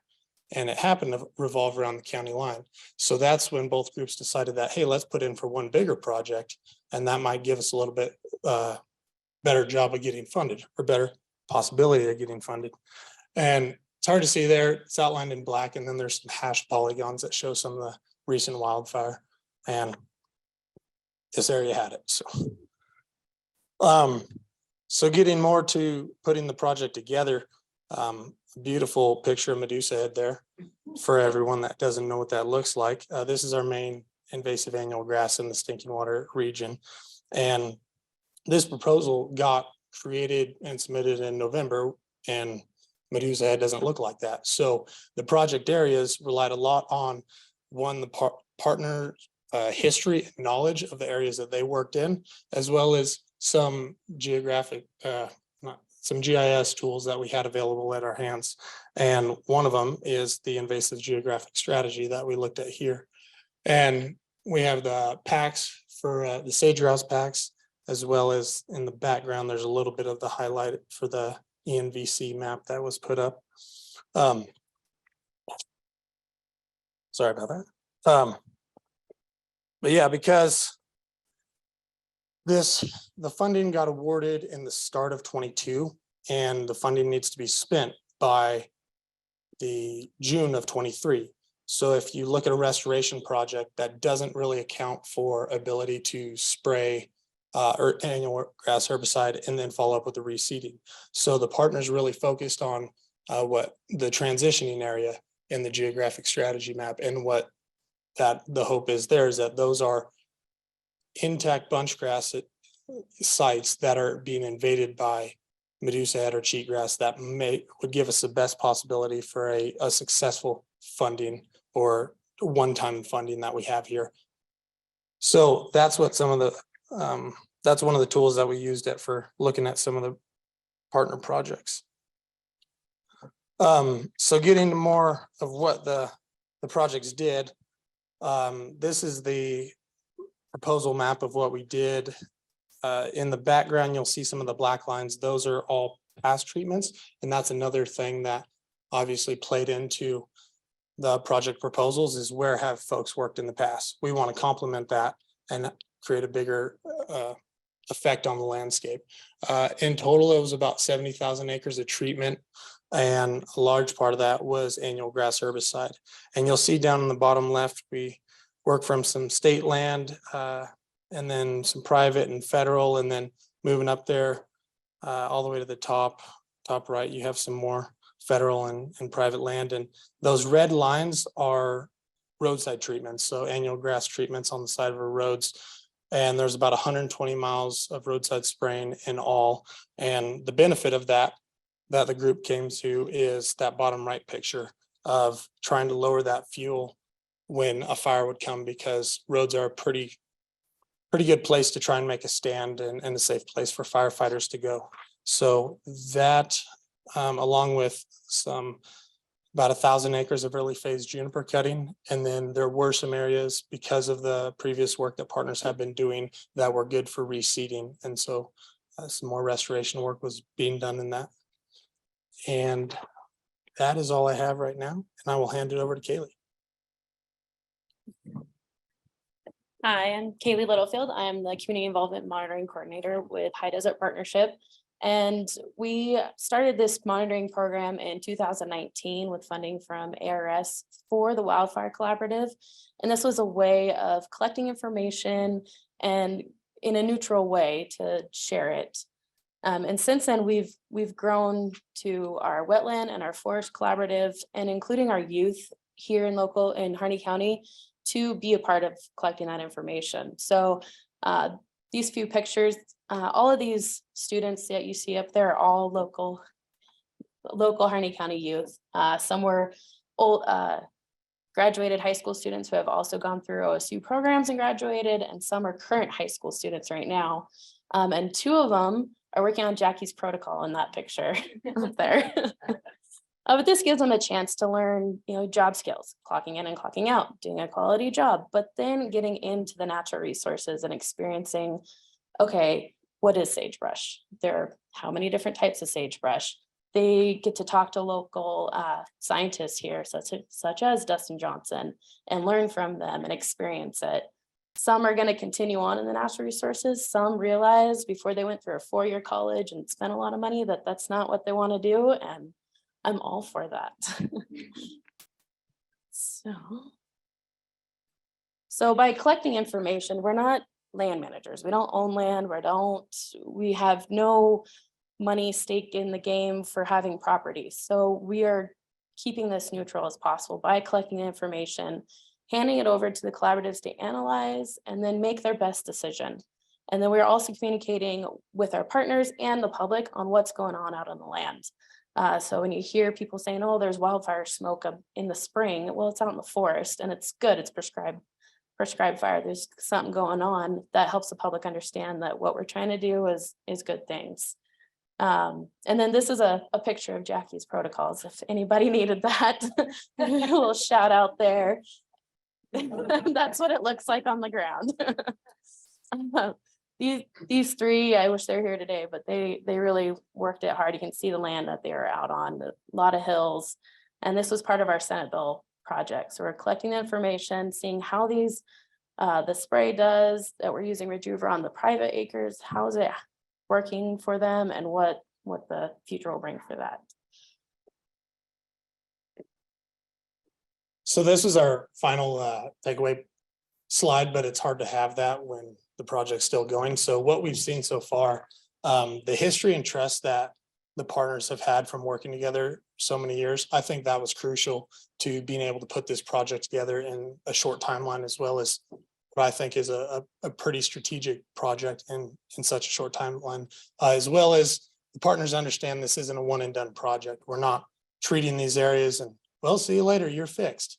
Like we're following up with this. We're still working in this area, and we believe there's going to be a lot of good treatments on the ground, but we're still going to go follow up and make sure. Touching on that, what Kaylee said is with the monitoring, we're doing effectiveness monitoring, following up on this because it is important. We're not here just to show acres and move on. We want an ecological change to this landscape. And then also, you want me to move down for them? Yeah. Make your W eyes with them. Lastly, having a group that works in an area and can have a strategic plan for when short funding comes like this. I think that was, again, just working together, folks being in this area, knowing relationships and knowing what they want to do on the ground. I think that was just so important for making this project come together. And lastly, we just like this quote by our Stinking Water Subcommittee facilitator, Autumn. The invasive weeds and other ecological issues that face Southeast Oregon are not going to solve themselves. With strategic and collaborative efforts, we hope to make this landscape more resilient and resistant to megafires. Thank you.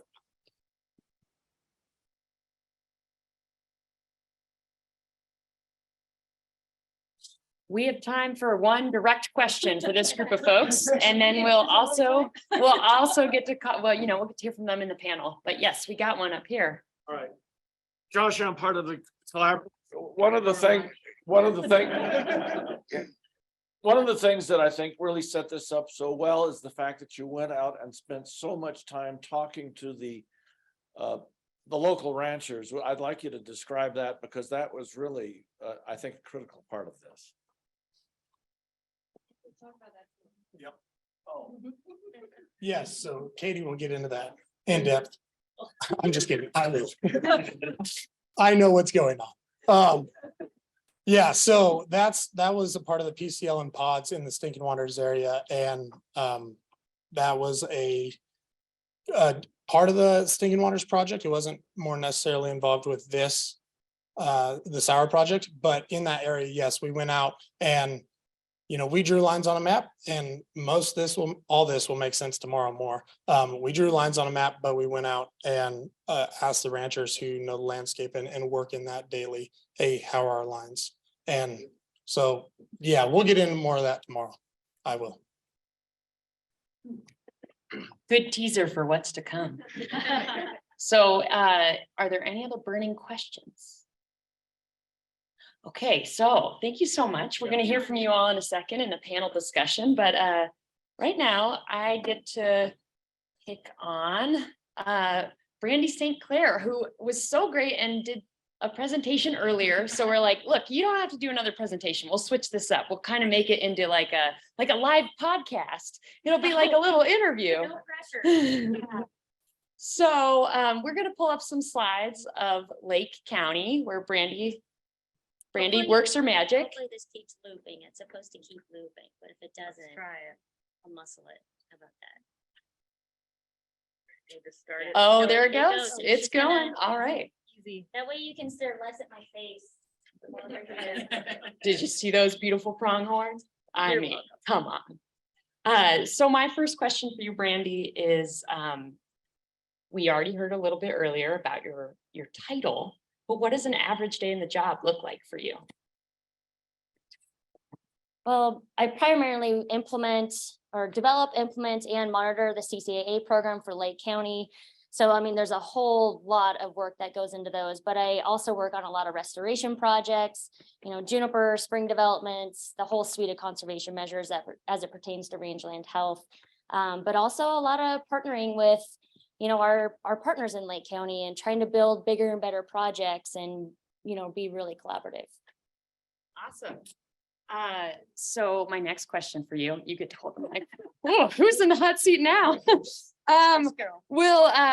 You just mentioned bigger and better and more exciting projects. Do you want to tell us, fill us in a little bit more detail about some of the projects that this winter season, this fall, this spring, what are you most excited about? What are some of the projects that are really getting you fired up?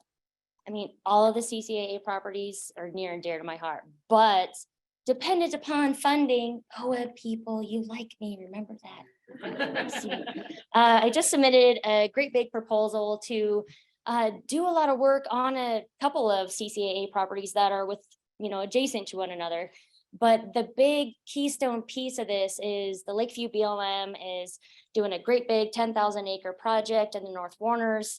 Not just juniper, but they're also going to go in and they're going to spray some weeds and they're going to do some seeding. And so I've seen this as an incredible opportunity to kind of showcase that partnership and collaboration that we do in Lake County a lot of the time.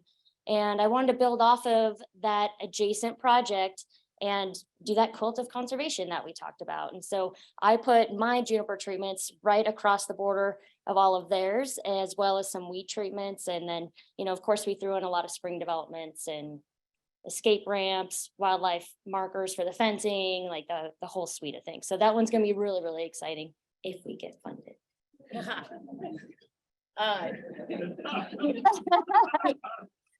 Good use of the mic.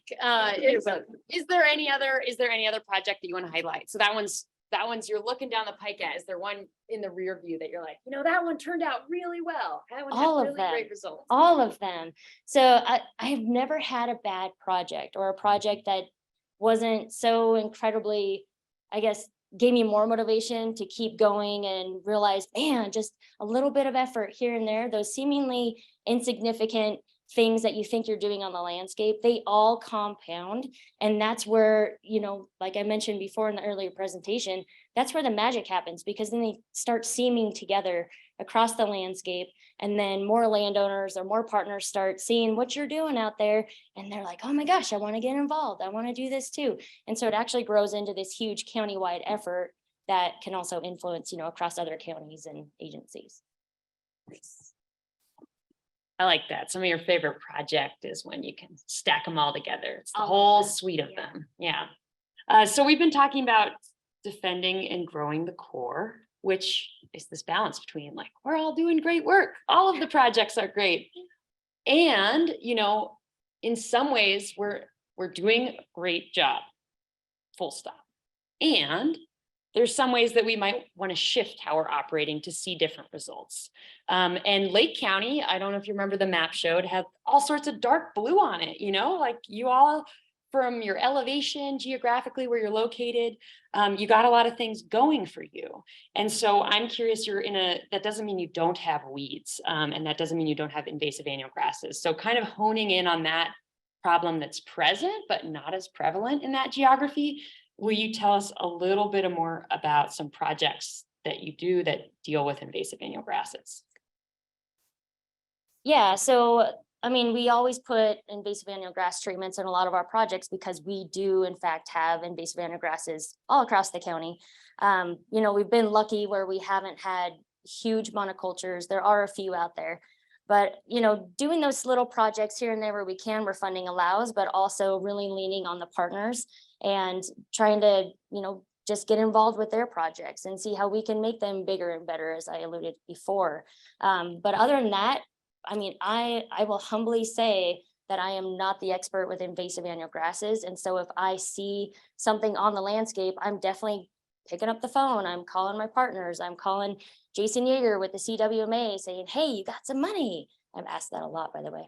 And seeing, you know, what do you got going on? Do you have a project? Can we include this? Do you have extra funds where we can make a little bit bigger? Or if I have funds, can I throw them at you and maybe piggyback on the contractors and get a lower rate and therefore a bigger project? So that's kind of the gist of the annual invasive grass treatments that I'm involved with. There's a lot of people in Lake County that are far more integrated, but I lean on them quite a bit. And a kind of follow-up question there are there any sorts of grazing management that's being implemented through CCAAs that's specifically about addressing invasives or promoting perennials, as the case may be? Yes, every single one of our plans has, you know, a systematic grazing plan in there. So we're working on private ground, and then of course their adjacent allotments. So we're doing a lot of rest deferment and rotation, and even strategic grazing when it fits. If we have like a monoculture or a patch of weeds, maybe we can hit it earlier in the spring and kind of knock it back. Or we've even thought about even bringing in some goats with some temporary fencing to kind of break up those thatch areas just to see what happens. But that's pretty much the majority of what we do. And Farah Brummer down there, she's done, you know, some test plots out there with grazing with Vetnata and Medusa Head, and they've seen some pretty cool results from that. And that was that early spring grazing? Yeah, that was early spring. They just hit it early where it was still a little bit palatable, did some supplemental feeding, and it did knock it back a little bit. And of course, we threw down some seed to try to be more competitive. And just to double check, were the goats in the planning brainstorm phase, or did somebody deploy goats? We wanted to. I ran out of money per usual. So yeah, we really wanted to do this because it's more of a curiosity treatment that we were going for. Me and one of the landowners here with Eleanor Fitzgerald, they really wanted to try it out. And I said, hey, I'm all about it. Let's try something new and see what happens. But when the project gets so big, you know, you really want to make sure that this project has the most likelihood of getting funded. And so if you make it bigger and bigger and bigger and bigger, which I tend to do because I just want to do all the things, you know, it's a little bit of a risk of not getting that funded. So I'm hoping we can do something and, you know, apply again in the spring with some web funds. Got you. The goat story is to be continued. All right. So fire prevention is all we've heard. It's a part of keeping the good in some cases, in many cases, even though tactics look different depending on your landscape. And Lake County, in some ways, hasn't seen, you know, the bigger fires of 2012. My understanding is they spared Lake County, but recently there's been an uptick in rangeland fire. And so I just thought we'd give you the mic and hear from you.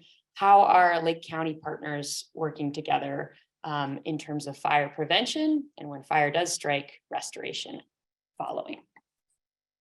So the partners in Lake County, like, they're all my idols. So there's a whole bunch of go-getters in Lake County. So nobody's ever just sitting idly by waiting for something bad to happen, which is pretty cool because you end up seeing they have the next big thing coming out, or they apply for this grant, like the Watershed Council with their Lake Klamath or Klamath Lake Forest Health, whatchamacallit. Yeah.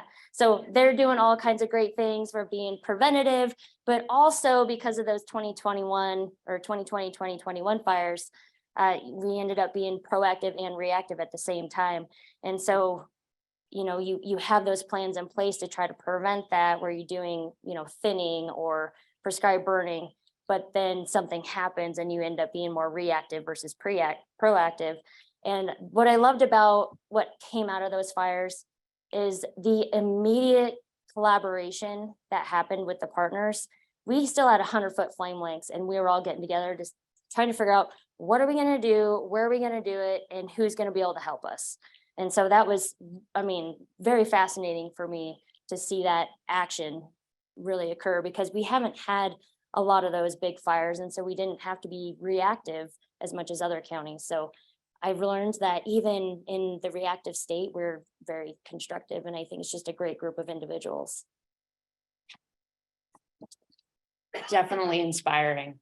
And I just want to have one final question before we like bring in all the panel participants into the conversation. And that's, you know, okay, right here in front of us is a crystal ball. If you look into the crystal ball and envision the future of Lake County, you know, put your rosy colored glasses on and everybody funds all the projects that Brandy wants to do, and it's amazing. But you know, with the like less rosy colored glasses, you know, we could foresee some of the threats that we see more prevalent in other areas becoming so in Lake County. So what is your best playbook to keep the good things good, and to keep the great collaboration and proactiveness that you've described flowing?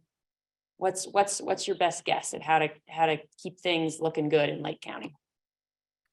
I mean, this will go back to the early SGI days, the Sage Grouse Initiative days, where, you know, the low hanging fruit, keep what's good, find your edges, work on your edges, and, you know, keep the internal great. Never stop the treatments just because it looks good, you know, take a closer look. But also when you start looking at your long list of things that can happen or should happen, don't get so bogged down by overwhelm and let that paralyze you. Because doing nothing achieves nothing. So even if you do one small thing today and tomorrow, that's going to compound over time to be some really great action steps that you can do to keep the good, but also expand that core. I'll hand it back. Thank you so much. All right, you are now part of the panel. So now you have folks joining you in the hot seat. Thank you so much, Brandy. All right, so defending and growing the core, am I right? Yeah, let's talk about it. So this is a question I'm really pretty excited to ask, not because it's an easy question, but I wanted to ask some of the groups at this table, how have you made tough decisions about where to prioritize your work? And by extension, deprioritize work elsewhere. So how have you made those sorts of decisions? Part A.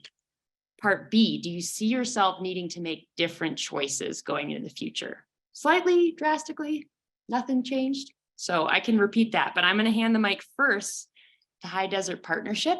And I'm also, before I do, I wanted to welcome Megan McGuire is also joining the High Desert Partnership folks at the table. So we have the Malheur County perspective here. But so I'm going to ask you, Josh, that question first. So sorry that you're sitting directly to my right. I should have sat somewhere else. So on prioritizing work, I guess I would cop out and say that the collaborative leads those decisions on where they want to work.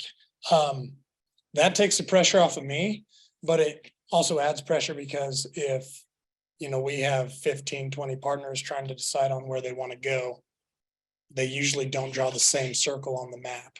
So choosing where they want to go leads to some tough conversations, but when they do come to consensus, I feel like there's a lot of buy-in to work in that area and do that project. So wait, really, I'm gonna keep picking on you really quick. Just some follow-up questions. The follow-up question is, so you're not answering now from like, oh, I would do this differently, but have you seen the collaborative make different decisions over time based on results and shared learning? Yes. So in 2014, the collaborative started, and their first project was down in the Pueblos on the South Harney County.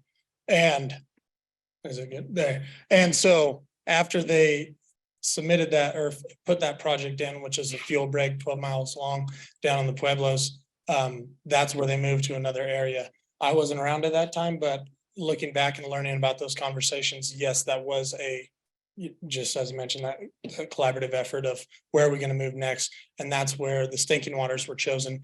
And the stinking waters aren't going to be fixed in 5 years or 1 year, or, I mean, that's going to be a working landscape. So where to move next, we haven't had that conversation yet. So I cannot give a firsthand experience to that. Great, thank you so much. And now I'd love to hear from our friends up in Wallowa about the same question. Okay, so the first part, how did we choose an area? So it was about trying to identify an intact perennial plant community to defend. But working on private land, it's also critical to consider the social factors. We aren't the BLM, this isn't our property, and we can't work every place we want to. So we really need to go where we've got support from the locals also. And we've been involved with an invasive annual grass working group with our producers for years now. So we've been able to build a little bit of interest. But those are things to consider. Not only where do we have a problem, where is their interest, and where do we have some influential producers who have bought in, who we can start work with to get momentum going for these types of projects.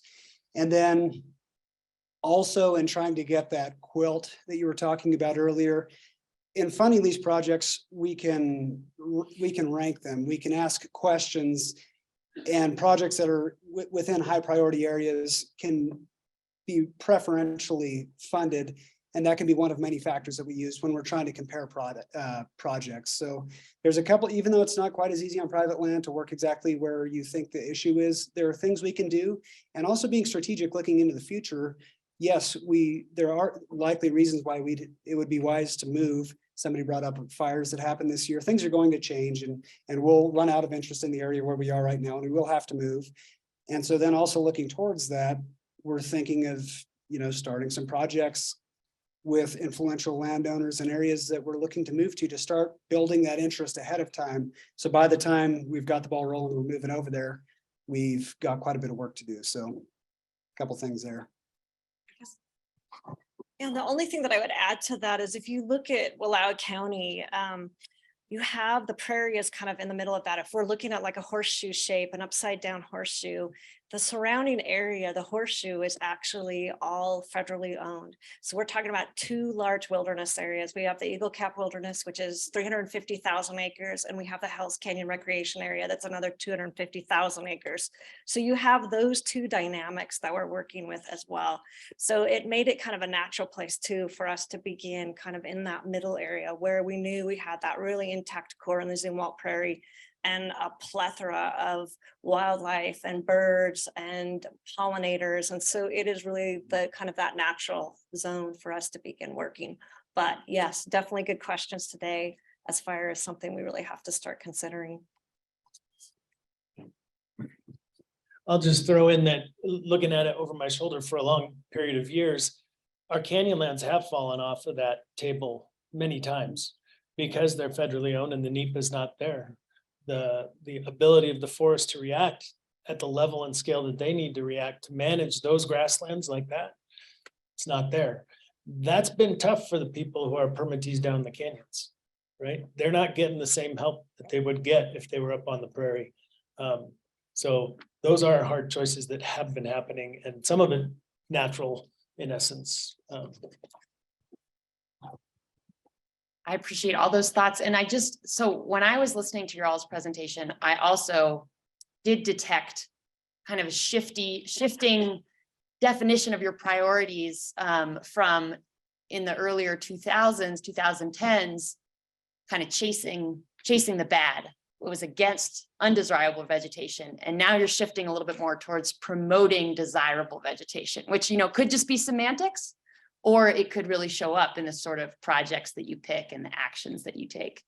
So am I kind of getting that right as well? Did I hear you all correctly on that? Do you want to add any thoughts on that, or do you feel like you covered it in your presentation?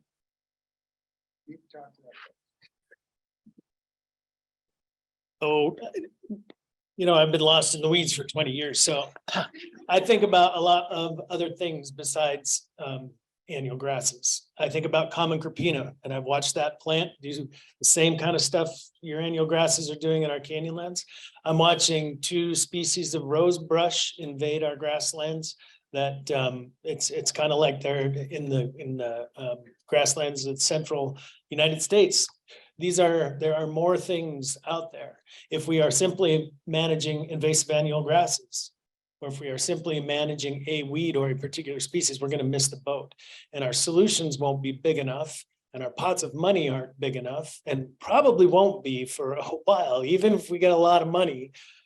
And I worry about how that money is going to get spent. But we need to be on the game of looking at all those threats and really trying to address it. It's what makes me so excited about working with these guys here, and the ideas of hooking into the system of NRCS, wherein they work with many landowners across the state, creating a system that can be duplicated and put out there, that is connected in a respected entity that can work with lots of partners. That's the beginning of a system that I think can be blown up to the level that we need to get to. So I probably started off again into the weeds, but I'll give it back to you, Anya. No, I appreciate that. And at this point, I want to bring Megan into the conversation. I think it's great that we have some BLM partners at the table. You all are such influential managers of large landscapes. And I'm curious, what kind of support and or incentives do you need from leadership for this sort of work that you're involved in to be successful?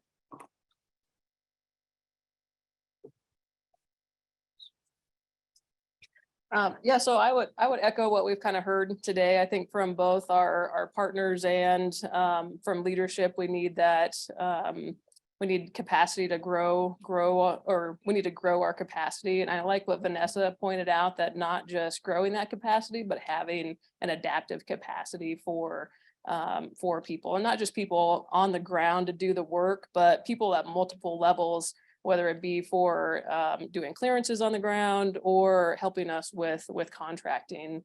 I think as far as helping our treatments be more successful, I think we struggle with some of our seeding technologies, where we put seed, when we put seed on the ground, and we have obviously so many variables on whether those seeding treatments are successful. So continuing to improve that research and technology from our partners to help those seeding treatments be more successful would really help I think our capacity. In addition, I think partners can help us find, we talked a little bit about seed banks for livestock grazing. So partners can help us find seed banks and other incentives to kind of help support livestock permittees. So when we do have to rest those areas for restoration treatments, that would help us, in that capacity as well. So yeah.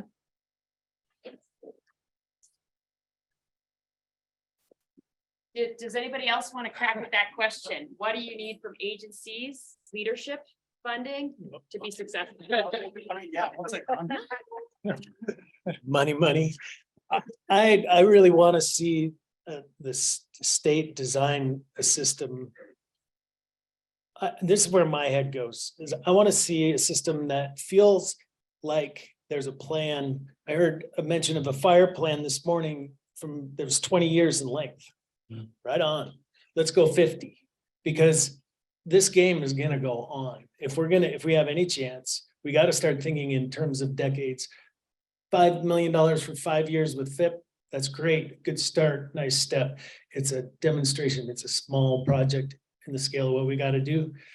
So I don't want to create extra governing bodies, but I want to feel like there's a plan, that it isn't just haphazard and that it isn't a reaction to available money. I want to feel like we can create something, a system, a plan, a framework of thinking about these, that we are more strategic. And I feel like that lands on the state of Oregon, and I'll help, but I need them more than just me. I appreciate that vision, that call to action. And you touched on this idea of, good things sometimes start small, but to really, really matter, they need to scale in an ideal world. So I don't know if you all think about the projects that you spoke to as, if you think about them in a way as pilot projects, but whether you do or not, I'm sure many of us at this table have been involved in pilot projects. So I'd love to hear from you folks about a pilot project done well. So how you'd ultimately see a small scale project lead to positive impacts at a larger scale. So can you describe that pipeline in your experience when it's gone well? What's that pathway look like from, oh, this was experimental, this was small, this was with 2 partners, and now we've seen it unleashed at a greater scale? So it's a tricky question, but I feel like it's one we need to speak to. How do you go from pilot to scale? Have you seen it done? Joe actually, Joe. Well, an example I can think of, recently with NRCS is forestry stuff. We started out funding forestry projects through EQIP on a relatively small scale, and then used different funding sources, RCPP, and then got to where we needed more work capacity and contractors to do the inventories and management plans, and work with partners in a similar way to what we described in our conversation today. Build a contractor capacity, and then that work has expanded out into multiple counties across all of Oregon, really. But I mean, there's an awful lot of work that's sort of NRCS funded that's going on across Oregon that started out on a fairly small scale, but just getting some influential people involved, getting neighbors. It takes years, for some neighbors to see what's going on around them and then think, okay, yeah, they come around to it, and that looks like a good thing for my property. So, that's just kind of how it seems to go.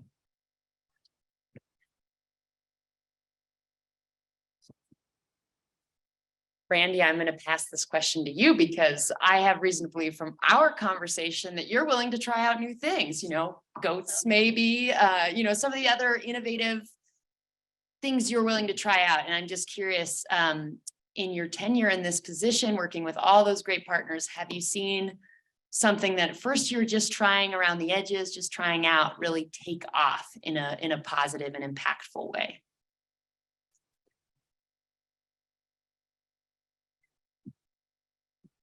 This sounds like the pilot project question. And the only thing I could think of to answer that would be, I'm not one to play small. I kind of live by like the go big or go home kind of thing. But one thing I have noticed since, I've lived in Lake County my whole life, but seeing the juniper deal, it was really small back in the day and not a whole lot of people were doing it. Like John O'Keefe is really spearheading that in Lake County, and we started small.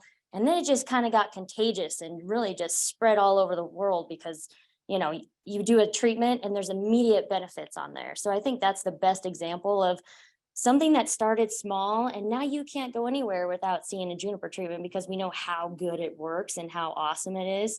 Even just when I used to chase sage grouse for BLM, we were doing juniper treatments coinciding with chasing grouse everywhere. So we were doing nest checks and we see a down juniper and what do you know, that's where she's nesting. So that was pretty cool to see. And so something that starts small, that seemingly insignificant stuff that you don't think is going to matter, it just kind of blows up like wildfire, but it's not wildfire. I see what you did there.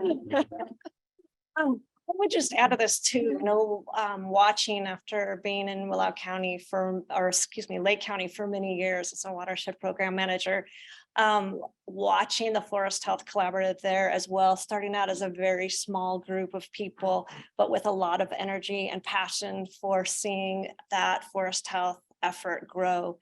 And it really did. Now Autumn's taking that on and it's amazing what is going on in Lake County.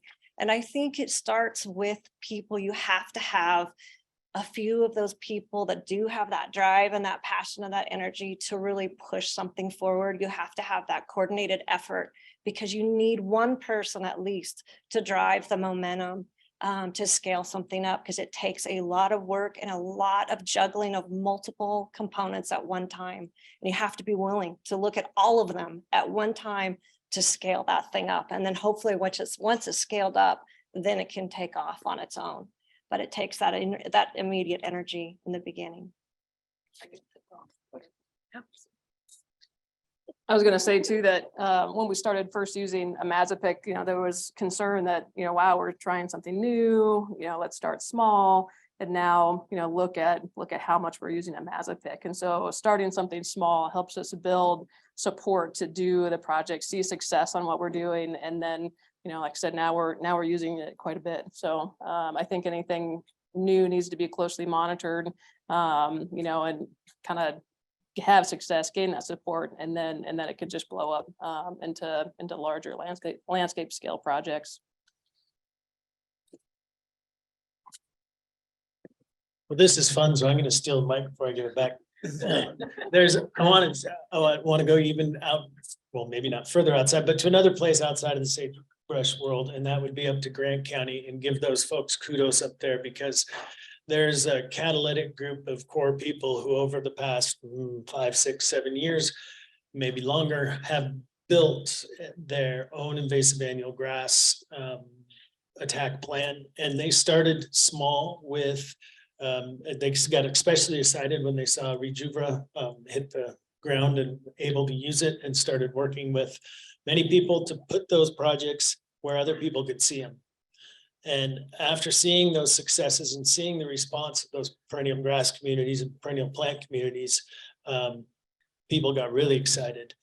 They also started working in fuels and forestry, and they are putting together, they just did 30,000 acres of treatment a month ago for invasive annual grasses in a high priority fuels fire management area. And forgive me if I misspeak, anybody who knows more of the details, then speak up, but they're headed out one more big step with the next round of federal funding. They've got the eye on the ball. And so, yeah, there are some really good things happening out there. The sheriff arrests I will carefully skirt that topic. And you kind of say, Mark, you did a great job of teeing up one of my next questions, which is, you just mentioned that those folks up in Grant County with their invasive annual grass attack plan have their eye on the ball on upcoming funding opportunities. And we've heard that mentioned throughout the day today, that, hey, there's money flowing from federal levels. Maybe there'll be more funding opportunities along the lines of Senate Bill 762 coming from this 20-year state wildfire resiliency plan, TBD. But I imagine that is on all of your all's minds. This is coming. How do we take our best shot given the resources that may be at hand? So my question, and I'd ask each of you, what do you need to have in place for you and your partners to be ready to capitalize on these opportunities, these funding opportunities, to get the best bang for your buck, AKA move the needle, large scale strategic conservation on the ground? And we'll move right down the line. We'll start with Josh. Thank you, Josh. I think one, having a group that meets consistent and doesn't, I think that enables us to act quickly when big funding comes like it did, but also when there's not funding, reaching consensus on whether that's a priority area or a strategic plan that can give a broad generalization of, hey, if funding comes, this is how we want to prioritize, this is what we want to prioritize, and this is where. I think that's going to be important for when future funding comes. That's a hard question, but I think I would just reiterate and underline what you said, in that vibrant partnership with a clear vision and goal, with some real clear objectives and maybe some track record. It's a big deal. One thing we haven't mentioned yet that I've been thinking about is that money comes available, shortages in terms of both whatever materials are necessary for whatever projects you're talking about, and contractors. Mark and I were just talking about number of qualified aerial applicators for Rejuvra, things like that. And what I want folks to start thinking about is how can we encourage our partners to make the necessary investments? What can we do to make them feel like they're comfortable investing in more equipment, whatever, so that we've got that capacity to put the dollars on the ground? That's a concern of mine. I guess those are all excellent comments, and I totally agree. I guess the other thing too that concerns me with lots of money coming down the pipe at the same time is those funding deadlines. You know, what do they look like? 2-year intervals. It can be really challenging when there's that much money on the table. So how do we do a good job? And we need good follow-up. So that monitoring that follows through with the funding as well. So potentially some extended timelines. Yeah. It's gonna work. Yeah, okay. I honestly just want to echo everything that these folks just said. Like, you know, man, they just stole all my points. All my thunder is gone. I mean, never. I have reserves. I mean, everything that they said is just exactly all of my thoughts, and you guys just shared them very eloquently. So I thank you for that, because I don't have to speak much. So, you know, if that opportunity ever does arise and we do have these funding channels coming down the pike, like outreach to all of us, knowing and like a heads up of, hey, this is when it's coming, so that we can start preparing. I know with the CCAA efforts, we have tons of shovel-ready projects as a result of those full ranch management plans. But, you know, maybe for partners that don't, that would be a nice, you know, alert to be like, hey, all right, you know, make sure your strategic action plan is in place, or you have a work plan so you can be strategic, you know exactly where you're going. So the heads up is always nice too. Yeah, I'm not sure I can add much more to that. You know, I think the fact that we're all kind of saying the same thing, increased capacity, pre-planning, says volumes as far as what we need, not just as agencies, but as partners as well. But yeah, that pre-planning, having enough time to coordinate logistics and schedules, and being a little bit more comprehensive in our planning rather than having that kind of shotgun approach, I think is really important. And again, just kind of echoing that capacity to help us with, you know, not just on the ground implementation, but capacity and you know, contracting, which has already been mentioned. But yeah, all good things. Thanks. So y'all have done a really good job with this speaker that is playing a little bit of hokey pokey with us. It's in, it's out. And this is the moment for your final takeaway. And I mean, I just here on that last question, it was great to see, hey, yeah, what that person said. Yep. I'd like to underscore that. So maybe we've put it all out there, but this is your opportunity. You have the mic, you have the room. What have we not spoken about today that needs to be daylit in the space of how can we work together? How can we see results? How can we both celebrate the great work that we're doing and do things slightly differently if we want to see different results? And so that's my last question for you all is what is the last thing that you want to highlight for this group, either because you think, you know, we can say it a third time, it's that important, or because it has yet to be said today. And I will pass the mic to whoever is ready first. Yes. Show me the money. No, it's always going to be funding for me, just because, you know, you get into these projects and you have all these plans ready. That funding not only goes to implementation, but also the capacity to continue all the efforts, because if you don't have the people to do it, you don't have anything. And so that's just one thing, awareness of, you know, value the people that really want to do the work and channel it there. Find those gold members and, you know, just fuel them up and see what happens. I would just say, now is the time. I know it's been mentioned. I apologize here. It's been mentioned several times today that now is the time to be working on rangelands. There's a lot of momentum. We need momentum to carry forward. We need to use multiple tools and we need to have flexibility. I think we can't work against each other. From the top up, some of that pyramid that we looked at earlier today, every one of us at every level has a role to make this happen and to really unfold this on the landscape. And so we need to be talking and working together and really figuring out how can we help our private property owners? How can we come alongside them? So I think that emphasis is important. I'm going to steal from Mark a little bit. Your emphasis of the long-term strategy, I think, is important. Number one, because of the necessity in order to have an effective treatment to continue going back to it, but also to provide some confidence in those partners to fund the things that we need to make somebody feel comfortable buying another helicopter if they know that there's going to be enough work in the future to justify that expense. So I think there's a lot of reasons why looking a little bit further into the future and getting a longer term strategy would be important. Just a minute ago, I had a thought in my head. I was like, yeah, that's what I'm going to say, but it left. So I'm going to hand it to you and hope it comes back. How's that sound? Yeah, I can give a confession here. So $5 million, 18 months, 70,000 acres. When people hear that, they're like, holy cow, Josh, you did such a good job. And I'll listen to it for a couple seconds and say thanks. But then I have to tell them the truth that I lucked into working with this collaborative, and these partners have the history and the trust set way before I showed up.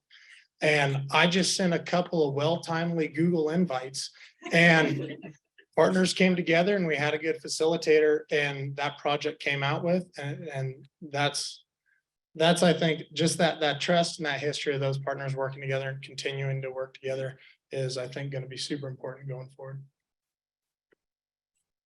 I did kind of remember, and random access memory is a funny thing to have. But it is that I think you guys have really set the stage for grassland conservation across all of the West. And I want to be able to find a way to make that work in the same manner or similar manner in places that don't have sagebrush steppe habitat or sage grouse. And I hope that there are opportunities as we move forward to take that and apply it in other systems out there. Yeah.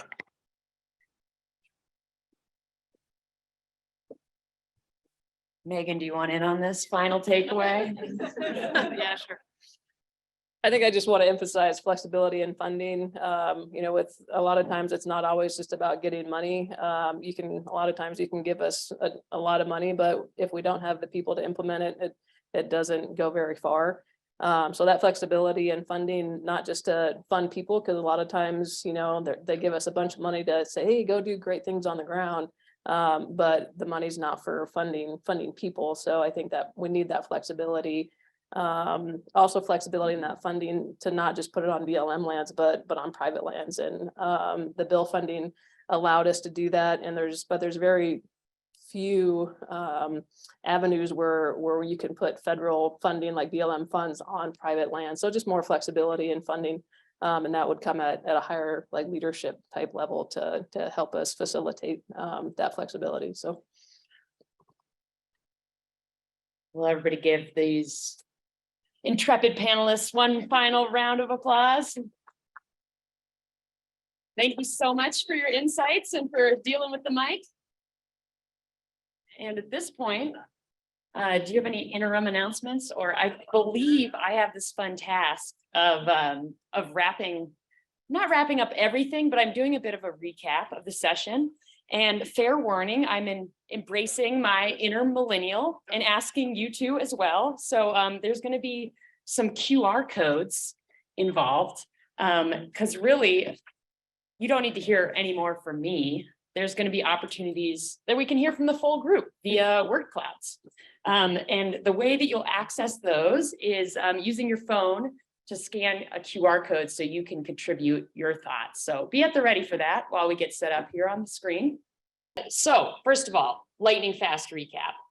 Today, Chad Boyd kicked us off virtually as a 21st century modern thought leader is wont to do. Then we heard from great folks like Skylar and Glenn Frederick about statewide trends. Megan Kreutzberg, of course, chimed in, showing us the landscape planning tool and all the capabilities there. We heard from our local level leaders who shared so many great things, LITs, CCAAs. You know, Katie and I talked a little bit about all the things we've learned from ranchers. We heard about this beautiful vision from Jackie about the treatment effectiveness monitoring vision that's unfolding before us. And we heard from Matt about a West-wide strategy, and Vanessa recapped a whole special issue on rangeland conservation and, you know, badass bunch grasses. You know, I'm just going to say that any chance I get. And then we heard from this great panel about actual on the ground. Where do all these ideas touch the ground? And so I am curious to hear from you, what messages are sticking with you? And so both the Zoom participants and everybody in the room can scan that QR code and you can input your thoughts. What's sticking with you? What message is, you know, gonna live rent-free in your mind for the next 2 weeks?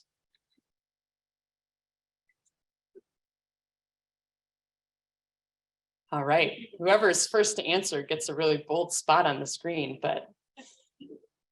People can also go to that. Yep, and great, Megan's reminding me that if the QR code is not an option for you, you can type in ahaslides.com 08SC1. All right, there's some good stuff happening on the screen.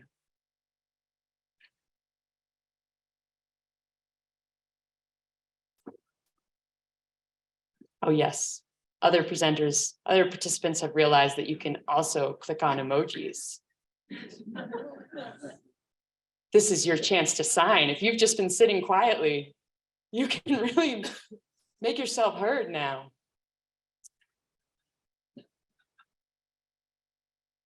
All right, I love it. Keep the good good. Funding, collaboration, capacity, thank you, organization. These are really great takeaways that people are sharing. Okay.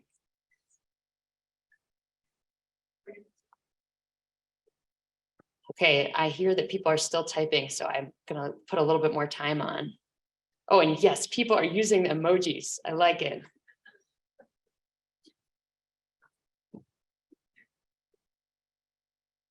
Oh, thanks for whoever put badass bunch grasses. You just gave me another opportunity to say it. Excuse my language.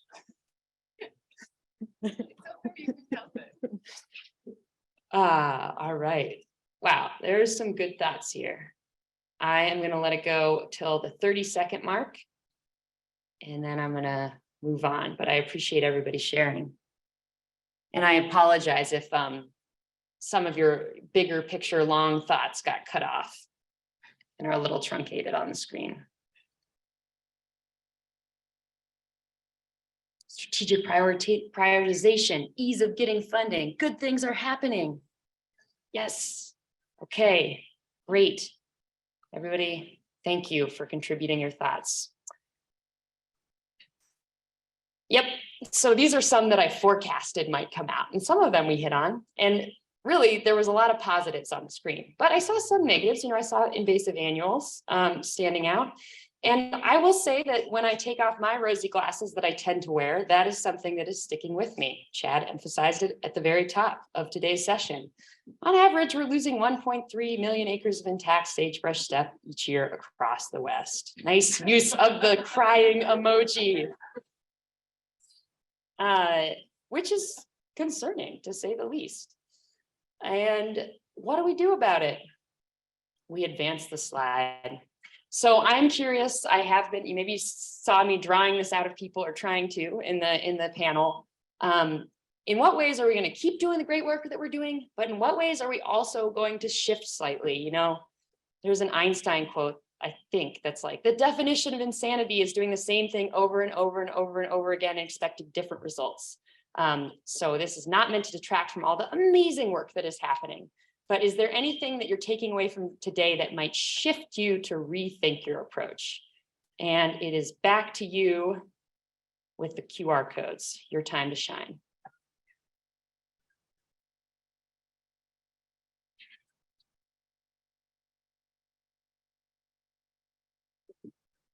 This is a different one, yeah. Theoretically, on your phone, you can advance the slide, but theoretically, a different question is showing at the top now.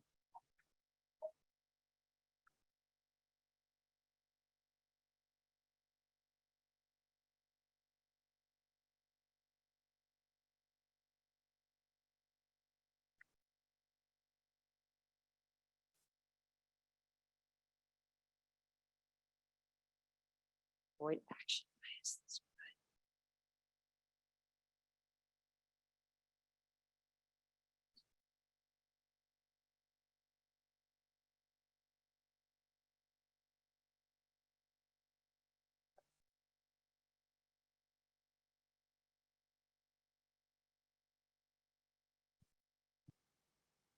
All right, get more landowners here.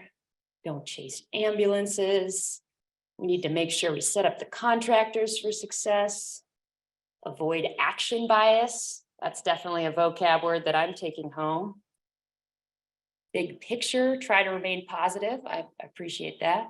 More local focus, leverage federal funds. This is really good stuff. There's 30 more seconds on the clock about that if you want to keep contributing. One pattern that I'm noticing is perhaps there's not, I mean, I could probably regroup these into some shared themes, but there's not, you know, any particular single word or phrase that's blowing up super large on the screen. So, you know, maybe just reflection that we have a lot of different ideas that are some are similar about how to shift, but maybe not a couple few shared ones. All right. So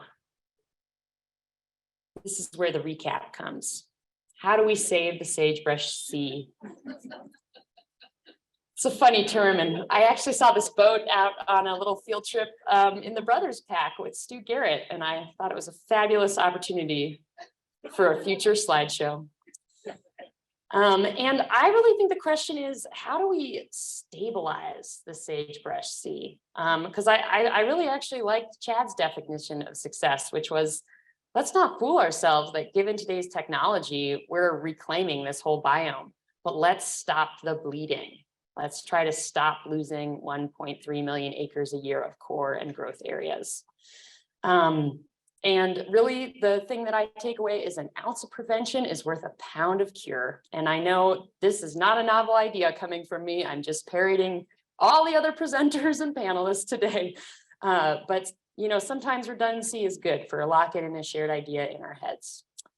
And I also want to reiterate some of the ideas that Matt shared, which this other rangeland areas, it's not to say we don't work there. It's not to say that we you know, forget about these areas. These are areas, I really liked how Matt phrased it, where we live, we work, we play. But different tactics are appropriate there. You know, that is where maybe really the focus is on reducing catastrophic wildfire, trying out a new prescribed grazing tactic that seems too risky to implement in higher quality habitat, but might be really great. We should try it out. Let's try it out in these areas.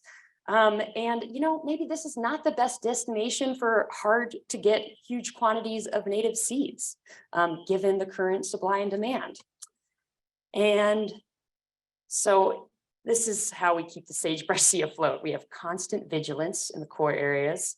We really fight tooth and nail against invasive annual grasses and conifer encroachment in the growth areas. And elsewhere, we keep the negative impacts at bay. And that, you know, that thought of keeping negative impacts at bay, that's that idea that you don't totally eliminate negative impacts. You learn to live with them in certain areas. That's where our current technology and knowledge is at, that we can't fight the fight everywhere or we'll lose everywhere. We got to be strategic. And so I did just want, we've thrown this up on the screen a ton, and I just wanted to do a test the waters with the room. So once again, you can use this QR code to respond to how you are feeling about this defend and grow the core framework. Do you love it? Do you not like it? Where are you at? And this is anonymous, so feel free to be brutally honest.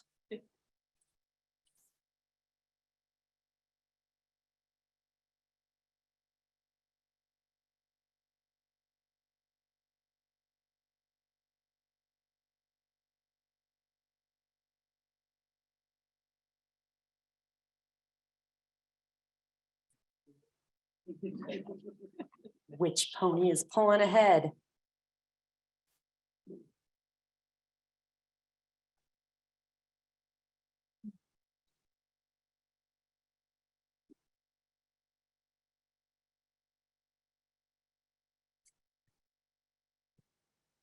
All right, you got 20 more seconds to vote.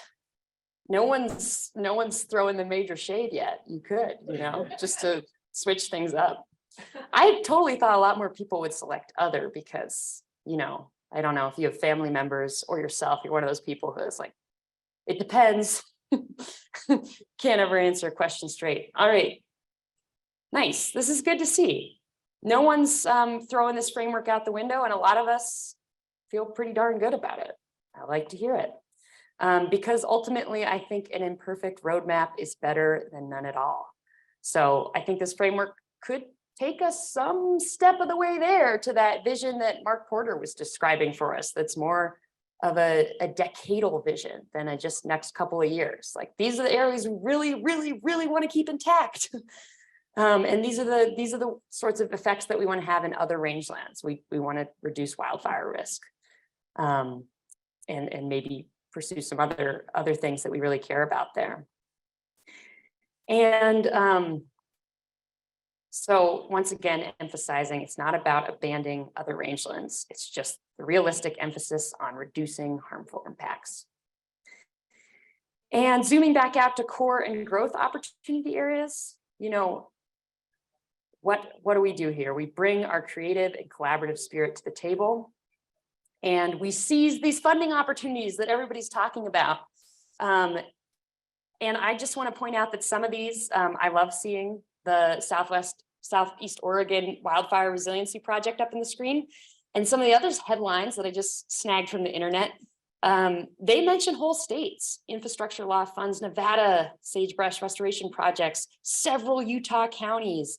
And that's kind of what I'm curious to see. I'm curious if we can put together really large and compelling funding proposals and float all the boats by working together, but with a shared vision, not just a big grab bag, but with a shared vision to put together really big projects. And, I am curious, here we go. These are just some thoughts. I don't have any answers, but should, some of our top dollar sage grouse money be funneled towards where priority areas of conservations that may be changing over time, our core sagebrush areas, overlap with core sagebrush conservation design areas? Maybe. Should some super kind of high cost stream interventions in MESIC areas, maybe did they make the most sense where we have core areas and growth opportunity areas as opposed to smack dab in the middle of much more challenging areas to work in? Maybe. This example of really intensive fighting, spraying weeds and seeding and then following up over several years, because we have heard today and we all know it's not a one and done treatment. Is that the sort of action that's really appropriate in grow the core areas? Possibly. And then, is it really about being pragmatic about reducing wildfire risks in other rangelands? These are some of my thoughts on how we operationalize this framework, but I know I'm very curious to hear your thoughts on this as we discuss over dinner. So yeah, once again, can we put together at a county scale, a multiple county scale, at a LIT, at a multiple LIT scale, really, really visionary and compelling bodies of work that use this framework, that tier to this framework? This is our approach in core areas. These are the activities we'd like to fund. This is our approach in growth areas, so on and so forth. And I do just want to highlight that some of these, a bunch of money flowed through the America the Beautiful Challenge through NIFWIT, and states, territories, and tribes were eligible. And that's an opportunity for SageCon. Can we as a state, essentially at the state level, put together a big proposal? Not one NGO can do this. So these are the types of things that I really think we have some great opportunities to work together and to continue doing good work that we've done, that we've highlighted today, but also bundle that work in new and exciting ways and thus harness more resources. And so that's my vision. I'd like to take big, bold steps together. I think a lot of you are on board, even if we don't have like the exact same, like, you know, we might draw a different picture. We're talking about a similar thing. And, you know, Vanessa already kind of posed this question to you. So hopefully you've been preloaded. I'm curious about what's your role in taking those big, bold steps? And so we're going to do another word cloud where this is asking you, what's your role? Is it talking to partners? Is it, you know, getting NEPA done on certain something? What is it? Like you all to envision that for yourself. What's your role to play, if any?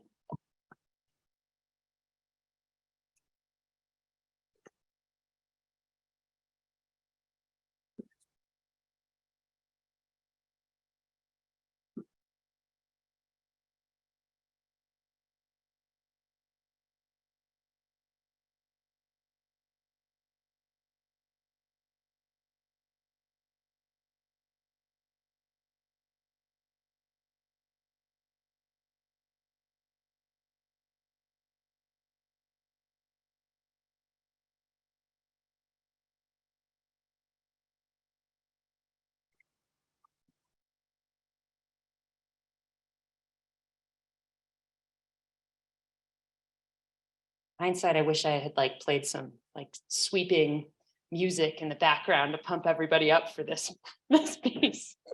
But instead we'll have to content ourselves with there's some really cool words appearing on the screen. Eye on the prize. Science. Policy. Public servant. Get out of comfort zone. Oh, I like that one. Eye on the prize. These are fantastic. Oh, somebody just put a money emoji up there. Clever. Didn't know you could contribute emojis. Way to embrace your inner millennial as requested. Added capacity. All right, I'm gonna give this about 30 more seconds.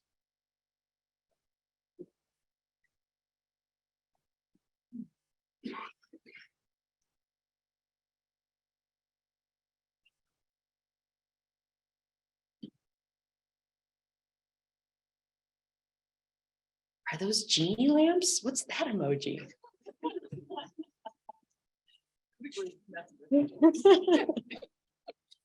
This is a tool used by teachers and I did not click the filter profanity. So, all right, before you wreak havoc on the screen,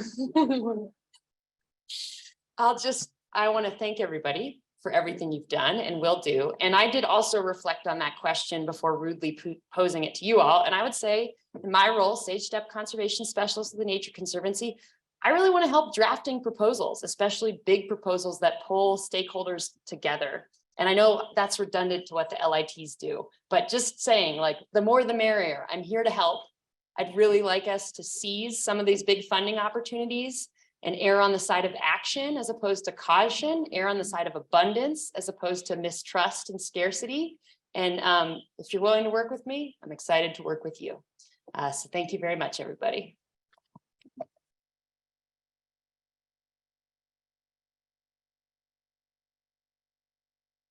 Thank you so much, Anya. She knocked it out of the park. I was so glad that she was willing to facilitate this big section in the agenda and really, really great thoughts there. So we just have one more small section of the agenda. We are going to hear from Jeff Everett from Fish and Wildlife Service, who was standing in the back. Is he making his way up here? He's going around the long way. He appears in the front.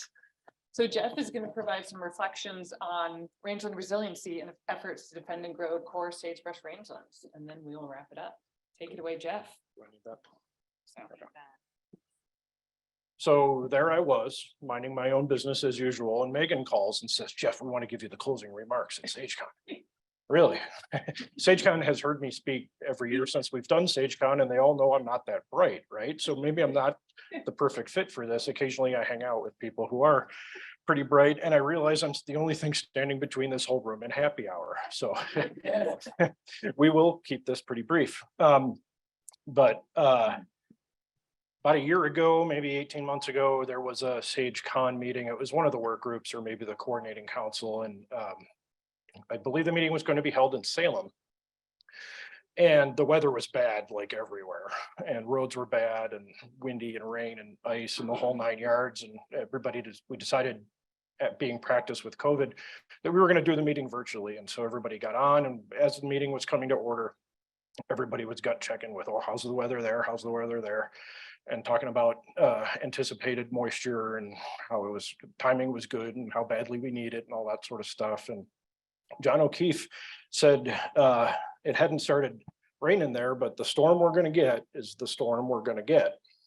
And I keep a notebook of profound things that come out at SageCon in its various forms, but I want to carry that forward in a metaphorical sense a little bit, and reflecting on grow the core and defend the core. And I don't think I can say anything that hasn't already been said today. I mean, all day long, we've been hearing the success story, right? And we've got all kinds of decision support and models and strategies and resources and tools. And we've got promises of additional funding. Actually, the funding picture looks pretty good, no matter where you cut it. We have, in addition to all the GIS support tools and all that, we've got collaboratives and we got partnerships and we got partnership built out of collaboratives, and we have OWEB funding Brandy's proposal. And a lot of other really great work going on. And so when you think about the storm we're going to get, whether that is a change in the direction that the political winds are blowing in, or it's a really bad fire season, or it's any number of the other challenges that the collective we face in this collective effort, I think we're well positioned to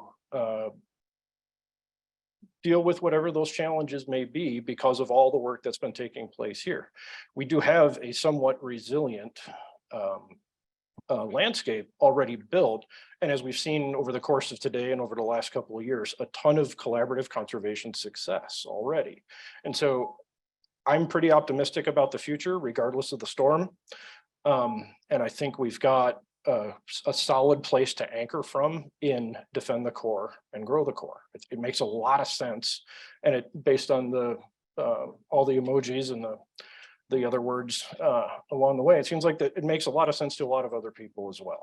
And so that's really where I'd like to leave it, unless people have questions, because I'm not really sure I can say anything better beyond what has already been said today. A lot of really great information and a lot of success to build from. So with that, I think we'll leave it.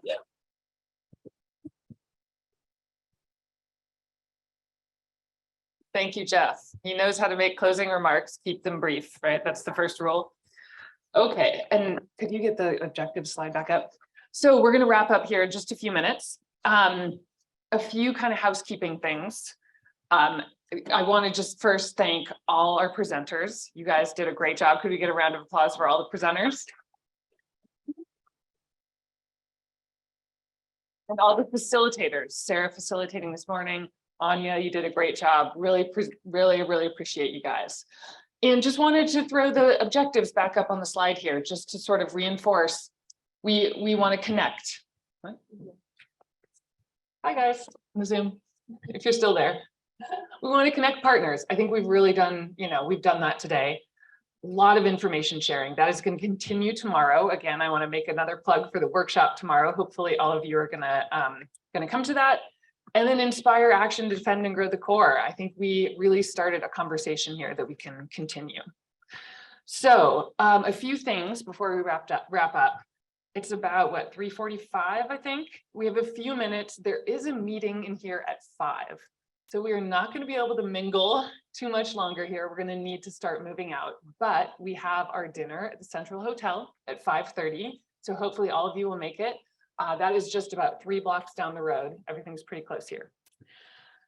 Tomorrow morning, we will start here. So the doors again will open at 8 and we're going to start at 8:15. So there'll be a little bit less time to get your coffee and get settled in. We have a lot of great content and we want to make sure we can get you guys out of here by 1:30 for folks who have a long drive home. So we'll see you tomorrow here. And then we're going to move to the Elks Lodge midway through, but meeting here first. Emily, any other logistics that I missed? Okay. One more thing, actually.